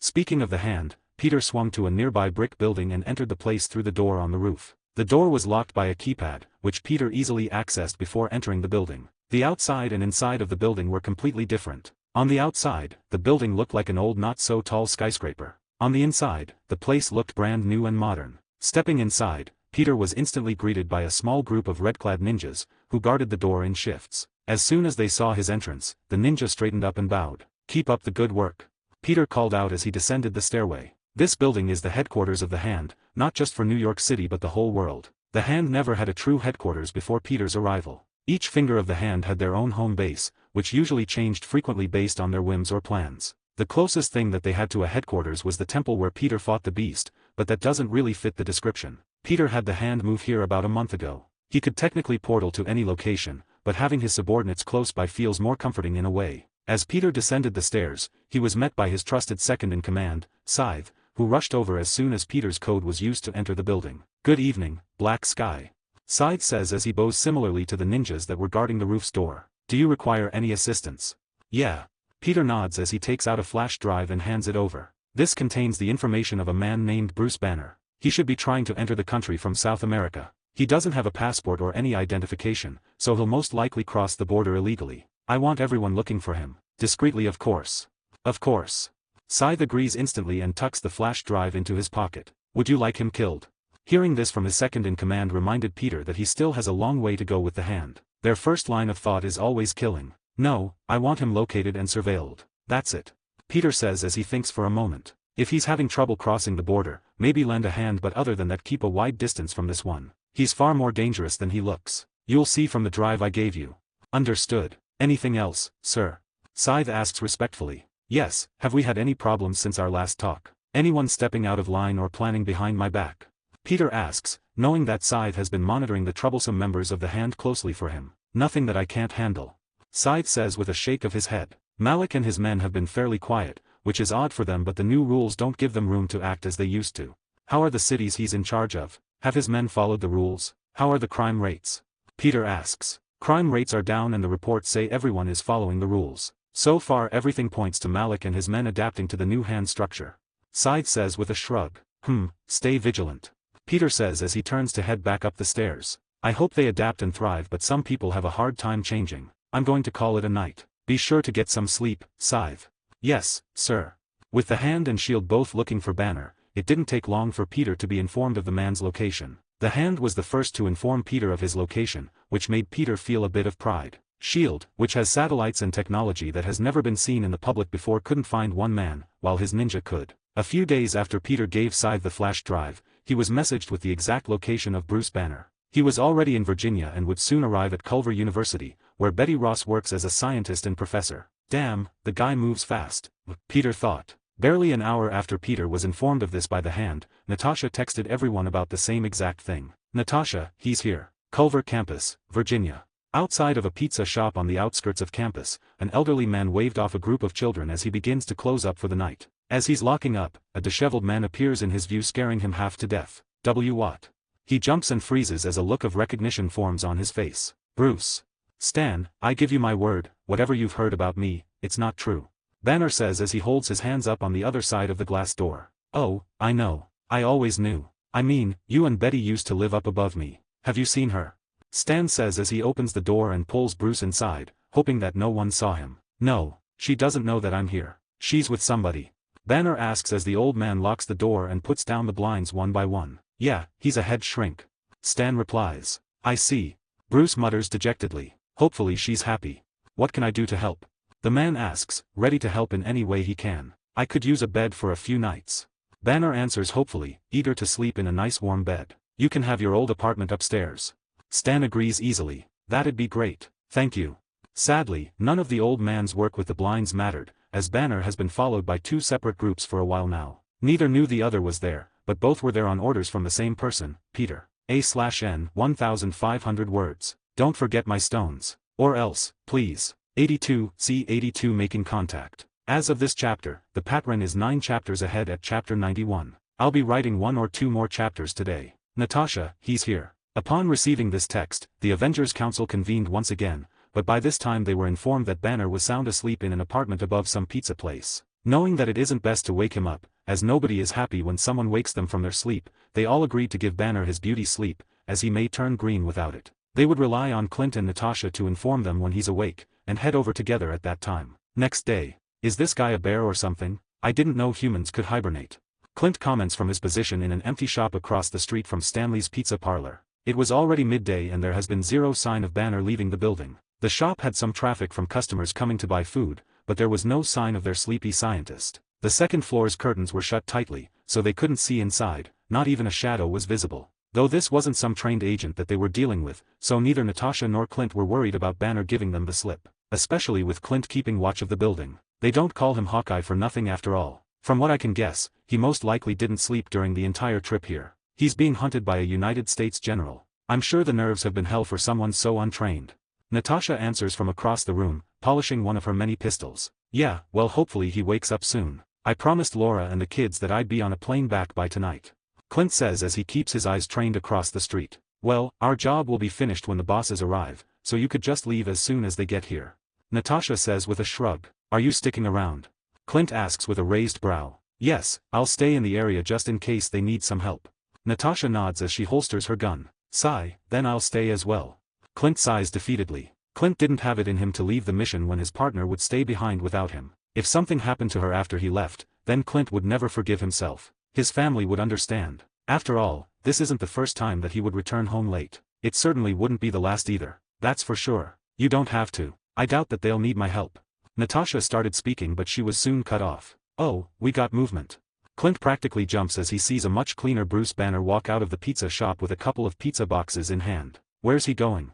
Natasha asks as she sees Banner walking toward campus buildings. I don't know. To deliver some pizzas? Let Fury and them know he's up and moving. Clint says and they slip out of the building, following Banner at a safe distance as not to cause suspicion. Culver University Science Building. Excuse me, pardon me, coming through. Banner maneuvered his way through a crowded entrance and towards the security desk. Hey, pal, I got a delivery on the 5th floor. I don't think there's anybody up there right now. A fat security guard replies in confusion. Look, I'm going to catch hell from my boss if I don't collect. You have to let me at least check it out. I'll tell you what, I got an extra medium, take it on the house. Banner holds out a pizza box toward the guard. Fine, just be quick about it. The guy snatches the free pizza and shoos Bruce inside. You're the man. Banner says thankfully as he walks past the guard. Both Natasha and Clint watched this interaction from close by but out of sight and were shocked. Did he just bribe a security guard with a pizza?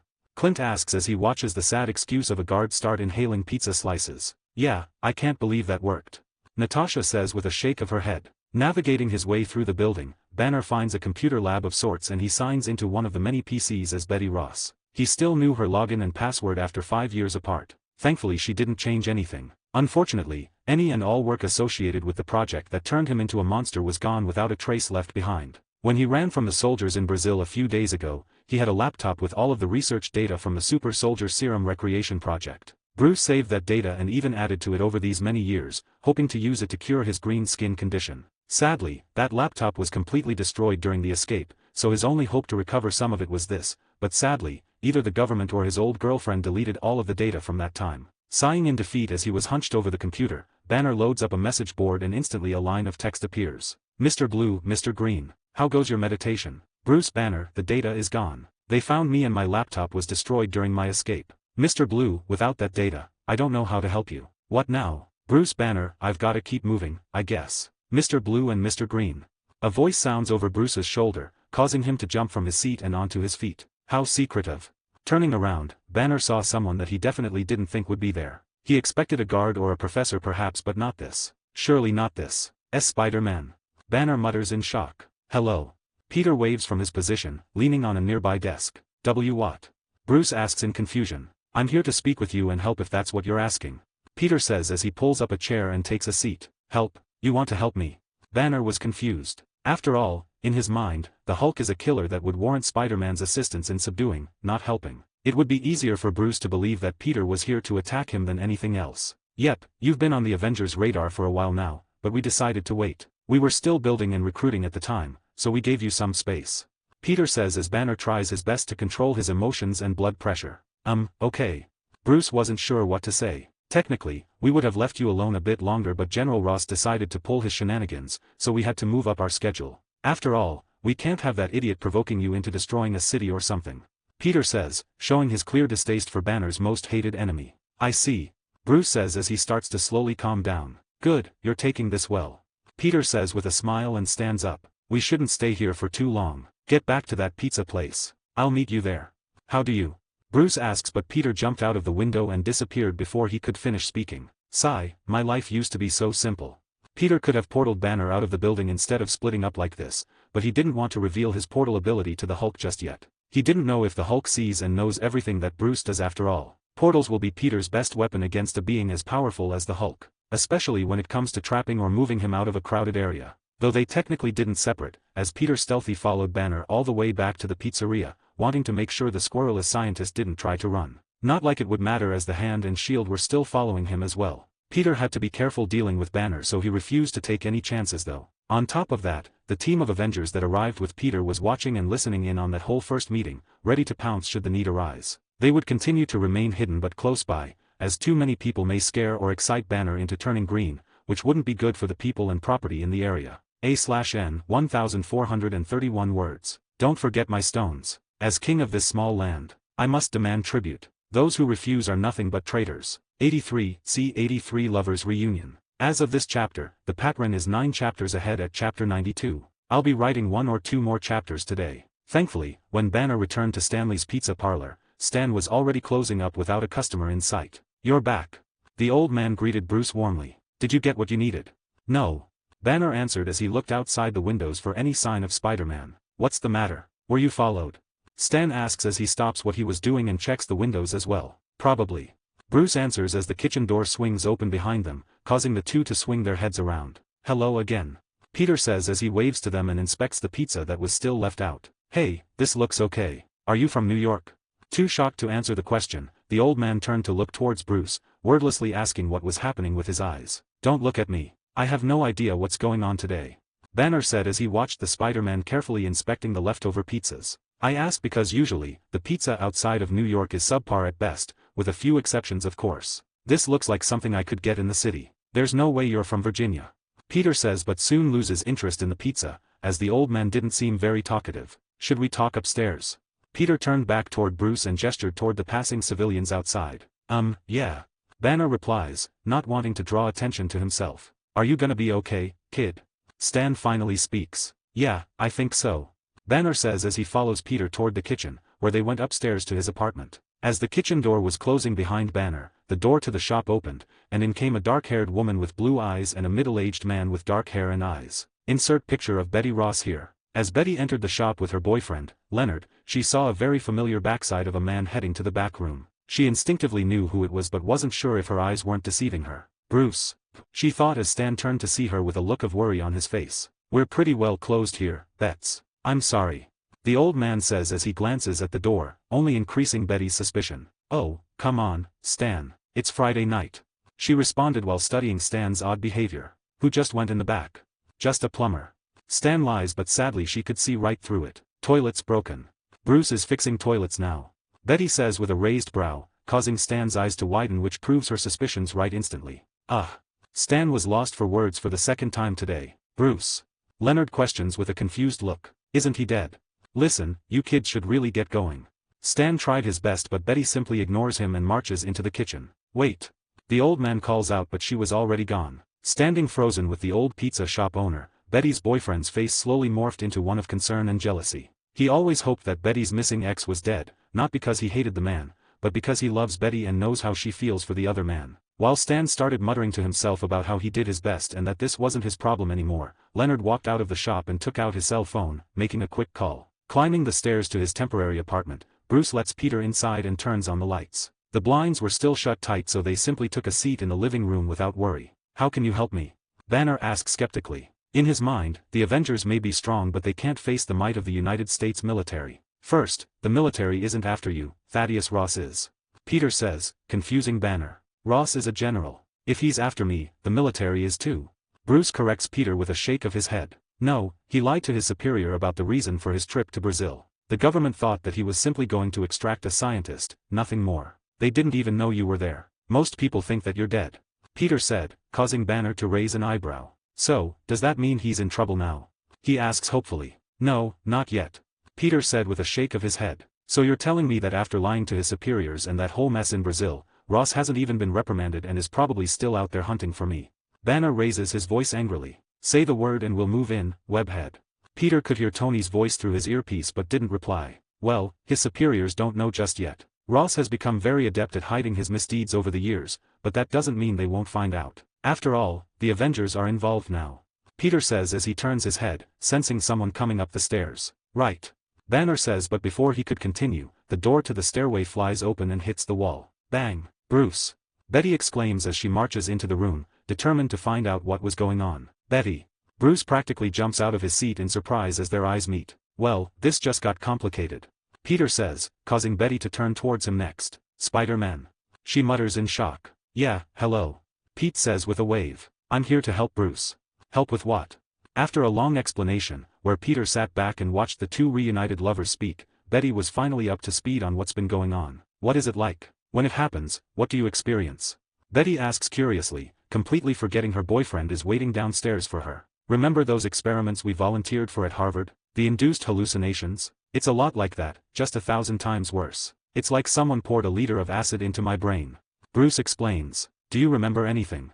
She asks again. Just fragments. Images mostly. There's too much noise, I can never derive anything out of it. He says. But then, it's still you, inside of it. Betty says but was soon cut off. No, it's not. Bruce says resolutely. Okay, this is touching and all but it's getting late, so let's get this show on the road. The Avengers are willing to help and shelter you. We can deal with the military and help you research your condition. Are you interested?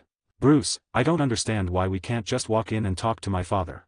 Betty ignores Peter and speaks, trusting her father as she was raised by the man. No, he told me what he was gonna do. He wants it out of me. He wants to dissect it so he can replicate it. He wants to make it a weapon. I can't let that happen. It's too dangerous, Banner says, knowing just how scary the beast inside of himself was. Betty didn't know what to say. In her eyes, her father is a bit stern but he was still her father and she loved him, not some power-hungry general that would do anything for results. Though if what Bruce said is true, then how could she ever look at her father the same way again? So, Peter says, feeling like a third wheel somehow. You want our help? Yes, anything to get Ross off my back, but I need the research from the super soldier recreation experiment. That's why I came here, but it's all been deleted. I'll never be able to cure myself without that data. Bruce says dejectedly. No, it's not. Betty says, causing Banner's head to snap toward her. I have all the data from the project at home. I knew something was fishy when you disappeared so I copied it all and hid it away. There, problem solved. Where is it?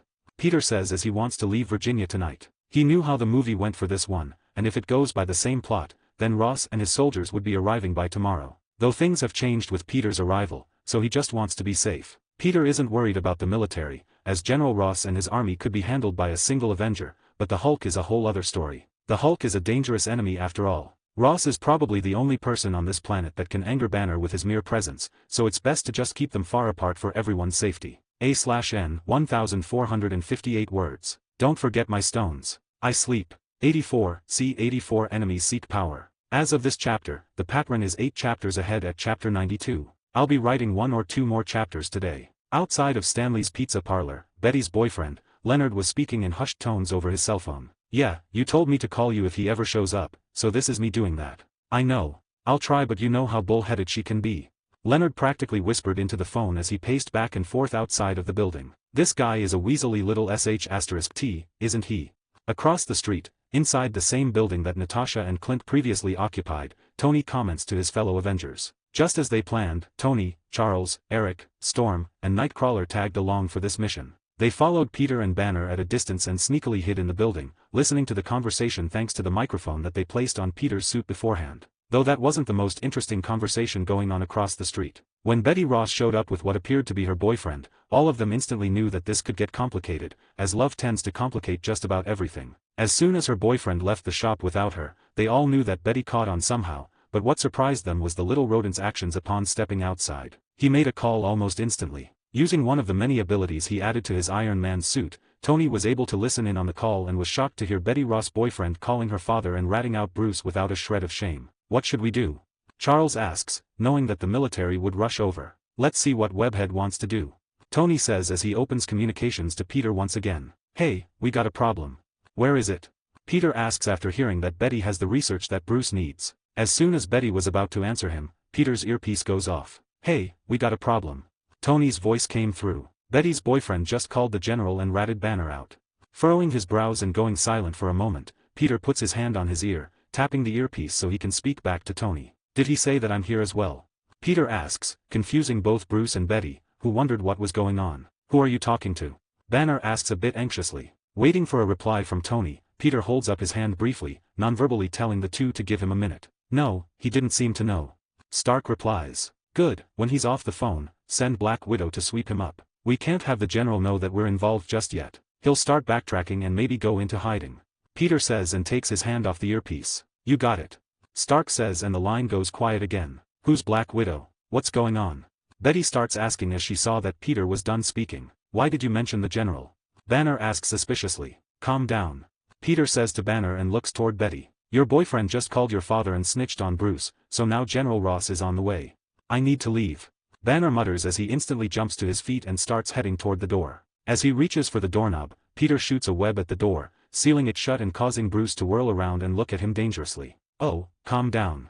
Peter rolled his eyes at Banner's behavior. He only just found out and he's definitely not even in the state. It'll most likely take him hours to get here at the least. We have time, so relax. Taking a deep breath, Banner paces around the room and tries to calm himself down as he can feel his pulse was rising. Betty, on the other hand, was shocked and didn't want to believe that Leonard would do such a thing. Then she remembers what Peter said about sweeping him up and rushed to the door. Sadly, the door was blocked by webs and a normal human would never be able to pull them off. If you're worried about your boyfriend, he'll be fine. We're just going to detain him until this is all wrapped up. He won't be harmed. You have my word. Peter says as he walks to one of the windows and peeked out just in time to see Natasha luring the man into an alleyway. As soon as they were out of the public eye, Natasha used a needle to inject him with something, causing the little rat to fall unconscious almost instantly. Target detained. Peter heard Natasha's voice over the comms. Since that's taken care of, let's go and get that research data. Then Banner can leave before the general arrives. Peter says, breaking the two from their thoughts. It's in my basement. She says, scared for Leonard. Relax, we're the good guys. Your boyfriend will be released by tomorrow night at the latest. Now, let's go and get that data. Peter says as he walks over to the door and rips the webs off easily. As Peter walks down the stairs, both Bruce and Betty lock eyes and stare at each other for a brief moment before following after him. At an undisclosed military base, a middle-aged man in a blue shirt showed up out of nowhere and asked to speak to General Ross. He was almost turned away at the gates, but then he mentioned Bruce Banner's name, which immediately grabbed the general's attention. Insert picture of Samuel Stearns or Mr. Blue here. Dr. Samuel Stearns is a world-class cellular biologist, who has been using his connection with Bruce Banner to study what happened to him, hoping to do something similar but more controlled to himself. Dr. Stearns, Are you telling me that you've been in contact with Banner and can make more like him? Ross asks after hearing what the man had to say. As soon as Banner didn't have the research data anymore, his helpful friend, Mr. Blue, gave up on him and went straight to a different source, General Ross. No, not yet. I've sorted out a few pieces, but it's not like I can put the same Humpty Dumpty back together if that's what you're asking. He was a freak accident, the goal is to do it better. The eccentric scientist explains. I like the sound of that. A new voice echoes into the room as Blinsky comes strolling in. Blinsky, I don't believe that I called for you. General Ross didn't like his subordinate acting so open in his presence. Sorry, sir. Blinsky says respectfully. But I would like to volunteer as Dr. Stern's test subject. Why? You're already enhanced. Ross asks in confusion. After being the one and only soldier to escape the Hulk's clutches back in Brazil, Blinsky was enhanced with a knockoff version of the super soldier serum, which was still being tested by Ross scientists. Sadly, even compared to the original serum, the recreation used on him was about 50% weaker than the original, while the Hulk is well over 10,000% stronger than Captain America. Yeah, well, I want more. You've seen what he becomes, right? I can never measure up to that with just my current strength. Blinsky says, getting nods from both Ross and Stearns. I have, and it's beautiful. Almost godlike. Dr. Stearns comments with a far-off fanatical look. Make me that. It's the only way we can beat the green bee ****. Blinsky says pleadingly. He wanted nothing more than to be a titan like the Hulk. A man that could move mountains with his strength alone. I don't know what you've got inside of you already. The mixture could become an abomination. Stearns comments after a moment's thought. Hearing this seems to anger Blinsky, who grabs Dr. Stearns by the collar and raises him into the air with ease. Stand down, Blinsky. General Ross orders with a threatening glare. Tisk, yes sir. Blinsky reluctantly dropped the scientist, who didn't expect it and fell on his backside. Good. The general says as he turns to Stearns and offers him a hand, pulling the scientist onto his feet once again. Abomination or not, we need all the help we can get. I never said that I was unwilling. Dr. Stearns looks over at Blinsky in fear. I just needed informed consent. I can get to work on him immediately. Ring ring ring. Get to work. I need to take this. General Ross shoos them out of his office and picks up his phone after seeing the caller ID. Leonard, is there an emergency with my daughter? A/N 1456 words. Don't forget my stones. Or else. 85, see 85 stepping in. As of this chapter, the Patron is 7 chapters ahead at chapter 92. I'll be writing 1 or 2 more chapters today. By the time they exited the pizza shop, Betty's boyfriend was nowhere to be seen. She peeked around for him but soon gave up as she knew that the Avengers had kidnapped him. Did you drive here? Peter asked as he gestured to the only car parked outside the shop. Why yeah, that's mine. She stutters, still shaken up by how quickly Leonard disappeared. Good, let's take your car then.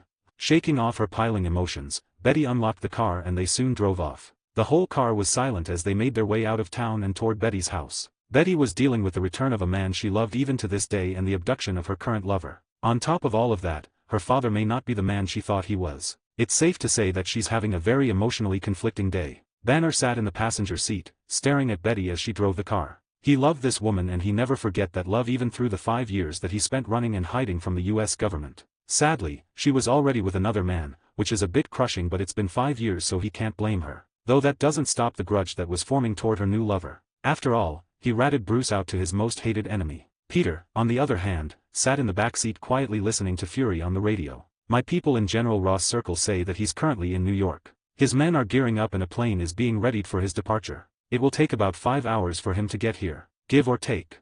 Fury informs everyone. Based on that time frame, Ross and his army would arrive by the morning. Should we send Banner away and stick around to capture the general? I see no reason to allow him free rein anymore. Charles says over the comms next. Hearing Charles's question, Peter remained silent for a moment. When it came to Iron Man, Peter allowed Tony to deal with Ironmonger, as it was his debut as a superhero in a way. Tony needed that first bad guy to beat in order to become who he was meant to be. In this case, the bad guy is a monster that is stronger than the base-level Hulk. The Hulk would have to get pretty angry to beat the powerhouse that is Abomination. Emil Blinsky would become a terrifying creature, but to Peter's knowledge that hasn't happened yet. He only gains that level of power after this run-in with Banner in Virginia, which means that Peter may have a chance to stop the Abomination before it's made. Maybe I should step in this time, Peter thought. Do we have all of the evidence to justify his detainment? Peter holds his earpiece and speaks, catching the attention of the two in the front seats. I have all kinds of damning evidence on Ross going all the back to the 70s to his recent excursion to Brazil. Fury replies. Once we get the data Banner needs, we'll send him to the Avengers Tower and stick around to greet our guests in the morning. Fury, can you get transport ready for our green friend? Peter says over the comms. Will do. Fury replies curtly, knowing that Peter wants to hide his portal ability from Banner for the time being. "Are you staying to capture my father?" Betty asks, torn between whether she believes everything she has heard about her father today. "Yes, he won't be harmed. I promise." Peter tries to comfort her. "He needs to stand trial for his actions, so if you don't believe what we've told you today, then your father can be proven innocent in court." Betty goes quiet for a moment as her hands grip the steering wheel tightly. "It's not that I don't believe you. It's just hard to think of my father like that." 1 hour later. After getting a hard drive with all of the data from Betty's house, which ended up being more of a mansion, they returned to the car and headed to a nearby airstrip. Seeing as Betty was a bit of a wild card, Peter discreetly texted Tony to monitor her phone. Family is important, so Peter wasn't sure if she would tip off her father or not. Thankfully, Betty seemed to be conflicted, and that seemed to keep her from making a decision one way or another. Fury seems to always have a Quinjet close by for personal use, as that's what was waiting for them at the airstrip. Banner would be riding to New York in style. "I've never seen that before." Betty comments as she's been around the military all her life, yet this jet was something new to her. "Yeah, it belongs to a friend." Peter says as they park the car and step out. "Maybe you should come with me, Betty." Banner says as he glances at the jet. "I don't think it's going to be safe here in the morning." Usually, Banner would push her away, afraid of hurting Betty as the Hulk, but he was currently leaving what may become a war zone. Betty looks between the jet and Banner before walking forward and embracing her long-lost lover in a tight hug, surprising the man. "I'm sorry, Bruce, but I need to see if my dad is really the man you told me about. I can't just chop." Before Betty could finish what she was saying, Peter karate chopped her in the neck from behind. Instantly, Betty lost consciousness as her whole body went limp. Thankfully, Banner already had her in his arms, so he supported her before she could collapse onto the cold hard ground. "What? Why?" Banner reacted with surprise, but slowly anger started to show on his face as he cradled Betty's body. "She'll be going with you." Peter replies calmly. "She can speak to her father in a safer setting, not just for her safety but everyone else's as well. I have a feeling that you would get very angry should anything happen to her." Banner couldn't find a single word to argue back with, and soon his anger washed away. He didn't want her staying as well, and this solved that problem. Betty would be angry with them when she wakes up, but that can be handled at that time. "You're right," Banner admits as he looks down at the woman in his arms. "Though you could have been gentler. Maybe, now get on the jet. I'll see you at the tower when we're finished here." Peter says and shoos him away. "I think you're forgetting something," Banner says as he gestures toward the hard drive in Peter's hand. "No, I don't think that I did." Peter answers simply, not willing to hand over the data just yet. "You, Bruce, are a man that thinks he's a lone wolf. I have not a single doubt in my mind that you'll go back into hiding upon landing." Turning around, Peter gets in Betty's car and rolls down the window, holding up the hard drive for Banner to see. "This will be your incentive to stick around," Peter says as he starts the car. "See you in New York, Bruce."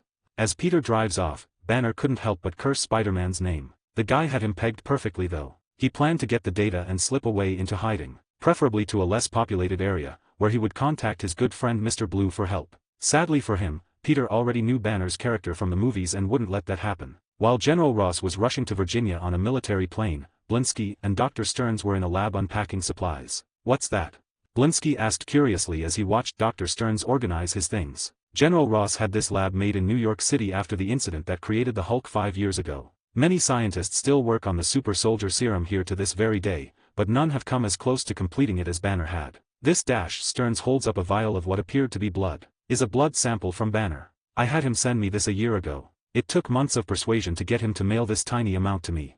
As Stearns places the sample into a glass fridge for storage, Blinsky watched his every movement, never taking his eyes off of the sample. A/N 1451 words. "Don't forget my stones. I sleep." 86, see 86. Ross arrives. As of this chapter, the Patron is 7 chapters ahead at chapter 93. I'll be writing 1 or 2 more chapters today. A/N, I heard about web novel making fanfic readers download the app. It doesn't affect me much because I've been using the app for a while now. I don't mind also uploading this on another site for PC readers though. Just leave comments here about which site you guys want, and the most liked one is what I'll upload on. "Are they gone?"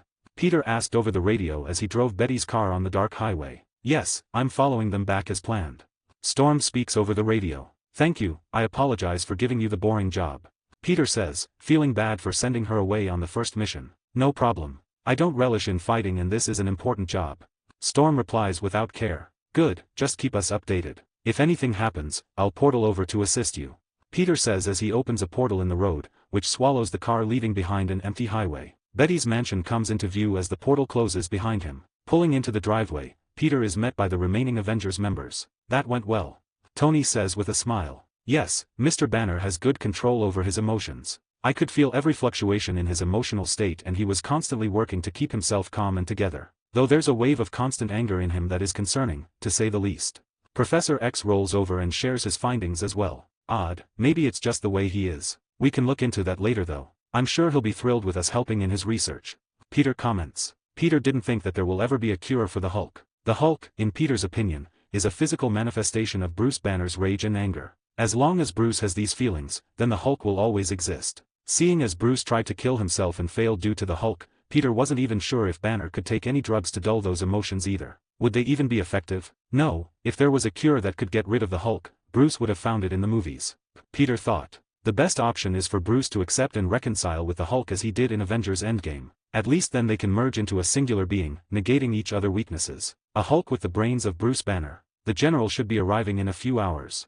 Peter says as he checks the time on his phone. Do we know where he's landing?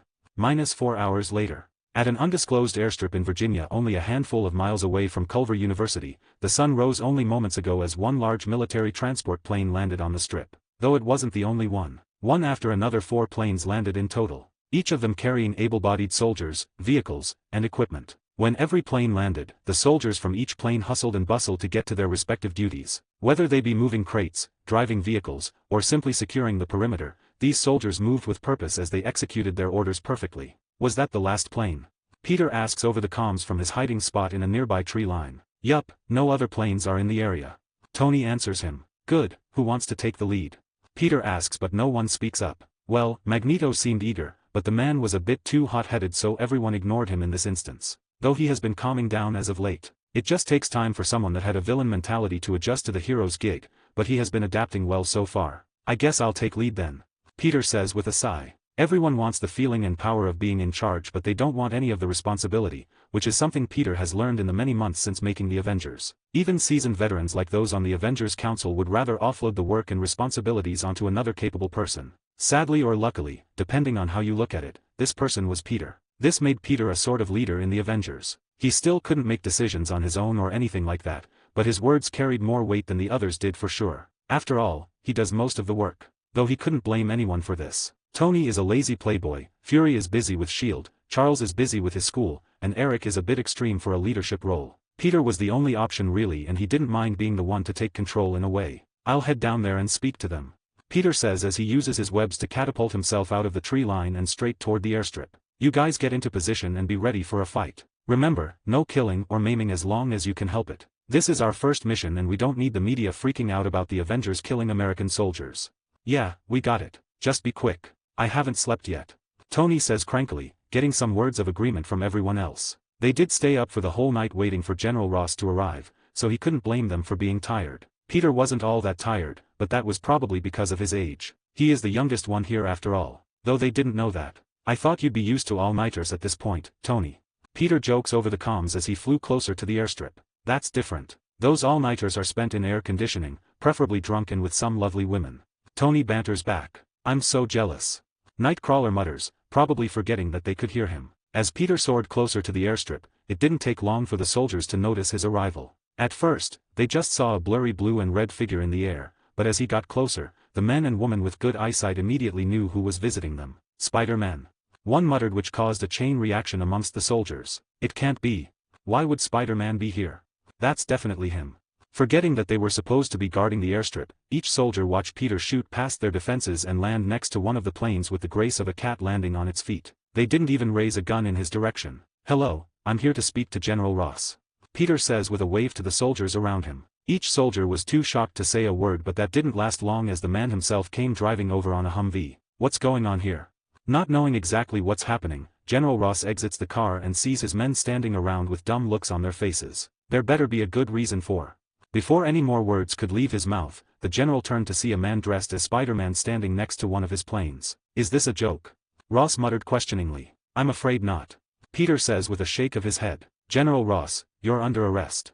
As Peter says this, he shoots some webs in the general's direction, wrapping the old man's arms and legs tightly together and knocking him to the ground. You have the right to remain silent. Anything you say can and will be used against you in a court of law. You have the right to an attorney. If you cannot afford an attorney, one will be provided for you. Do you understand the rights I have just read to you?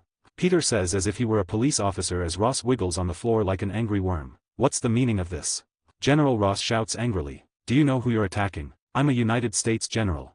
Yeah, I know. Peter says uncaringly. Sadly for you, the Avengers have been watching your movements. You may be able to hide your mistakes and misdeeds from your superiors but not us. Exclamation point. General Ross instantly became alarmed as he stopped struggling and looked up at Peter in shock. As the shock wore off, the general's mind went into overdrive, trying to figure out a way to overcome this situation. It took only a split second for the general to make up his mind. Weapons ready. He shouts, causing every soldier in hearing distance to train their guns on Peter without a second thought. They were trained to follow orders and so they did. I'll warn you once. Ross says as he glares in Peter's direction. Leave and stay out of my business. You don't want me as an enemy. No thanks, I think I'll stay. Peter answers challengingly. Fire. The general ordered without a shred of remorse. Bang bang bang. Instantly, the sound of gunfire filled the airstrip as about 100 soldiers fired their weapons all at once. Kicking off the ground and into the air, each bullet passes under Peter, but that's not all. He was surrounded by soldiers, so these bullets that were supposed to only hit him were now heading toward friendly soldiers. Before any of the bullets could claim the lives of a single soldier, the tiny metal missiles were stopped midair, shocking everyone who thought they were about to die. When you said no killing, I never thought that I would have to stop them from killing each other as well. Magneto comments as he floats over and flicks his hand, which causes all of the bullets to fall out of the air. A/N 1592 words. Don't forget my stones. As a small-time king, I need the donations these days. 87, see 87 tussling the army. As of this chapter, the pattern is 7 chapters ahead at chapter 94. I'll be writing 1 or 2 more chapters today. A/N, I think Scribble Hub 1. I'll upload chapters on there when I wake up and put a link in the next chapter. Of course, I'll continue uploading on Webnovel as the main place for my writing. I use and like the app so the weird change Webnovel decided to do doesn't affect me much, and I know many of you are in similar situations as me so don't worry. I'm not going anywhere. When you said no killing, I never thought that I would have to stop them from killing each other as well. Magneto comments as he floats over and flicks his hand, which causes all of the bullets to fall out of the air. Each soldier watched the bullets that would have torn them apart fall to the ground with frightened looks on their faces. Thanks, Eric. Peter says to Magneto as he lands on the ground beside General Ross, who was still tied up on the floor. No problem. Eric says as he stays floating in the air, looking down at the soldiers menacingly. Before the army could make another move, Iron Man and Professor X made their entrances next. Using his telekinesis, Charles landed his chair beside Peter, while Tony stayed in the air with Eric, ready to fight at any moment. I advise you all to stand down. Peter takes the lead once again. You may have the numerical advantage and some military hardware, but we came here expecting to possibly fight an angry green monster. Compared to that guy, the bunch of you are nothing special. Now, put your weapons down and surrender. I promise that none of you will be treated harshly.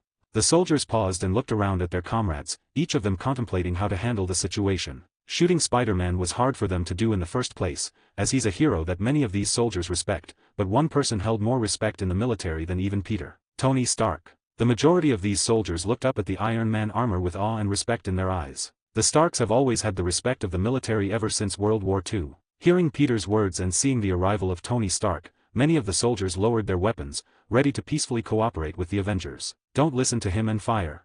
Those that didn't lower their weapons instantly took aim at the nearest Avenger and fired. Thankfully, they have Magneto on their side, who once again stopped all bullets in midair with ease. Especially since the majority of soldiers weren't shooting this time, which made his job even easier. This time the shooting lasted longer, as each soldier that shot emptied their clip, hoping that more bullets would solve their problem. Sadly, it didn't. Magneto is an old Omega-level metahuman. He has had many years to train his powers and this certainly isn't the first time he has encountered automatic assault rifles. Jarvis, lock on to those that are shooting. Tony commands from his place in the sky. As Tony looks down at the many soldiers, his heads-up display gets to work and marks each hostile soldier with a glowing square. Good, now set weapon systems to stun and let them loose.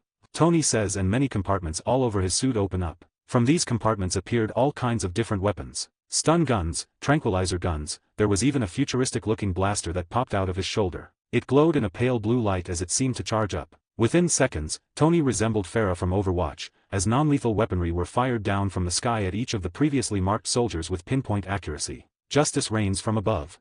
Peter thought as he saw the whole thing. I played too much Overwatch in my last life. As the soldiers were hit by the darts and stun weapons, the soldiers that didn't shoot watched as those that did were swiftly taken care of. Some were hit by stun darts that electrocuted them, some were drugged into unconsciousness by tranquilizer darts, and some were hit by what seemed to be a laser that instantly made them collapse. When the hostile soldiers were all on the floor and unconscious, Peter acted quickly before anyone else could get any funny ideas. Don't worry, your friends are all alive and well. Peter says as he can see the remaining soldiers growing antsy after seeing their comrades taken down like that. Feel free to move them for treatment if their condition worries you. We're only here for General Ross, so although you and your comrades here attacked us, we'll overlook that with the excuse of following orders. Don't listen to this idiot. General Ross starts yelling in anger once again. Use those weapons and cut me loose now, you incompetent foo, ls. As the general was screaming more orders at his soldiers, who had no idea what to do at this point, a tranquilizer dart shoots out of nowhere and pierces into his neck. God, you never know when to shut your mouth, do you, Thaddeus? Before General Ross fell into sweet unconsciousness, he remained awake just long enough to see who was speaking. Fury. Ross stuttered before his willpower gave out and he fell asleep on the cold hard ground. Said person walked out from behind one of the military planes with a recently fired tranquilizer gun in hand, causing every soldier to turn their heads in his direction with dumb looks on their faces. What are you waiting for? Fury snaps at them instantly. You heard the man. Get your comrades treated and cleaned up, now. Peter didn't know if it was because Fury spent a lot of time in the army or because he has been leading people for longer, but these soldiers followed his orders instantly. As the soldiers were scrambling to do as they were told, one of the more high-ranking grunts belonging to Ross walked off into a secluded area and made a phone call. With General Ross in custody, Peter looked around for Emil Blinsky but didn't find the guy anywhere on the airstrip. Asking around, he soon found out that Blinsky stayed behind in New York for some reason. Sadly, no one here knew why and the only man that could give him answers was currently in a drug-induced sleep. This wasn't supposed to happen, but Peter thought as he and the Avengers left the area with the unconscious general in tow. Though, I knew this would happen sooner or later. Asshole. Betty yelled in anger as she kicked the door of the Quinjet from the inside. They were almost to New York, where they would land at the top of Avengers Tower. Bruce hoped that the whole ride would be peaceful, but that hope was crushed as his ex-girlfriend sprung up from her sleep. Once he explained to her what happened, Betty started cursing Spider-Man's name as she let out her anger on their poor transport. You know, I know a few techniques that could help you manage that anger effectively. Banner offers, but that seemed to only bring himself into the crosshairs. You zip it. She snaps her head in his direction and hisses angrily. Okay. In a fully stocked lab, both Dr. Stearns and Emil Blinsky could be seen sitting at a table by a phone. You're ordered to halt all research for the time being and move everything to the location that I provided earlier. Wait there for further instructions. With the general captured by the Avengers, it's only a matter of time before they come snooping around. Do you understand? A female voice says over speakerphone. Yes, understood. Dr. Stearns answered. Blinsky. She asks as only one person answered her. Understood, ma'am. He answers her through gritted teeth. Good, I'll see you too soon. She says and swiftly ends the call. Ah, she's an annoying B*TCH, isn't she? Blinsky comments hatefully toward Major Kathleen Spar, who is a high-level aide to General Ross. Why must you use such language constantly? Stearns asks as Blinsky pulls out his pistol and rests the barrel on the scientist's forehead. Now what could I have possibly done to deserve such aggression? It's not about what you've done, it's what you're gonna do.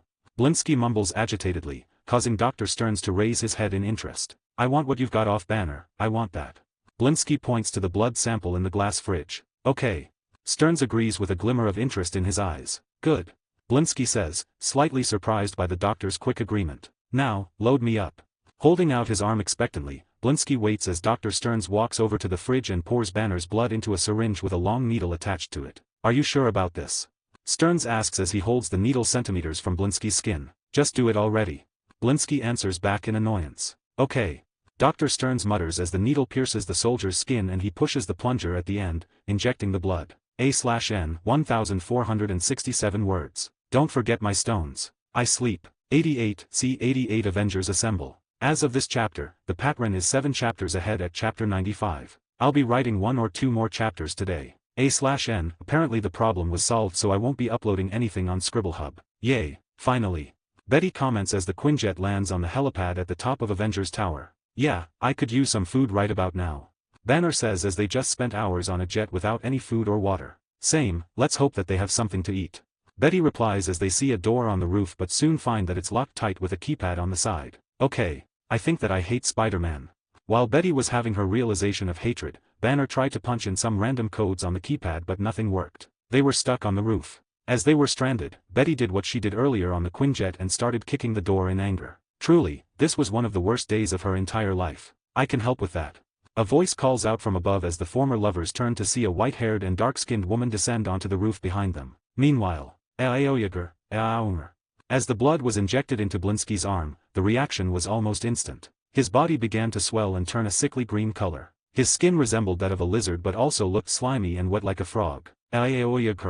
Spiky bones grew out of his back where the spine was as his body grew to a size even bigger than the Hulk, breaking the ceiling and equipment around him. You see, this is what I've been trying to explain. Dr. Stern says as the abomination grows and begins to tower over him. I didn't know what you were already enhanced with. Blinsky's hair fell off as if he were a cancer patient, as odd-looking fish fin ears formed on the sides of his head. I mean, clearly it worked. Stearns cowers in fear as Blinsky's transformation was complete. Let's assume that you don't know what I'm saying, but if you'll just calm down, I can fix this. Insert picture of abomination here. All sense of reason seems to have left Blinsky, as he menacingly looks down at Stearns, who was practically huddled up in the corner. Ogre. Abomination growls as he backhands Dr. Stearns across the face. Instantly, a big gash opens up in the doctor's forehead as his body flies over to the glass fridge. As he smashes into the fridge, causing it to shatter, the vial that held only a few leftover drops of Banner's blood broke and a single drop managed to find its way into Stearns' open wound on his head. As the blood was absorbed into the open gash, Stearns' head seemed to morph and grow as a sickening smile formed on his face. Bang boom. With its creator out of the way, Abomination rushes across the room and smashes through the wall, breaking out of the building. Even at night, the roads and sidewalks of New York City were packed with cars and people. As soon as a bang was heard, everyone turned to see a giant lizard-like monster man fall from a nearby building, barreling down toward the packed street below. What the? Someone muttered as the monster crashed down onto a taxi, flattening it with its giant body and most certainly killing whoever was inside. Audiobooks. The abomination roared so loudly that it could be heard for multiple city blocks. When the shock of what they were seeing wore off, the people on the sidewalk ran and screamed as they do their best to just get the hell away from the thing that fell onto the road. Those in their cars tried to drive off at first, but with the New York City traffic that was impossible. Everyone trying to drive off at once somehow only made it worse, so they all gave up on their cars and ran away just like the people on the sidewalk. Luckily for these people, Abomination didn't even have them in his eyes. No, he turned his head and looked toward a tall skyscraper in the distance. The big glowing sign at the top of the building was like a beacon pointing him in the right direction to go. Avengers. Without giving the fleeing civilians a second glance, Abomination kicks off the ground and starts making its way toward the tower. In his drug and power-addled mind, Blinsky was looking for a fight and saw it in the Avengers. He even hoped that the Hulk would be there as well. This is the cafeteria. Storm acted like a good host and showed Bruce and Betty around the key spots of the Avengers tower. Yes, finally. Betty says as she walks up to the counter and starts ordering some food from the chefs. Sorry, I don't think either of us has eaten anything in the past 10 hours. Bruce says as he joins his ex-lover in getting some long-awaited food. Ms. Monroe, there seems to be a disturbance in Harlem. The voice of Jarvis fills the room for all to hear. What is it? She asks. One moment please. Jarvis says as the room goes silent. What's going on? Betty asks as she and Banner walk over. Their orders were already made, so now they were just waiting for the food to be done. It appears to be a big green monster, ma'am. Jarvis reports back after searching social media and other sources for information. What? That's impossible. I'm right here. Banner says in confusion. Have a look, sir. Jarvis says as a nearby TV lights up, showing surveillance footage of Abomination squashing a car with its entire body. What the F***ck? Banner was confused but soon remembered that General Ross flew from New York to Virginia. Is this his doing? Jarvis, inform Stark about what's going on. Storm says as clouds begin to form around the Avengers Tower. Already done. Jarvis says as the video on the TV shows the monster running in a certain direction. Ma'am, it seems to be headed in our direction. Good. Storm says as she walks to a nearby balcony with Betty and Bruce following after her. What should we do? Betty asks in fear. Stay here. Storm says as she turns to look Bruce square in the eyes. And stay calm. We'll take care of this. Rumble rumble rumble. As Storm ascends into the air and shoots off toward the sounds of roaring and destruction, lighting dances along the clouds and the sound of thunder fills the night air. Oddly enough, the stormy clouds seem to follow her as she flies off. Sir, there seems to be a problem in New York. Jarvis' voice echoes from Tony's suit. After capturing General Ross, the Avengers team let the soldiers off for their attacks against them and carted off their captive to a secluded area. They plan to take a portal back to Avengers Tower without any prying eyes watching them. What's the problem? Peter asks as he and everyone else heard Jarvis speak. Did Blinsky do it or did Banner lose his cool? A big green monster appeared in Harlem. Ms. Monroe is on her way to deal with it, but backup may be needed. Jarvis answers as a hologram appears from Tony's suit, showing exactly what Storm saw before heading out. Is it Banner? Charles asks in worry. After all, they just sent a man that could topple a city if angered to one of the biggest cities in the world. No, Mr. Banner and Ms. Ross are currently in the cafeteria of Avengers Tower. Jarvis answers negatively. Whoever or whatever it is, let's just get back and deal with it quickly before anyone gets hurt. Peter says as he opens a portal to the hallway outside said cafeteria, still trying to keep that power secret from the Hulk. Let's go. Peter says as he walks through with the webbed U General on his shoulder. Tossing Ross onto the hallway floors, Peter turns towards Fury as he steps inside. Get him to a secure location. We'll go and back up Storm, Peter says as he walks into the cafeteria followed by the whole team. Bruce, Betty, good to see you both again.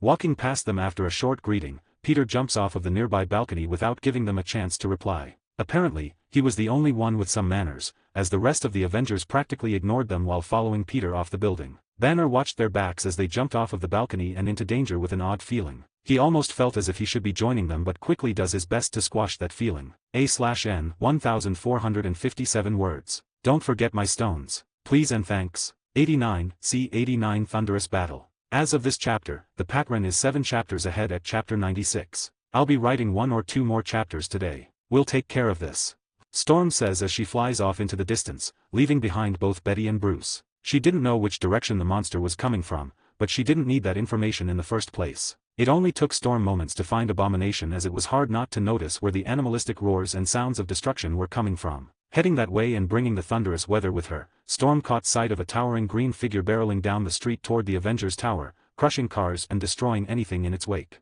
As she isn't a close-quarters fighter, Storm didn't bother landing or getting too close, simply deciding to follow Abomination from above. Closing her eye for a brief moment, Aurora seemed to exert herself for just a brief moment as the sounds of thunder intensified. Opening her eyes a moment later, an unnaturally bright blue light illuminated from her eye sockets. Hearing the intense thunderstorm going on above, Abomination stops for a moment and looks up to see the tiny figure of a woman with glowing eyes floating in the clouds. Huh!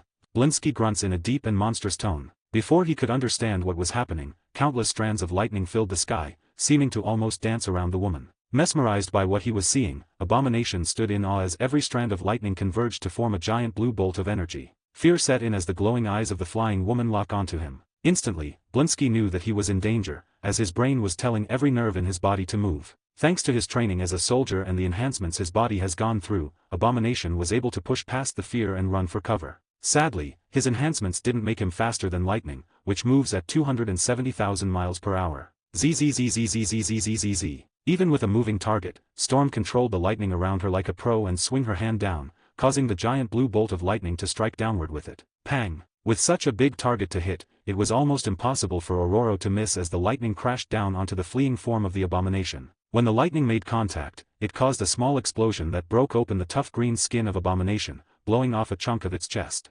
Blinsky yelled in pain as over 200 million volts of lightning coursed through his body. While being electrocuted, Blinsky's body convulsed and collapsed onto a nearby taxi, which was thankfully empty this time. Seeing that the beast collapsed and her attack had ended, Storm descended to get a better look at the odd appearance of the monster. Taking a look, she finds it passed out with smoke coming from the hole in its chest and the smell of charred meat circulating in the air. Disgusting. Aurora mutters as she covers her nose to block the smell. Descending lower to the ground, Storm didn't notice the hole in the thing's chest begin to close and heal at a rapid pace as she got closer and closer to striking distance. B*TCH. Taking the chance, Abomination sprung up off the ground and reached out toward Storm with its giant hand, grabbing her out of the air. Ha ha ha. Abomination laughed as he watched Storm struggle and fail to get out of his grip. What a godlike power you have. Blinsky's voice rumbles. Is that all you can do, little lady? Why don't you give me a real fight? Bang bang bang bang. Gunshots are heard from behind as Abomination could feel slight tickles on its back. Turning its huge body with Storm still in hand, Blinsky could see a line of police cars behind him with about a dozen officers shooting in his direction. Each of them with a frightened yet determined look on their faces as they pulled the triggers. Ha ha ha. Abomination laughed again as he forgot about Aurora and used his free hand to grab a nearby car, throwing it at the line of police cars. This gave Storm just enough time to charge up once again, as her eyes lit up and a big pillar of lightning was called down from the sky for a second time. Zzzzzzzzzzz pang. The lightning took no time at all to collide with Blinsky's arm, causing a portion of it to explode on contact as lightning courses through his veins yet again. While the lightning was falling, the car that was launched toward the many police officers came inches from causing casualties, but suddenly, 2 webs appeared out of nowhere, yanking the car backward and away from the frightened policemen. Get out of here, boys. The Avengers will handle this. A familiar-looking man in a red and blue spider-themed suit lands in front of them. Focus on getting civilians out of harm's way. Why yes, Spider-Man sir.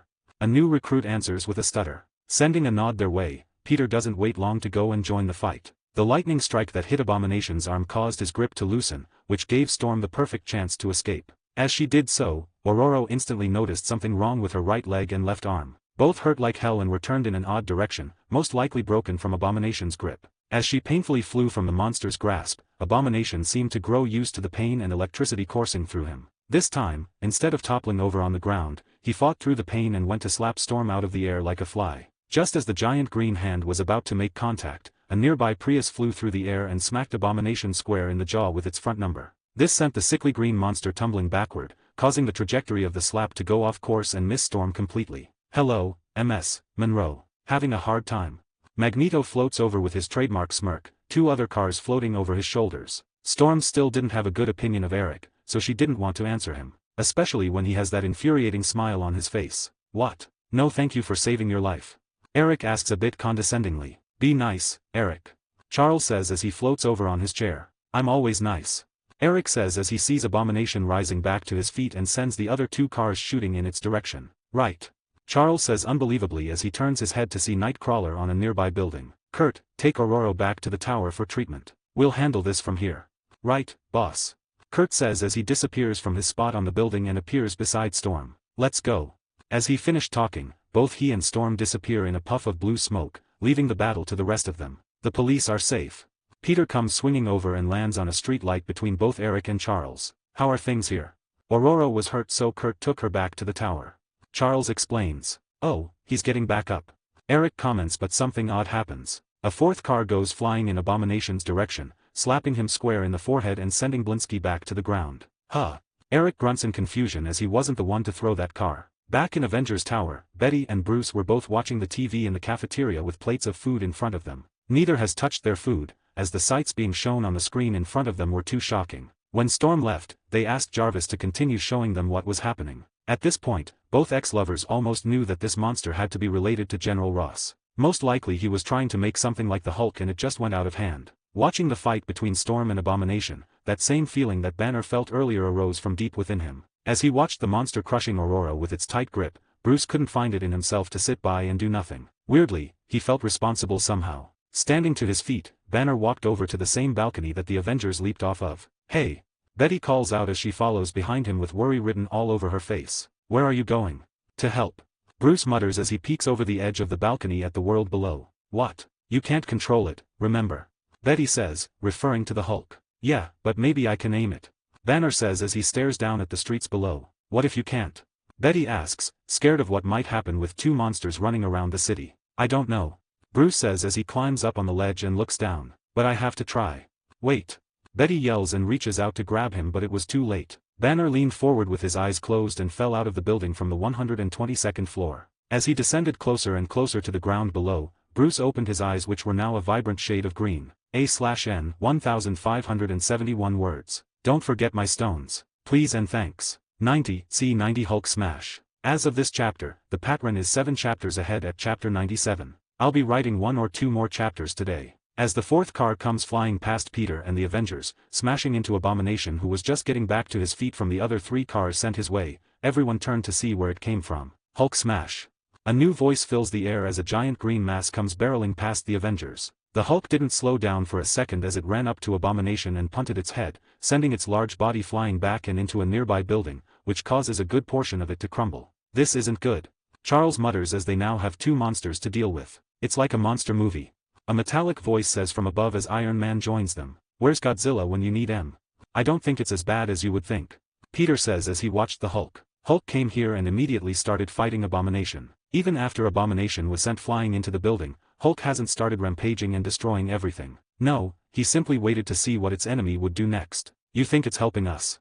Eric asks skeptically. I think he's helping us. Peter corrects as Abomination bursts out of the rubble of the building and turns to see Hulk standing there. Banner. Blinsky yells in surprise but also joy. Yes. Ha ha ha. I've been waiting for this. Let's see which of us is the better monster. Come, ugly lizard. Hulk says as he motions for Abomination to come at him. Want help, big guy? Peter swings over to Hulk, hanging upside down next to his green head. Bug. Hulk comments as he turns to see the spider-themed suit Peter was wearing. Spider. Peter says as he points to himself. Don't ignore me. Abomination yells as he kicks off the ground and sprints toward Hulk. Incoming. Peter calls out as he pulls on his web and launches himself out of harm's way. Huh. The Hulk was a bit slower to react and took a punch to the jaw, which sent the big guy staggering backward. Capitalizing on his advantage, Blinsky moves forward to hit Hulk again. Pardon me. Peter mutters as he shoots a web at Abomination's fist and dives between the giant's legs, pulling the web along the way. The hand that would have hit Hulk for a second time instead was pulled under Abomination's body, causing the giant to almost do a front flip. Thanks to his newfound strength however, Abomination was able to keep its footing and pull its arm back, yanking Peter back through his legs in the process. "Hey, funny seeing you here," Peter says as he uses the momentum from the monster pulling him to kick off the ground and introduce his boot to Blinsky's chin. Peter wasn't as strong as the Hulk or Abomination, but a full power strike from him wasn't something to scoff at. Abomination took the hit directly and stumbled backward a single step, rubbing his jaw with a look of surprise and discomfort. "You're pretty strong for a little guy," Abomination says as he begins to see Spider-Man in a new light. "Hulk's strong too," Hulk says as he appears beside Blinsky with a car in each hand as if they were boxing gloves. Before Abomination could react, a car-wrapped green fist smashes into the side of its ribs, sending the monster flying away from Peter and Hulk. "That's what I'm talking about," Peter says as he leaps onto Hulk's shoulder. "Let's go kick his ass. Spider smash," Hulk asks as he turns his head to Peter. "Yeah, buddy," Peter says with a thumbs up. "Let's smash the hell out of this guy." Hulk looks at Peter suspiciously for a moment before reaching up and flicking him off his shoulder with a single finger. "Hey," Peter says with a look of betrayal as he's sent flying across the street and lands on his feet with ease. "Hulk no trust humans. All puny humans are Hulk enemy, and Hulk will smash them all," Hulk says as he turns away from Peter and toward Abomination. "Go, Hulk smash alone." "Haha, that's what you get for thinking you know everything." Tony laughed from above as he watched his best friend get flicked away like a bug. "He doesn't seem to want our help," Charles says as well. "Should we just sit back and watch?" Eric asked with an amused look on his face. "No, we can't just do nothing while two monsters fight in the middle of the city," Peter says with a shake of his head as both Hulk and Abomination start exchanging blows once again. "What should we do then?" Tony asks as all three of them turn to Peter. "Charles, see if you can put them to sleep with your telepathy, but be careful," Peter says as this was the reason he was chosen to join this mission in the first place. "All right," Charles says as he places his hand on the side of his head and closes his eyes in concentration. Unlucky for him, Charles chose to start with Hulk and that was just the worst idea he could have had. As he tried to project the feeling of being tired and sleepy into the Hulk's mind, Charles's consciousness touched a small portion of the monumental anger that fuels the Hulk's existence and power. Almost immediately, Charles's face scrunched up in pain and anger as Hulk's anger began to influence and cloud the professor's mind. It didn't take long for Charles to pass out from the weight of all that anger, causing the wheelchair-bound professor to fall from the sky. Meanwhile, Hulk wasn't affected at all. "Huh." Eric grunts in surprise as he uses his metal manipulation to hold Charles by his wheelchair. Taking a closer look, they could see that Professor X was bleeding from the nose slightly, but other than that, he was thankfully still breathing and seemed alright. "Okay, that was a failure," Peter comments as he opens a portal next to Charles. "Send him through, Eric." "Sure," Magneto says as he looks at his friend worriedly. Their time spent together lately has made it hard for Eric to see Charles hurt like this, which is understandable. "Don't worry, he'll be fine," Pet say as he hops through the portal with Charles. "Let those two fight for a minute but keep the civilians safe and destruction at a minimum. I'll be right back."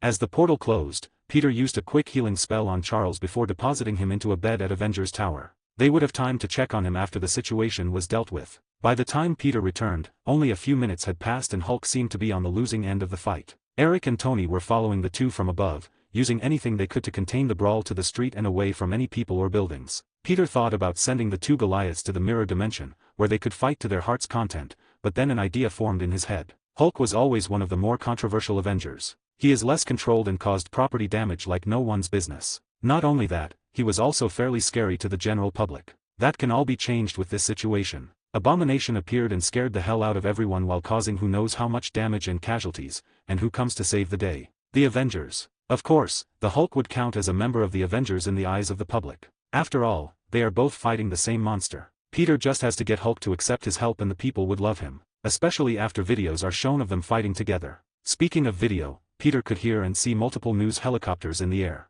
They're all keeping a good distance though, which Peter was thankful for. At this point in the fight, Abomination was straddled on Hulk's chest and raining down punch after punch to the big guy's face, which was cut open in multiple places and swelling by the second. Hulk looked like a man that got into the ring with Mike Tyson. "Oh no, you don't," Peter mutters as he shoots a couple webs on each side of the street and uses them to catapult himself toward the fight. Soaring through the air, Peter turns his body horizontally and goes in feet first. Just as Blinsky was about to smash Hulk's face in with another devastating hammer fist, Peter launches over like a torpedo and kicks him square in the face with both feet. The hit sends Abomination barreling backward and off of Hulk. Peter lands beside Hulk's head and slaps his bruised cheek a few times. "Wake up, big guy. We got a monster to smash." A/N 1495 words. Don't forget my stones. Or else. 91, see 91 Force Team Up. As of this chapter, the Patron is 7 chapters ahead at chapter 98. I'll be writing 1 or 2 more chapters today. Feeling some taps on his face, Hulk groggily opens his eyes. The last thing he remembers was losing to the lizard man-looking thing and then getting hit over and over again without the power to retaliate. Wake up, big guy. We got a monster to smash. A voice says as Hulk sees the spider that he flicked away only moments ago. Thinking back, maybe he should have taken the spider up on his offer to work together, as only minutes after turning him down, Hulk was getting beaten so badly that he passed out for a brief moment. The only problem with accepting help from a human is the fact that every human Hulk's ever met has either been deathly afraid of him or attacked him with military-grade weaponry. Hulk has a very bad opinion of humans and that opinion is completely fair and justified. After all, ever since the day he was born, Hulk has had to fight his other half's battles for him. All of those battles against humans. Those that didn't attack him, cowered in fear or ran away, and that type of treatment to a newborn being certainly won't help in their development. It's safe to say that the Hulk has some problems. Not only does he have trust and identity issues, but he was also molded into a racist somehow. Racist toward the human race to be exact. He's a giant with the mind of a child but no one has had the opportunity or inclination to ever find all of this out. They were usually too busy running in the other direction or shooting in his direction. Come on, big guy. Don't look at me like that. Peter says with an unseen pout as he sees Hulk's annoyed face. Let's be friends. We can beat that monster together and get some pizza afterward. My treat. Hulk has no friends. Hulk exclaims as he sits up and sees Abomination getting back up to his feet as well. That's right. Blinsky yells. We're practically gods. Friends, family, possessions. All we need is to know who's the strongest and that's me. Hulk is strongest monster. Hulk corrects challengingly as he rushes at Abomination. Fine, let's do this the hard way. Peter muttered as he watched Hulk and Abomination go at it once again. As the two start throwing fists once again, Peter doesn't sit idly by any longer. Looking for an opening, he slips into the brawl and assists Hulk the best way he can. Using his webs or even his body, Peter redirects attacks that would otherwise hit the Hulk. He didn't need much power to do this. Only agility and dexterity, both of which Peter had far more than either Hulk or Abomination. Annoying insect. Blinsky yells in fury as Peter kicks his arm at the elbow, causing him to only graze Hulk's chin with his fist. Go away. At this point, Peter has made him miss multiple attacks on Hulk, so Abomination had enough and turned towards the annoyance, ready to take care of him before finishing the fight with Hulk. What? Are you mad? Peter asks condescendingly with a tilt of his head. This had the exact effect that Peter was hoping for. Blinsky looked to get even more P***SSED off than he was before, as he turned his attacks toward Peter in an instant. Luckily, Peter was faster and smaller, making him hard to catch. That combined with Blinsky's angered state of mind makes every attack thrown Peter's way fairly predictable. Are you sure you're not mad? You seem angry.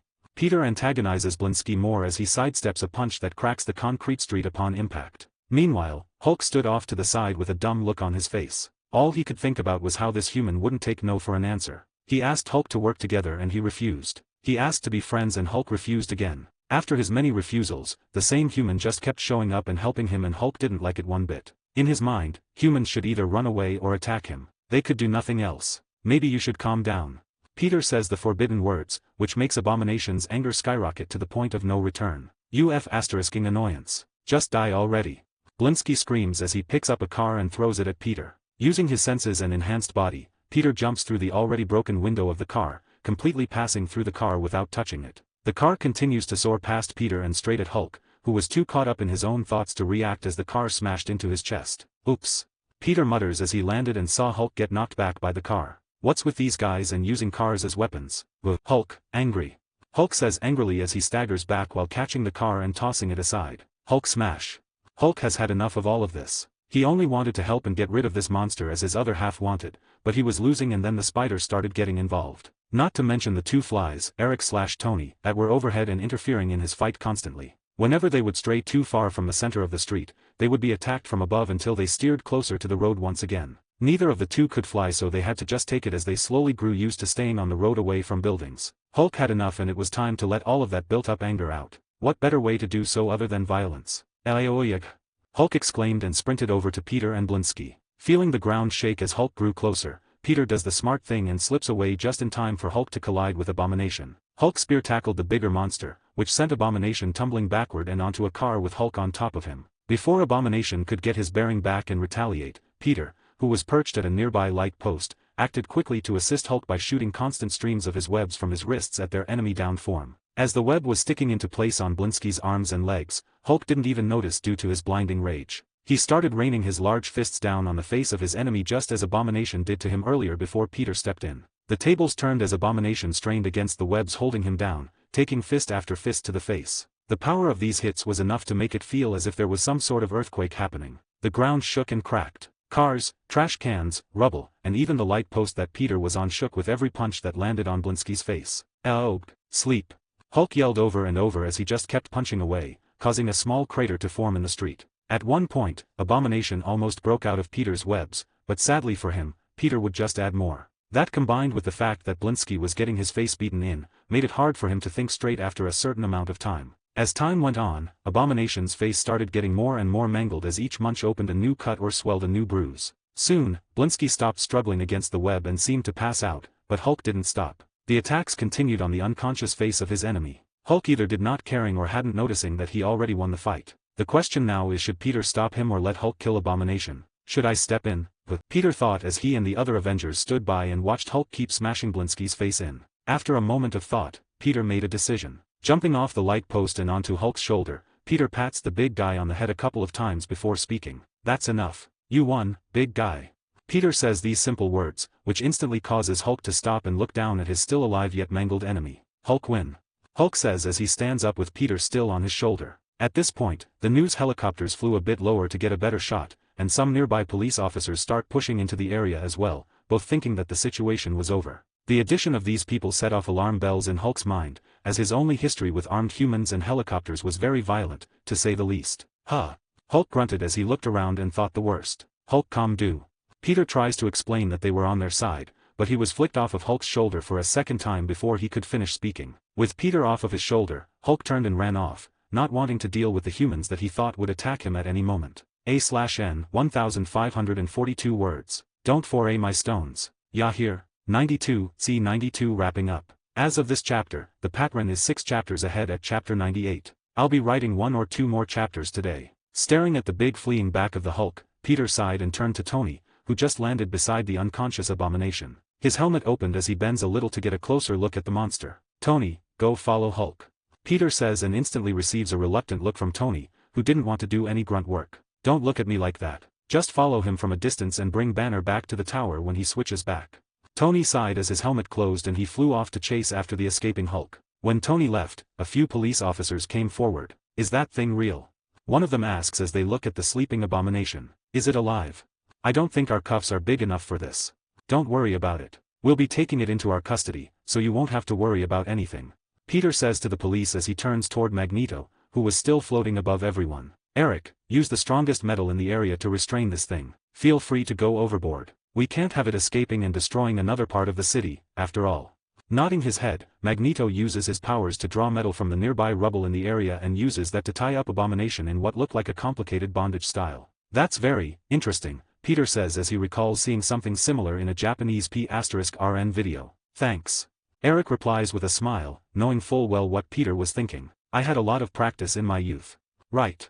Peter says as he turns to the police officers, who stood around them without a clue as to how to handle this situation. We'll handle this. If you guys can focus on crowd control, that would be helpful. Keep the media and civilians out of the area. Yes, sir. One officer said and the rest followed suit. Once Abomination was all tied up and secured and the police had a perimeter in place, news crews and curious civilians started pouring into the area in droves. Since the news crews couldn't get past the police, they set up outside the barriers and started interviewing witnesses. While this was happening, Peter was talking to Fury over the phone. Yeah, have Jarvis give you the location where this thing first appeared and see if there's a lab there or something. Alright, call me back when you have more information. Peter says and hangs up the phone. Where are we bringing this guy? We can't just stay here all night. Eric gestures between Abomination and the crowd of onlookers forming around them. Take him back to the tower for now. You go ahead of me. I'll catch up in a bit. Peter says as he looks around at the destroyed portion of the city. Is there anyone left that needs help? As Peter thinks out loud, Eric nods his head and flies off with the bound Abomination floating behind him. The news helicopters followed their departure, while the ground news crew stayed behind to continue their interviews and film the destruction. When Eric left with their prisoner, Peter ran around the area looking for any people in need. Although Magneto and Iron Man did their best to contain the fighting to the streets, that didn't mean buildings weren't damaged or destroyed here and there. Thankfully, the police were on rescue duty since the beginning of all of this, so not many people needed Peter's help at this point. Using his super hearing to locate survivors of tonight's festivities, Peter delivered injured victims to paramedics. As he dropped off the last of the injured, the news crews pounced and surrounded him with questions. Spider-Man. What was that thing? How did this happen? Was that second monster an Avenger? Spider-Man. Over here. Spider-Man. They were far too excited to even give Peter a chance to speak, so he simply swung away and headed back to the tower. Along the way, Peter took out his phone and started writing a tweet. At Spider_Man. Press conference at Avengers Tower at 7 a.m. Don't be late. The people needed answers and Peter knew it was best to give them swiftly. If you don't do that, those with bad intentions will twist the narrative to support whatever they're trying to sell to the general public. Arriving back at the tower, Peter found Magneto on the roof with Abomination contorted in metal bondage on the helipad. The news helicopters were still up above, filming the Abomination this whole time. He can't fit inside the building. Eric explains as soon as Peter arrived. Okay, this is something we should have thought about when designing the tower. Peter said with an exasperated sigh. True, we have a detainment floor, but none of the cells are big enough to fit this guy. We need bigger and stronger cells for situations like this. Eric says matter-of-factly. Okay, let me call Fury and see if he has something for this. Peter says as he enters the building through the rooftop door. Peter didn't know how they imprisoned someone as strong as the Hulk in the movies, possibly in an extremely reinforced cell or cryogenic storage. Peter wasn't sure. Killing him would be easier, but that wouldn't be a good idea with the cameras everywhere. Peter thought as he texted Fury about their problem. By the time morning came along, Magneto and Abomination were still on the rooftop, but thankfully, a solution was on the way. Fury had a reinforced cage, similar to the one they used on the Hulk in the Avengers movie. They had it made especially for the Hulk so it should also work on Abomination. It wouldn't be a permanent solution, but it would hopefully be enough for the time being. As for the laboratory where Abomination was made, Fury found it easily as there was an Abomination-shaped hole in the side of the building. Fury's men were still going through the building, but they already found security footage of Blinsky being turned into the Abomination. Everything was pointing at General Ross, which was good as it gave them someone to blame for all of this. Dr. Stearns wasn't found in the laboratory, which wasn't good. He appeared to have been affected by whatever made Blinsky into a monster, as his head swelled and grew in the security footage. 10 minutes before the press conference was planned to start, Tony returned with a knocked-out Bruce Banner in his arms. Hulk ran all the way to upstate New York and found a safe location in the woods before reverting back to Bruce. I'm going to sleep, Tony said as he dropped Banner onto a nearby couch and walked off tiredly. Lucky B*****. Peter muttered as he can't sleep until the press conference is over and Abomination is contained. Standing at a podium in an auditorium on a lower floor of the tower, Peter addressed the plethora of journalists and news cameras. I won't be taking any questions today. I'll simply explain what happened and what we know. Today's incident was a tragedy brought on by the mistakes and actions of one man. General Thaddeus Ross wanted to recreate the same thing that made Captain America and failed twice. You all saw both of those failures fighting each other today. Hulk, the big green guy that helped us capture the Abomination on the roof, was his first failure. The guy on the roof is the General's most recent failure. They were both normal people like you and me, but the General wanted to make them into super soldiers. This is the result of that. As Peter says this, a big screen TV beside him lights up and shows the security footage from He Lab. All in attendance gasped in shock as they watched a normal soldier transform into a giant monster. They couldn't believe that thing used to be a human. After all, everyone thought it was an alien or something in the beginning. Every bit of evidence we have points to General Ross, which is why we have him detained already. We'll continue to collect evidence against him before handing him and the evidence over to the US government. Peter says, his image being broadcasted all over the world. This was the first mission of the Avengers and I'd say it was a successful one. I'm afraid that's all we have for you today though. Peter says with a wave goodbye as he walks off stage. Have a good day. A/N 1447 words. Don't forget my stones. Please and thanks. 93, C93 Virgin. Want to read ahead of what I've posted so far? Go to my Patreon and get early access chapters. As of this chapter, the Patreon is 6 chapters ahead at chapter 99. I'll be writing 1 or 2 more chapters today. It was this huge abomination. It fell from the sky and flattened a taxi. I'm pretty sure whoever was inside is dead. News clips played on the TV in Peter and May's living room. This abomination just came out of nowhere and scared me half to death. May slept through the whole ordeal last night, but as soon as she woke up, she saw a recording of Peter on TV as Spider-Man addressing some sort of monster attack in Harlem that he was involved with. It was crazy for her to watch the footage of the 2 monstrous entities destroying the city with their battle. Thankfully, not too many people were hurt, and even fewer were killed, so she wasn't called into the hospital to help out. It's at times like this that she, and everyone else that loves Peter, worries for his safety. After all, this all started with normal criminals, but recently the types of characters that Spider-Man faces have been ramping upward in quality. First, it was normal criminals. Then, a man in power armor, and now a literal science fiction monster. It's a miracle that not a single metahuman has tried anything like this yet either. When will things go back to normal?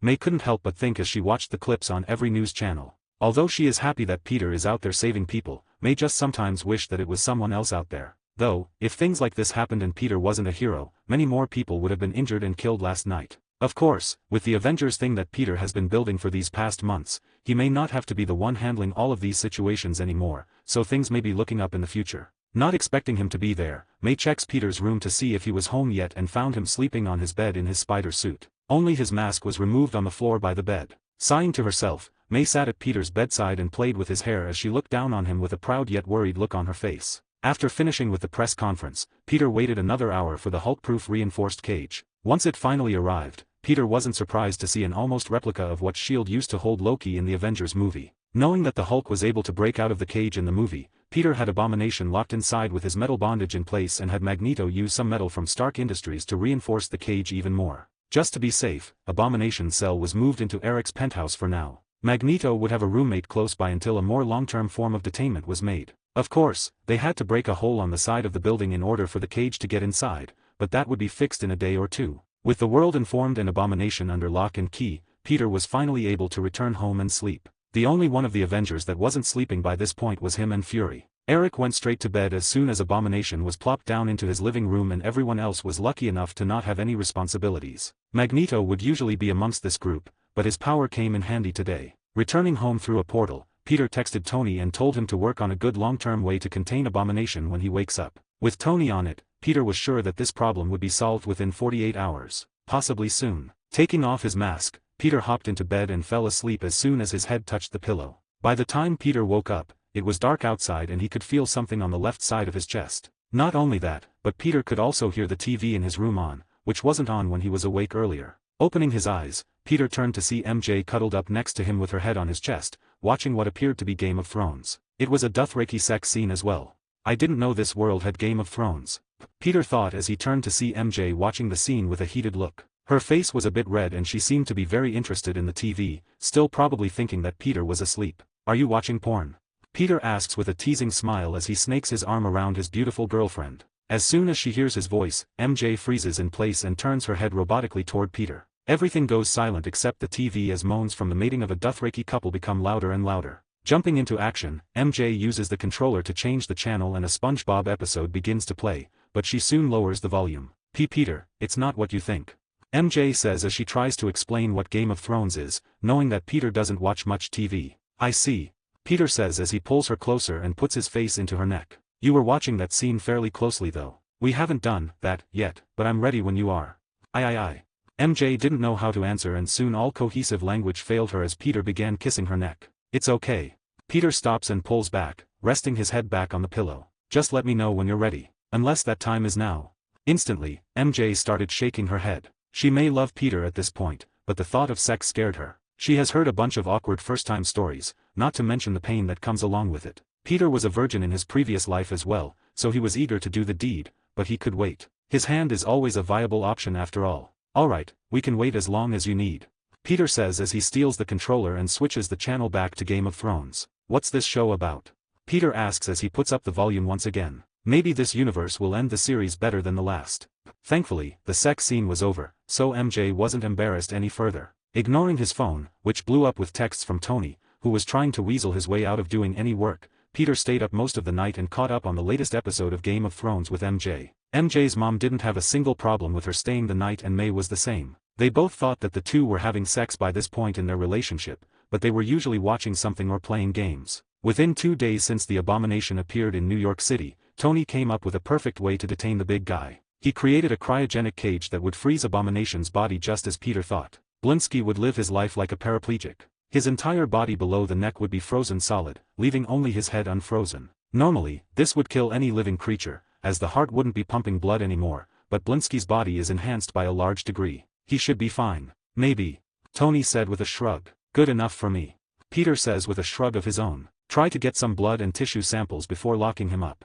Already done, Tony says as he opens a nearby lab fridge and shows multiple vials filled with blood and sealed containers of lizard-like skin. Good, keep that locked up safe somewhere though. Those samples could be dangerous in the wrong hands, Peter says as he grabs half of the samples for himself. Hey, get your own monster parts, Tony says and fails to take them back, as Peter ducks out of his way and opens a portal. Thanks.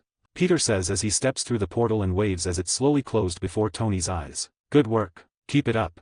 A/N 1405 words. Don't forget my stones. I sleep thanks. 94, see 94 Death of a Father. Want to read ahead of what I've posted so far? Go to my Patreon and get early access chapters. As of this chapter, the Patreon is 6 chapters ahead at chapter 100. I'll be writing 1 or 2 more chapters today. In a rundown apartment in Russia, an elderly man was tucked into a small worn-out discolored bed. His face was turning pale and it was hard for him to keep his eyes open for long periods of time. He coughed regularly and looked to be on his last legs of life. Insert picture of Anton Vanko here. This is Anton Vanko, a former Soviet scientist. Upon moving to the United States of America in his youth, Vanko became partners with Howard Stark at Stark Industries, where he and Howard created the first arc reactor. However, when Vanko sold his designs on the black market, Stark had him deported back to Russia, where Vanko spent decades drinking himself to death. The fruit of that labor was showing now. The alcohol has taken its toll, draining the man's life day by day. Now he's just a husk of his former self, ready to die at any moment and even hoping for it on most days.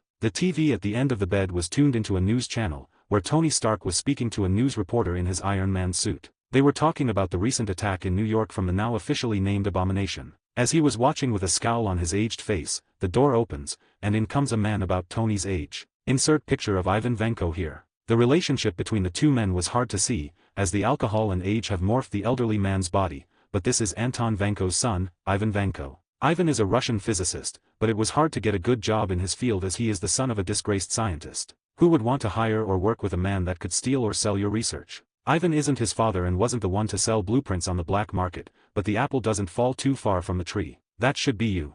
Anton says weakly from his bed as he shakily lifts his finger towards the TV. Don't listen to that crap. Ivan takes a seat at his father's bedside and shakes off his words, as he has heard them a million times by now. Suddenly, Anton grabs Ivan's hand with 2 aged hands of his own, grasping them as tightly as he could. Looking down at his father, Ivan could see a tired and apologetic look in his eyes. I'm sorry. All I can give you is my knowledge. Anton croaks out his last words. The sound of coughing fills the room for a brief moment before silence returns and Anton's body stills. He wasn't breathing. His heart wasn't beating and he already looked like a corpse. Ivan is naturally distraught. His father just died in front of him and all he could hear was Tony Stark's smug voice from the TV at the end of the bed. Staring at the TV with a vengeful look in his eyes, Ivan pulls out a set of blueprints for an arc reactor and gets to work. A week after the Abomination incident, the Avengers were surprised to find Blinsky turned back into his normal human form. He tried to escape from his prison by slipping through with his smaller body, getting the idea from Banner, who could switch back and forth as well. Though, Blinsky seems to have far more control than Banner does. Blinsky succeeded in changing but failed to escape as his body was still frozen. The cameras picked up on this instantly and Jarvis notified the Avengers. Since he was being held in Avengers Tower's detainment floor, a new cage was swiftly made and Blinsky was loaded in by the end of the day. There is a silver lining to this change though. Blinsky seemed to become less erratic ever since changing to his human form. If they can rehabilitate the man, then the Avengers may have a strong member in the future. The council didn't like the idea, but Peter contacted a therapist to come in on schedule to see Blinsky. Hopefully, he can show good results within a year and Peter can use that to bring this idea to the council once again. It would be hard to disagree at that point. After going through all of General Ross' facilities, including the one in New York where Abomination was made, Fury brought back mountains of evidence against Thaddeus, but that wasn't all he found. The General's years of work toward perfecting the super soldier serum were now in the hands of the Avengers. Compared to the research Betty gave them, the up-to-date research was leagues ahead. 5 years is a long time after all. Peter and Tony took a copy of each set of data before calling Banner to talk. Walking into Tony's workshop after going through multiple layers of security, Bruce found Spider-Man and Tony waiting for his arrival. Banner has been staying in one of the apartments in the tower for the past week and found the place very luxurious. Well, anything would be luxurious compared to the room he rented in South America. Just give the guy some air conditioning and a strong Wi-Fi signal and that would be heaven. You called for me. Banner says as he walks in. Bruce, take a seat. Tony calls out and gestures to a rolling chair at a computer desk. What's this all about?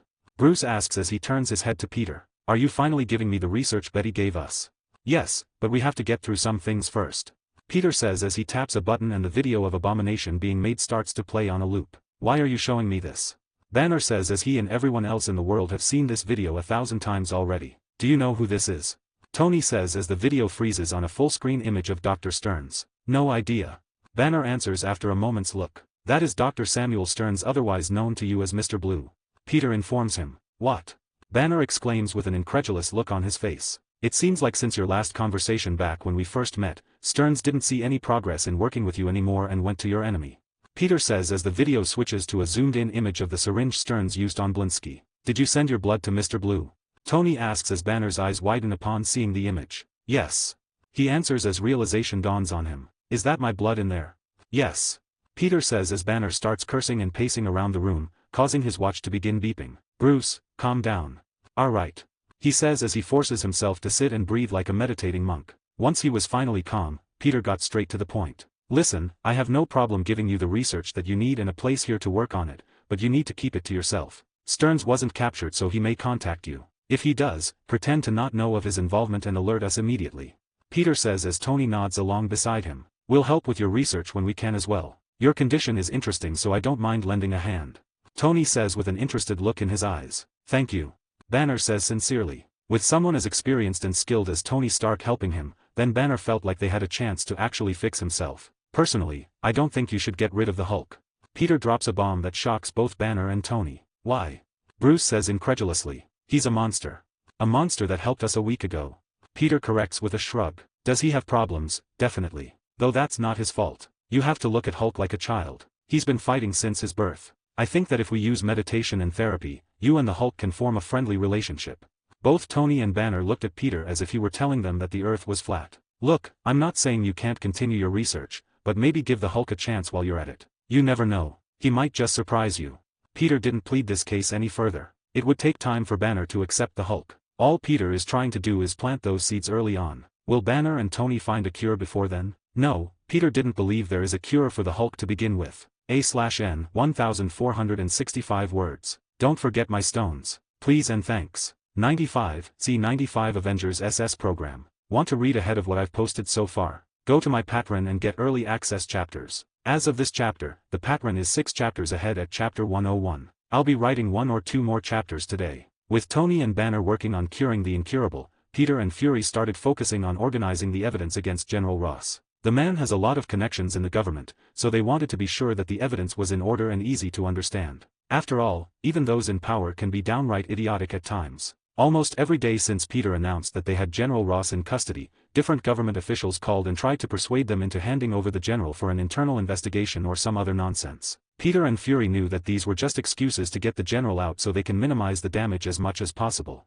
After all, a high-level military scandal doesn't look good for the US government. Even Obama called to ask about the situation in depth. He didn't ask for the general to be released or anything, but he would have zero power to do so even if he tried. The Avengers are sanctioned by the United Nations as a whole, so it would take a big meeting and majority vote for anyone to tell them what to do, which would almost never happen. It took Peter and Fury a few days to get the evidence put together. They had some help from people like Natasha and Mystique, who offered their help in organizing everything, but most of the work fell on them for the most part. They separated the evidence into 2 parts, the evidence that would be released to the media, which would be unclassified information, while the rest would be given to the government. Of course, Peter and Fury wouldn't be handing over any of the research data on the super soldier serum. Neither of them trusted the idiotic politicians with something that could possibly produce more Hulks or abominations. With all evidence gathered, Fury called the military police to come and arrest General Ross, who has been in the tower's detention center all this time. He was imprisoned only a hallway away from Blinsky, who he could hear roaring and growling for the first few days of his detainment.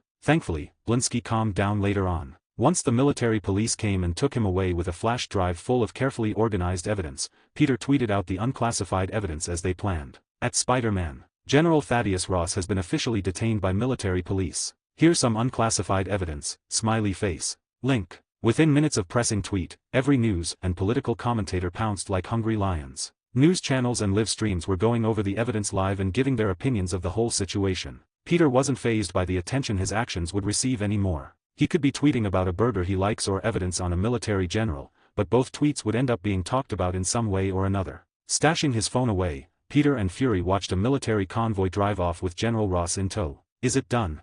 Fury asks. Yeah, the evidence is public now. Peter says as the convoy turns away and disappears behind a building. Good, let's get to the meeting. They're probably waiting for us. Fury says and the two head back inside, taking the elevator up to the higher floors of the tower. They specifically called a council meeting for when the general would leave, as that would wrap up everything from the abomination incident. Arriving at the council room, Fury and Peter found the rest of the council members waiting for their arrival, not knowing the reason for the meeting except Tony, who seemed to vibrate with excitement. Finally. Charles says with a tired sigh. What's this meeting about? Charles has been a very busy man ever since Spider-Man endorsed his school. That was also magnified after taking in Magneto's problem children, who have caused nothing but trouble ever since their first day of school. The exasperated attitude that Charles was radiating throughout the room was due to those problem children as well. Getting straight to the point, the general is gone and now we need to vote on whether to continue his research into the super soldier serum. Peter says as he and Fury take a seat. Once again, Peter isn't the leader of the Avengers. He may be the one they look to for leadership most of the time, but that doesn't mean he can just make decisions like this without consulting the council. Is there a need for it? Charles says with a hesitant look in his eyes. The damage that research has brought far exceeds the good. I would disagree. Fury cuts in with a shake of his head. World War II was won off the back of the super soldier serum. Captain America was a weak and frail man before he was turned into the hero we know today. Don't let the work of a power-hungry idiot ruin what could be a strong force for good. I agree. Tony speaks up, wanting to enhance himself so Peter can't make fun of him for not having powers anymore. We would obviously have to be far more careful than General Ross was. Procedures and safety measures would have to be put in place. Testing would have to start with mice and other animals before getting anywhere near humans. Everyone in the room was slowly nodding unconsciously as Tony finished speaking. Who would we even use the serum on? Eric asks, almost convinced. Those we find worthy and trustable. Peter answers instantly. Natasha, Clint, Fury, and Tony would be prime candidates. Other candidates can be vetted later on. We may also be able to take it ourselves, but testing would have to be done to see how the serum would interact with our already existing powers. Who knows how the X gene would react after all? Tony nods excitedly while Fury looks surprised by Peter's words. He didn't expect to be one of the candidates for the serum but didn't voice any disagreement. Becoming a super soldier would help in his duties for S.H.I.E.L.D. and the Avengers. Peter also planned to offer this serum to his loved ones. He already has the resurrection elixir, which he plans to give them as well, but that would take time to make the way he wants. The super soldier serum could be a good starting point for them before he can finish the elixir. After all, with what Peter has planned, his resurrection elixir would be far more powerful than the original. As long as we get regulations put in place as Tony described, I have no problem with us making this serum. Eric says in full agreement at this point. I would also like to add that we don't broadcast this to the world. If others know we can make our own Captain Americas at will, then countries, companies, and powers all around the world would come knocking. But we can handle that easily. Tony says with an uncaring shrug. True, but do we want to deal with it? Magneto asks with a raised eyebrow. Everything would be far simpler if this remains between us and those we choose to enhance in the future. I agree, let's vote.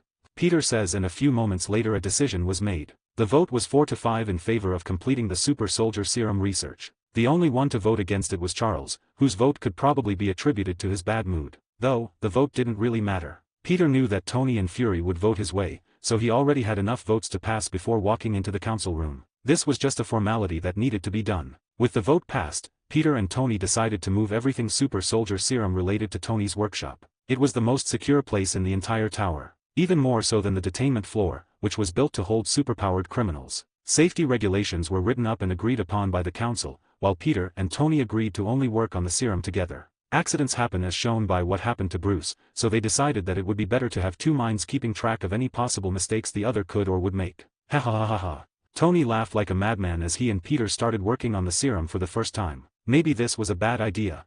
A/N 1421 words. Don't forget my stones. Please and thanks holds knife threateningly. 96, see 96 Stark Expo. Want to read ahead of what I've posted so far? Go to my Patreon and get early access chapters. As of this chapter, the Patreon is 6 chapters ahead at chapter 102. I'll be writing 1 or 2 more chapters today. We'll miss the expo if you don't hurry up. Peter reminded MJ, who was sitting in her room in front of a mirror doing her makeup. I'm almost done. Be patient.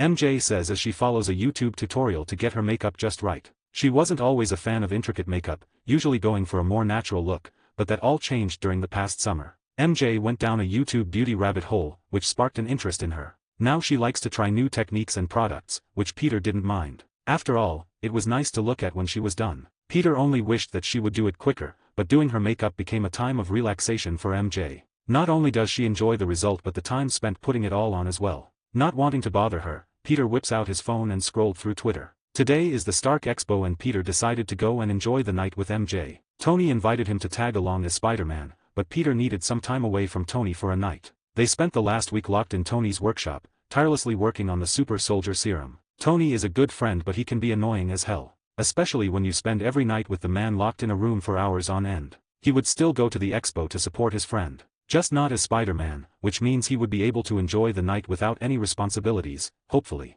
The Stark Expo was an event originally started by Howard Stark to display the latest and greatest technology that could potentially create the future. It's an event where Stark Industries can show off their many prototypes, like hover cars and other attractions that would draw in the public. This year's expo is supposed to be very big for Stark Industries, as they have stepped away from their main revenue source, which was arms dealing. Tony and Pepper want to use this expo to show off the new things Stark Industries would be selling, though Peter has no idea what that would be. Probably cell phones and other appliances if Peter had to guess. The Avengers and Stark Industries may share a building, but Peter doesn't have the time or that high of interest to know what they've been working on, though he would find out today. Am I going to meet Tony Stark? MJ asks as she applies eyeliner. No, I'm going as Peter Parker, not Spider-Man. Tony doesn't know my real identity. Peter says with a shake of his head. Why, do you want to meet Tony? I mean, yeah. MJ says with a shrug. He's your friend, so I want to meet him sooner or later. Also, he's Tony Stark. I see. Peter rolled his eyes at her. Tony was famous even before he became Iron Man. If Peter could compare his fame to someone from his past life, it would have to be something close to Kim Kardashian. Everyone wanted to hear which model or actress Stark bedded or what scandal ensued soon after. That behavior has calmed down severely since Tony returned from Afghanistan, but the reveal of Iron Man certainly helped keep the people interested. We could try to meet Tony while we're there, but I doubt we'll get past security. Just don't tell him I'm Spider-Man. Peter offers, getting an adventurous smile from MJ. Alright, let's infiltrate the expo and meet Tony Stark. We'll see how long it takes before we get kicked out. MJ says with a laugh. Well, you better hurry up then. I doubt he'll be there all night. Peter says as he checks the time on the watch she gave him for Christmas. I told you we'd make it on time.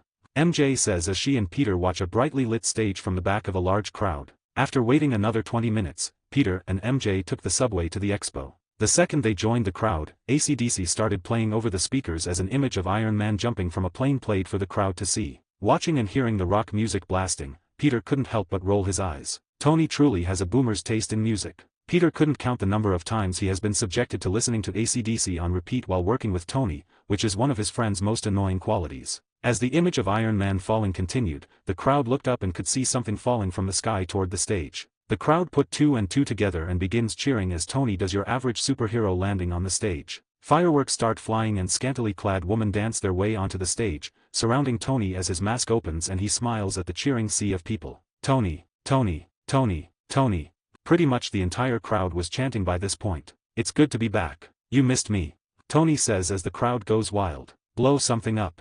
One guy yelled over everyone else. I missed you too. Blow something up. I already did that. I'm not saying that the world is enjoying its longest period of uninterrupted peace in years because of me. I'm not saying that from the ashes of captivity, never has a greater phoenix metaphor been personified in human history. I'm not saying that Uncle Sam can kick back on a lawn chair, sipping on an iced tea because I haven't come across anyone who's man enough to go toe-to-toe with me on my best day.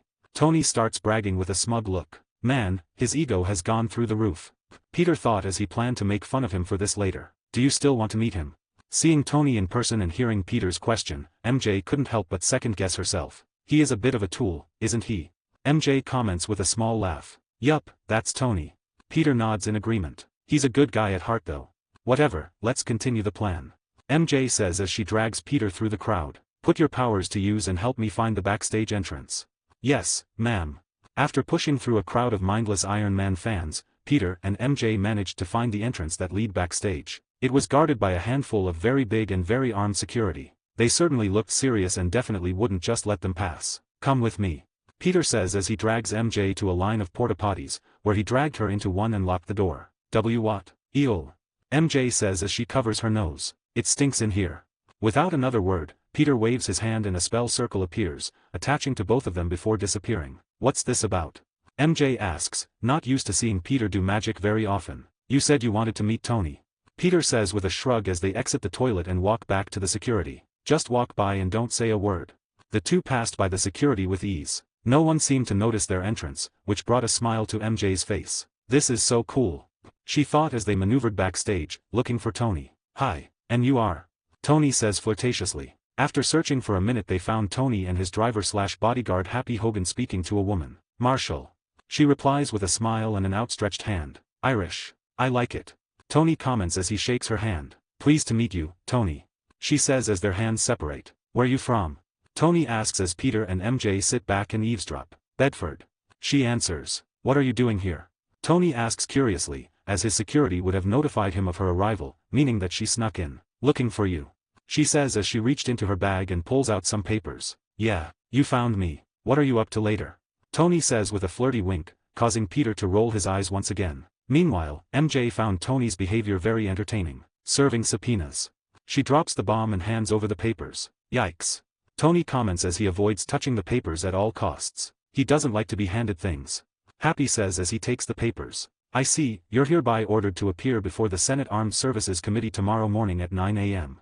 A/N 1453 words. Don't forget my stones. I sleep. 97, C 97 Scheming Senator. Want to read ahead of what I've posted so far? Go to my Patreon and get early access chapters. As of this chapter, the Patreon is 6 chapters ahead at chapter 103. I'll be writing 1 or 2 more chapters today. After dropping the bomb that Tony was being called to appear before the Senate Armed Services Committee, the woman who called herself Marshall walked out after some more flirtatious words from Tony. Excuse me. She says as she passes Peter and MJ on her way out, which alerts Tony and Happy another visitor. Peter removed the spell that got them past the guards after getting backstage, so they weren't as stealthy as before. Who's there? Happy asks, annoyed that so many people have somehow made it past security. Hi. Peter takes the lead and walks in with MJ following close behind. Let me guess. You snuck in as well. Happy says, getting a nod from both teenagers. Don't tell me you have a subpoena for me as well. What's next? Does the Supreme Court want something too? Tony jokes, but the annoyance from his last guest's gift was clear to see. No, we just came to meet you. Maybe get an autograph, but it seems you have more to worry about than us. Peter acts like a fan, hinting that they heard the earlier conversation. Yeah, tell me about it. Tony says as he looks at Peter weirdly for a moment. Do I know you? No, I don't think we've met. Peter says with a shake of his head, hiding his shock at how Tony somehow noticed him. I've been on the news a few times though, so maybe you saw me there. Really? What for? Tony asks curiously. I made a popular mobile game. Peter says with a shrug. Don't act like it's not a big deal. MJ says, joining the conversation. He made Candy Crush. Ned helped. Peter shrugged again, not thinking that Tony would care so much about a random mobile game. Really? My assistant is addicted to that game. Tony says with an impressed nod. Whenever I annoy her, she opens Candy Crush and ignores me. Everyone knows Candy Crush after all. It's the most popular mobile phone game in the world. Even Tony has played the game here and there during times of boredom. Well, it was nice meeting you. Peter says as he and MJ make their way toward the door. We know that you're busy so we'll leave you alone. As they were about to leave because Peter didn't feel like risking Tony figuring out that he's Spider-Man any longer, not that he would really mind at this point in their friendship, Tony called out and stopped them in their tracks. Wait. Peter turns, thinking that Tony may have figured it out. You two wanted autographs, right? Tony says as he grabs some headshots of himself, which were made for this type of occasion. Here. Signing the 2 photos that made Tony look like a member of a boy band, they took a picture each and left with a quick thank you. Nice kids. Happy comments when they were gone. Yep. Tony says as he snatches the subpoena papers from Happy's grasp. How far are we from DC? DC, 250 miles. Next day, 7 a.m. Although the Senate Armed Services Committee blindsided Tony by serving his subpoena only one night before he was required to attend the committee meeting, that didn't slow down the media from attending as well. Tony, Pepper, and Happy arrived just in time, which prompted every camera to turn their way as they entered the committee chambers and took their seats in front of a panel of high-level government officials. At the head of these government officials was Senator Stern, a senator from Pennsylvania and a covert member of Hydra. Using his position, Stern is the leading force behind everything happening today. His goal is to convince the American people that Tony Stark is a threat to their safety, ultimately leading to Tony handing over his Iron Man suit, intending to use it to mass-produce power armor for Hydra. As soon as Tony took a seat, he didn't show a speck of respect for the committee before him. Rather, he took out his phone and started playing Candy Crush, flirting with Pepper every once in a while as well. Mr. Stark, could we get started please? Stern says as he tries for the 10th time to get Tony's attention away from his phone. Mr. Stark, please. Yes, dear. Tony looks up from his phone and answers the senator. Can I have your attention? Stearns asks in exasperation. Absolutely. Tony says as he finally sets down his phone. Do you or do you not possess a specialized weapon? Stearns asks. I do not. Tony replies with a smirk that digs straight into Stearns' soul. You do not. Stearns replies with an air of disbelief. I do not. Tony repeats with an uncaring shrug. Well, it depends on how you define the word weapon. The Iron Man weapon, Mr. Stark. Stearns finally states what he is after. My device does not fit that description. Tony replies with a shake of his head. Well, how would you describe it? Stearns asks. I would describe it by defining it as what it is, Senator. Tony says, knowing that this dance they were having was annoying the senator and loved every minute of it. As Stearns asks, seething on the inside, it's a high-tech prosthesis. That's actually the most apt description I can make of it. Tony explains with a smirk. It's a weapon, Mr. Stark. Stearns states plainly and clearly, please, if your priority was actually the safety and well-being of American citizens. Tony starts to rant but Stearns speaks over him. My priority is to get the Iron Man weapon turned over to the people of the United States of America. The senator says, but before Tony could rebut, the large wooden doors of the committee chambers swung open. Does that mean all Americans would be able to buy their own Iron Man suits? Do you want to place them in gun stores next to the M4S and Desert Eagles?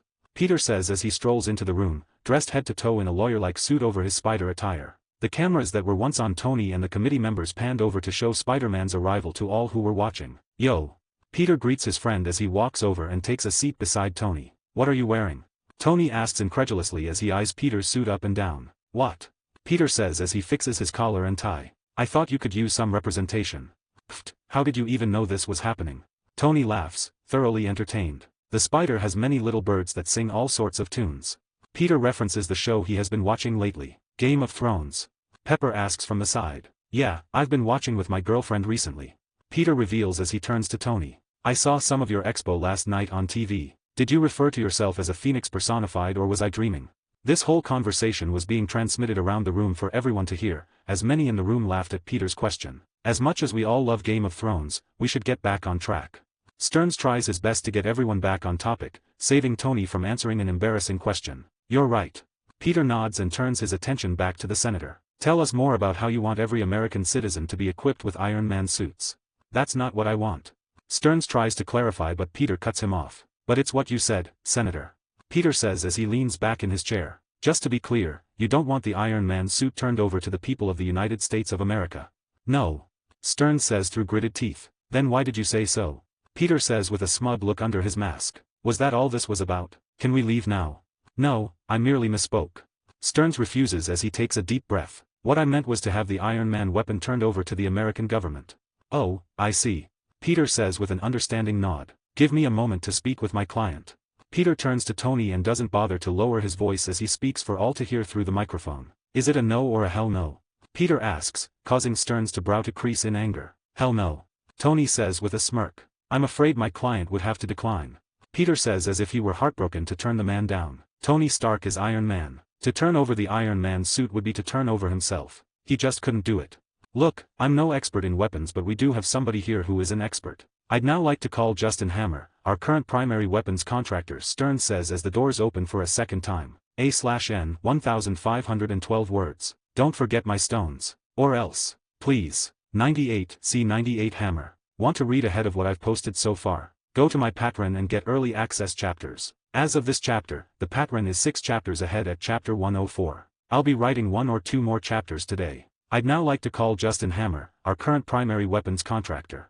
Senator Stearns says. As the big wooden doors swung open, in walked a blond man with glasses and a very expensive-looking suit. He looked to be in the same age range as Tony, whom he was staring at with a smug smile on his face. Insert picture of Justin Hammer here. Justin Hammer is a military contractor, and the CEO and majority shareholder of Hammer Industries, which had formed a strong business rivalry with Stark Industries. Seeking to improve his own position as a contractor for the US government and get one over on Tony Stark, Hammer is working alongside Stern and attempting to damage the public's view of Tony. Not to mention the fact that he was promised to be able to study and replicate Stark's Iron Man suit and arc reactor upon their combined success. Hammer was called as an expert to prove that Tony Stark's ego and his monopoly on his Iron Man armor was now a danger for the United States of America and its people, as part of Stern's attempt to force Stark to give the Iron Man suit technology to the government. Though, in Peter's opinion, Stearns could have chosen a better partner in crime than Justin Hammer. Whilst overconfident, Hammer is also incompetent in terms of the quality of his technology, some of which are faulty altogether and even dangerous to the user. Even the normal guns that Hammer Industries sells have a 50/50th chance of jamming during usage.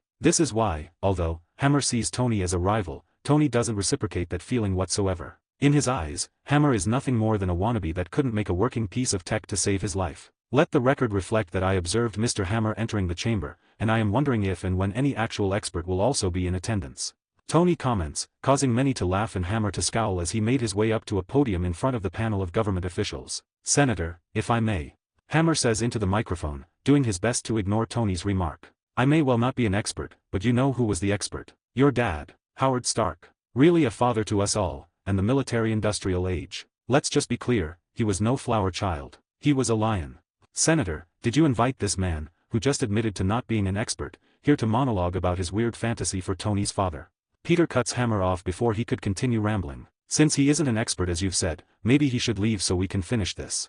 Hearing Peter's words, Stearns didn't know how to legitimize Hammer being there anymore, which goes to show that he shouldn't have worked with Justin in the first place. The man is simply incompetent. Before Stearns could form a rebuttal for Peter's words, Hammer just steamrolled ahead, ignoring the opposition. We all know why we're here. Last year, Tony Stark created a sword with untold possibilities, yet he insists it's a shield. He asks us to trust him as we cower behind it. I wish I were comforted, I really do. I'd love to leave my door unlocked when I leave the house, but this ain't Canada. We live in a world of grave threats, threats that Mr. Stark will not always be able to foresee. You're right, but that's what the Avengers are for, not Tony or Iron Man. Peter cuts him off once again and turns to the senator. Senator, let's move on from this one. He's obviously not an expert, so I see no point in hearing him ramble any further. As Peter finished speaking, Tony was smirking like a madman while Stearns and Hammer were turning red from anger. The committee would now like to invite Lieutenant Colonel James Rhodes to the chamber. Stearns says through gritted teeth. Tony's head snaps backward as the doors swing open for a third time and Rhodes walks in wearing his military uniform with an ever-present scowl on his face. He looked like he didn't want to be here and most likely was ordered to attend by his superiors, but Tony was currently blinded by the feeling of betrayal so he didn't seem to notice. I have before me a complete report on the Iron Man weapon, compiled by Colonel Rhodes. Colonel, for the record, can you please read page 57, paragraph 4? Stearns says as Rhodes takes Hammer's place at the podium. Shuffling through his report, Rhodes finds the exact paragraph and starts reading. Very well. As he does not operate within any definable branch of government, Iron Man presents a potential threat to the security of both the nation and to her interests.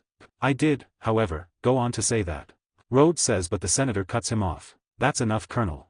Stearns says, getting exactly what he wanted. You can step away from the podium now. Rhodes stood rooted to the ground, shocked that the senator would act so shamelessly with this whole situation. This is all very confusing to me because Iron Man is a member of the Avengers. As an Avenger, we operate at a higher level than any single government branch. Although you have the power to summon my good friend Tony here, as he's an American citizen, Iron Man is already a member of an extra government agency, You know, the longer this farce goes on, the more it starts to look like you and that idiot over there Peter gestures to Hammer, who sat at the side. Simply want to take what doesn't belong to you. While I agree with you, Spider-Man, we do have a problem. Rhodes says as he digs through a folder and pulls out some pictures of human-like robots. Intelligence suggests that the devices seen in these photos are, in fact, attempts at making manned copies of Tony's suit. This has been corroborated by our allies and local intelligence on the ground indicating that these suits are quite possibly, at this moment, operational. Just like in the movie, Tony starts doing something on his phone, which triggers the TVs in the room to light up and start playing videos of different military tests from the pictures that were shown. Time for a little transparency. Now, let's see what's really going on. Tony says with a smirk. What is he doing? Stern asks in bewilderment. If you will direct your attention to the screens, I believe that's North Korea. Tony says and the robot starts to walk before stumbling and exploding in a fiery mess. Stern starts yelling for someone to turn off the TVs and stop Tony from continuing as more and more examples of failed Iron Man copies were shown. All of them ended in destruction. No grave threats here. Tony says as the screen changes to a video with Hammer in it this time. Is that Justin Hammer? How did Hammer get in the game? Look, you're on TV. How exciting. The video plays and shows a test pilot in some clunky Iron Man copy. Hammer directs him to twist his body, which causes the armor to overturn and snap the test pilot's spine with a sickening crack. The screams of the poor guy fill the room as Hammer finds the TV's plug and pulls it out. Wow. Yeah, I'd say most countries are 5 or 10 years away. Hammer Industries, 20. Tony states as he sets his phone down. I think the point that he's making. Stearns tries to speak but Tony cuts him off. The point is, you're welcome, I guess. Tony stands up with his hands spread. For what? Stearns asks incredulously. Because I'm your nuclear deterrent. It's working. We're safe. America is secure. You want my property? You can't have it, but I did you a big favor. Tony says as he turns to the cameras. I've successfully privatized world peace. I've successfully privatized world peace. Tony's image plays on an old TV in a rundown Russian apartment. Ivan Vanko stands in the center of the room, where his father died before his very eyes, dressed in metal straps and mechanisms with an orange glow on his chest, similar to Tony's arc reactor. Holding two lightsaber-looking objects in his hands, which were wired to the device on his chest, Vanko presses buttons in each hand, causing the two hilts in his hands to ignite in orange light. Insert picture of suited-up Vanko/Whiplash here. A/N 1439 words. Don't forget my stones. Please and thanks. 99, C99 poisoning. Want to read ahead of what I've posted so far? Go to my Patreon and get early access chapters. As of this chapter, the Patreon is 6 chapters ahead at chapter 105. I'll be writing 1 or 2 more chapters today. As Peter portaled Pepper and Tony back to the tower in New York, Pepper stepped through the portal with a nervous look on her face. This was one of the very rare occasions that she was able to use Peter's portal. As she watched the portal close behind them with a look of awe, Tony just strolled through casually and made his way to a nearby minibar, where he poured himself a very large glass of whiskey. Peter removed the lawyer's suit and found a place to sit while thinking of what today's events mean. Iron Man 2.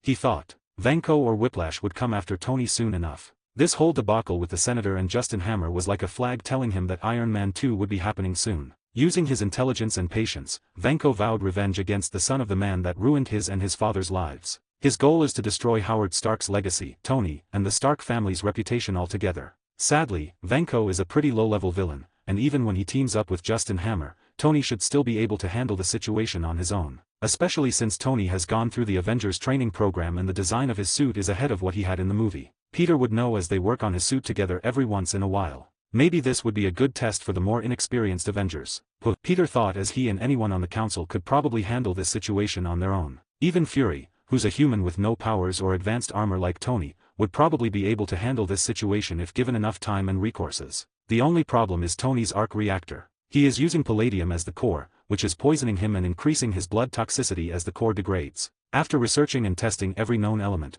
Tony still could not find one that could work in place of palladium, so he had to remain with what worked, even if it was bad for his health. Although Tony doesn't need the arc reactor to keep the shrapnel away from his heart, as he had that surgically removed in preparation for meeting Magneto, that doesn't mean the reactor isn't still poisoning his body. Tony still wears his reactor at all times in preparation for any possible situation that could break out, so he still needs to discover a better element before he kills himself. Tony would have to make a new element as he did in the movie, which he unceremoniously dubbed Batasium. Thankfully, Peter knows how he figured it out, so this can be solved easily. Taking out his phone, Peter sent everything he knows about Ivan Vanko to Scythe and asked him to track him down. Once Peter has a handle on the situation, he can bring it up to the council and have an Avengers team take care of it or work out some chance meeting between them. It's the perfect test for them after all. With that settled, Peter turned to Tony and Pepper, who stood by his side, and spoke. So, Tony, do you plan to tell us about your most recent problem? Peter says, causing Tony to freeze mid-drink and Pepper to look at him in confusion. What's he talking about, Tony? Pepper asks as Tony averts his eyes. I don't know what you're talking about. Tony says as he tries to avoid this conversation. Okay. Peter says with a nod as he shoots a web at Tony's shirt and pulls, yanking the billionaire's upper clothes clean off. As Tony's naked chest was revealed to the world, the veins surrounding the arc reactor, which was still attached to his bare chest, were clearly visible and dyed black like ink. What the? Pepper gasped as she stepped closer to get a better look. What happened? It's just some palladium poisoning. Tony says as he covers his chest with his arms and glares at Peter. I'm working on a fix. There's no reason to worry. Why didn't you tell me? Pepper asks as she moves his arms out of the way and touches the black veins. Well, you've been busy with becoming CEO of the company, so I didn't want to add more to your plate. Tony says as he looks away awkwardly. Are these two making this an intimate moment somehow? Peter thought as he watched them interact. They should just get together already. That's not an excuse. You're killing yourself. Take it off. Pepper says, knowing that Tony doesn't need the arc reactor as he removed the shrapnel long ago. I'd rather not. Tony says as he backs away. Why? Pepper asks confusedly. I just feel naked without it. Tony says as he looks down at the glowing blue object on his chest. What? It's killing you. Pepper states plainly. Yes, but I'm working on a solution. Tony says defensively. Without it, I feel like I'm unarmed. I need to be ready for any dangerous situation. At this point, it all made sense for Pepper. Tony has some sort of post-traumatic stress disorder, PTSD. He's acting like a veteran soldier that refuses to part with his service pistol. Peter already knew this from his time spent with Tony and his character in the movies. Look, I get it. Peter joins the conversation as Tony puts his shirt back on. I know that I joke about this a lot, but you don't have powers like the rest of the Avengers, so I understand why you feel so attached to the source of your power. However, you shouldn't be hiding such a huge problem like this. There are many people in the Avengers that are qualified and would be glad to help you, myself included. Tony has no words to fight back and Pepper nodded alongside every word that came out of Peter's mouth just now. Fine. Tony gives up with a tired sigh. I need help, but I still refuse to remove the arc reactor. Tony. Pepper goes to speak but Peter cuts her off. Fine, how much time before the poisoning gets bad? Peter agrees and asks, causing Pepper to turn to him with an imploring look. What? He's far too stubborn to see reason. Let's just focus on a fix before it's too late. I resent that. Tony says as he pours himself a new drink. You didn't answer the question. Peter says. I have about 2 weeks to a month before we have to start worrying. Tony says after sipping his liquor. Okay, let's recruit Banner, Charles, and Beast. With a stacked team like that, we'll have a fix for this in no time. Peter says as he takes out a phone and sends a message to the Avengers group text, causing Tony's phone to vibrate. Pulling it out, Tony reads the text out loud. Yo, Tony is dumb and dying. I hereby summon all big brains to the tower. Get here ASAP before he croaks. Tony reads the message that was sent to every Avenger with an unamused look on his face. Seriously? What? Peter says with a shrug. You are dumb for keeping this from us and you are dying if we don't figure this out. I agree, this was a very stupid thing to hide from us. Pepper starts reaming into Tony as Peter gets up and slowly sneaks away. I may not be able to help but the Avengers could. You just don't think about anyone else. I mean really how could you? You could have died. Why can't you just? So irresponsible of you. Tony was stuck there taking the sharp words from Pepper, while Peter snuck away to relax before they all got to work. Peter could feel the pleading look that Tony was giving him as he left, but simply ignored it and went on his way. He would have to get used to such treatment when they're in a relationship anyway. It would only get worse at that point. After sneaking off, Peter made his way through the tower, looking for the model of the Stark Expo that Howard Stark left behind, as it held the secret to making the element Tony needs. Howard believed it to be the key to limitless, renewable, clean energy. However, limited by the technology of his time, Howard was unable to create the element for himself and instead left the blueprints for the element hidden in the model that Peter is searching for, hoping that his son would complete his creation in the future. A/N 1439 words. Don't forget my stones. Here's a riddle for you. No Google allowed. When is a door not a door? 100. See 100 Howard Stark. Want to read ahead of what I've posted so far? Go to my Patreon and get early access chapters. As of this chapter, the Patreon is 5 chapters ahead at chapter 105. I'll be writing 1 or 2 more chapters today. Within the next 2 hours, Bruce, Charles, and Henry, Beast, rushed to the top of the tower with confused and worried looks on their faces. At first, they thought this was a joke, but after getting some more information from Peter and Pepper, they fully understood the problem. Why can't you just take it off until we find a replacement? Banner asks as if it was a simple solution, which it was, but Tony was as stubborn as a mule and extremely paranoid from his recent experiences. I refuse. Tony says plainly, guarding his arc reactor against everyone's prying eyes. We refuse your refusal. Beast says as he tries to rush at Tony to take it off of him. Keyword tries. As soon as Henry's hairy blue form moves toward Tony, the floor opens up and a red and gold piece of tech flies. It attaches to Tony's outstretched hand and turned into a glove, matching the one on his Iron Man suit. Instantly, the center of his palm glowed blue and fired a blast of energy, which impacted Beast and launched his body across the room. As Henry impacted the wall, the putrid smell of burned hair fills the room, causing some to cover their noses to block out the smell. Peter just stood at the side watching the whole situation play out. If Tony wouldn't give up the reactor after Pepper pleaded to him, then he wouldn't give it up for anyone. Tony wasn't playing around and called the rest of his armor, which shot into the room and attached to his body one piece at a time. The only piece that didn't come was the helmet, leaving Tony's head as the only exposed body part. Ugh, my fur. Henry says as he stands back to his feet and sees the singe marks on his chest. Well, don't attack me again and you won't lose any more hair. Tony says as his palm thrusters pulse threateningly. I'll keep that in mind. Henry mutters as he brushes the singed hairs off his chest. As this was happening, Fury and Natasha walked into the room. Fury held a closed cardboard box in hand as Natasha walked up behind Tony and poked his exploded neck with a needle, injecting him with some sort of fluid. Out of reflex, the thrusters in Tony's palms fired and hit the floor as he turned to see Natasha with an empty syringe in hand. Oh, God. Are you gonna steal my kidney and sell it? What did she just do to me? Tony begins to panic as he looks around the room in dismay. What did we just do for you? That's lithium dioxide. It's gonna take the edge off. It'll help with the pain and discomfort. Fury says, which causes Tony to notice the ease in the pain he's been feeling recently. Give me a couple boxes of that. I'll be right as rain. Problem solved. Tony says as he points to the needle in Natasha's hand. It's not a cure, it just abates the symptoms. Natasha reluctantly informs him. You're still poisoned. That thing in your chest is based on unfinished technology, Stark. Fury says as he walks forward and hands the box over to Tony, who took it out of reflex. No, it was finished. It just wasn't particularly effective until I miniaturized it and put it in my chest. Tony rebuts as he looks down at the box as if to say, what's this?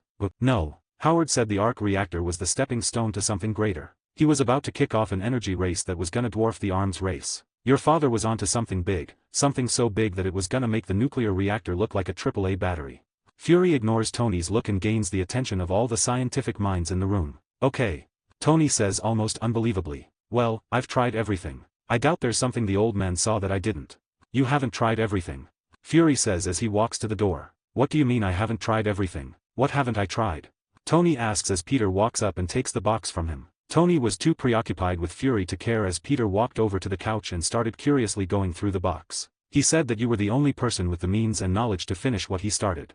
Fury says as he keeps walking away. He said that. Tony asks as Fury stops at the door and turns around. How do you know my father so well? Howard Stark was one of the founding members of S.H.I.E.L.D. We worked together a lot before his untimely death. Fury reveals, shocking everyone, especially Tony. What? Tony mutters as Fury turns around and leaves. I got a 2 o'clock meeting. Fury calls out with a wave as he rounds the corner and disappears from view. Wait, what's with the box? Tony calls out but Fury doesn't come back. So? Peter says as he looks up from the box and at Tony. Your dad was a super spy, huh? Shut up, webhead, Tony says in exasperation. At most my dad was probably just a glorified money and gadget supplier. Trust me, he wasn't some type of James Bond. He was cold, he was calculating. He never told me he loved me. Hell, he never even told me he liked me. Sounds like the personality of a busy spy to me. Peter says jokingly. No, more the personality of a busy CEO who took every opportunity to avoid his family and their problems. Tony says as his suit is removed by robotic arms and he walks over to Peter and looks through the box. What's all this? He asks as Charles, Beast, Pepper, and Banner circle around to see as well. It's just files from your father's time working on the arc reactor with someone named Anton Vanko. It's all just files and blueprints. Peter says as he already took a look inside. Is that film for a projector? Charles asks as he sees circular tins, which held old school film for videos. It took almost an hour, but after going through the box with everyone, Pepper finally arrived with an old school projector for them to use. She left to find one so that everyone else could go through the box together. Hooking up the projector, they all sat back and watched but soon felt awkward as the film kept played. It seemed to be the outtakes/bloopers for a video that Howard Stark was filming for the expo back in the day. When it got awkward was when Howard suddenly started talking to Tony through the video, as they could all tell that Tony was feeling emotional from it. Tony, you're too young to understand this right now, so I thought I would put it on film for you. I built this for you. Howard gestures to the model of the Stark Expo behind him. Someday you'll realize that it represents a whole lot more than just people's inventions. It represents my life's work. This is the key to the future. I'm limited by the technology of my time, but one day you'll figure this out. When you do, you will change the world. What is and always will be my greatest creation is you, Tony. Remember that. As the video came to an end, Peter could see the mist appear in Tony's eyes but he did a good job at hiding it. That was nice of him. Peter comments as he finds the silence uncomfortable. Shut up, webhead. Tony uses that moment to laugh and wipe the mist from his eyes without anyone noticing. What, you said he was AD**CK, but now I think he was just what the anime community would call a tsundere. Peter says, confusing everyone in the room. What the hell is a tsundere? Bruce asks for everyone. Just think of it as someone that has a hard time showing their feelings. They use a hot and cold attitude to mask what they truly feel. Peter explains. Or he was just an A***shoal. Tony jokes. No, I think that video showed how much your father cared about you. Peter says as he walks up to the projector and rewinds the video. Now there's only one question. Peter pauses the video as it shows a good view of the model behind Howard Stark. Why is that miniature model so important? A/N 1436 words. Don't forget my stones. I sleep. Hi guys. I made a paid service in Telegram where you will find a great collection of fanfiction audiobooks organized and regularly updated. What you get? An unlimited access to the full audiobook library. New fanfiction audiobooks added regularly. You can play audios directly from Telegram anytime. Joining our service is available through a monthly subscription of $5. You can pay using PayPal or Ko-fi. So what are you waiting for? Send me a message on Telegram or Discord. I will provide the payment details. After the payment is confirmed, you will receive access to the private Telegram channel containing all audiobooks. If you enjoy fanfiction and prefer listening instead of reading, this library is made for you. Message me anytime to join.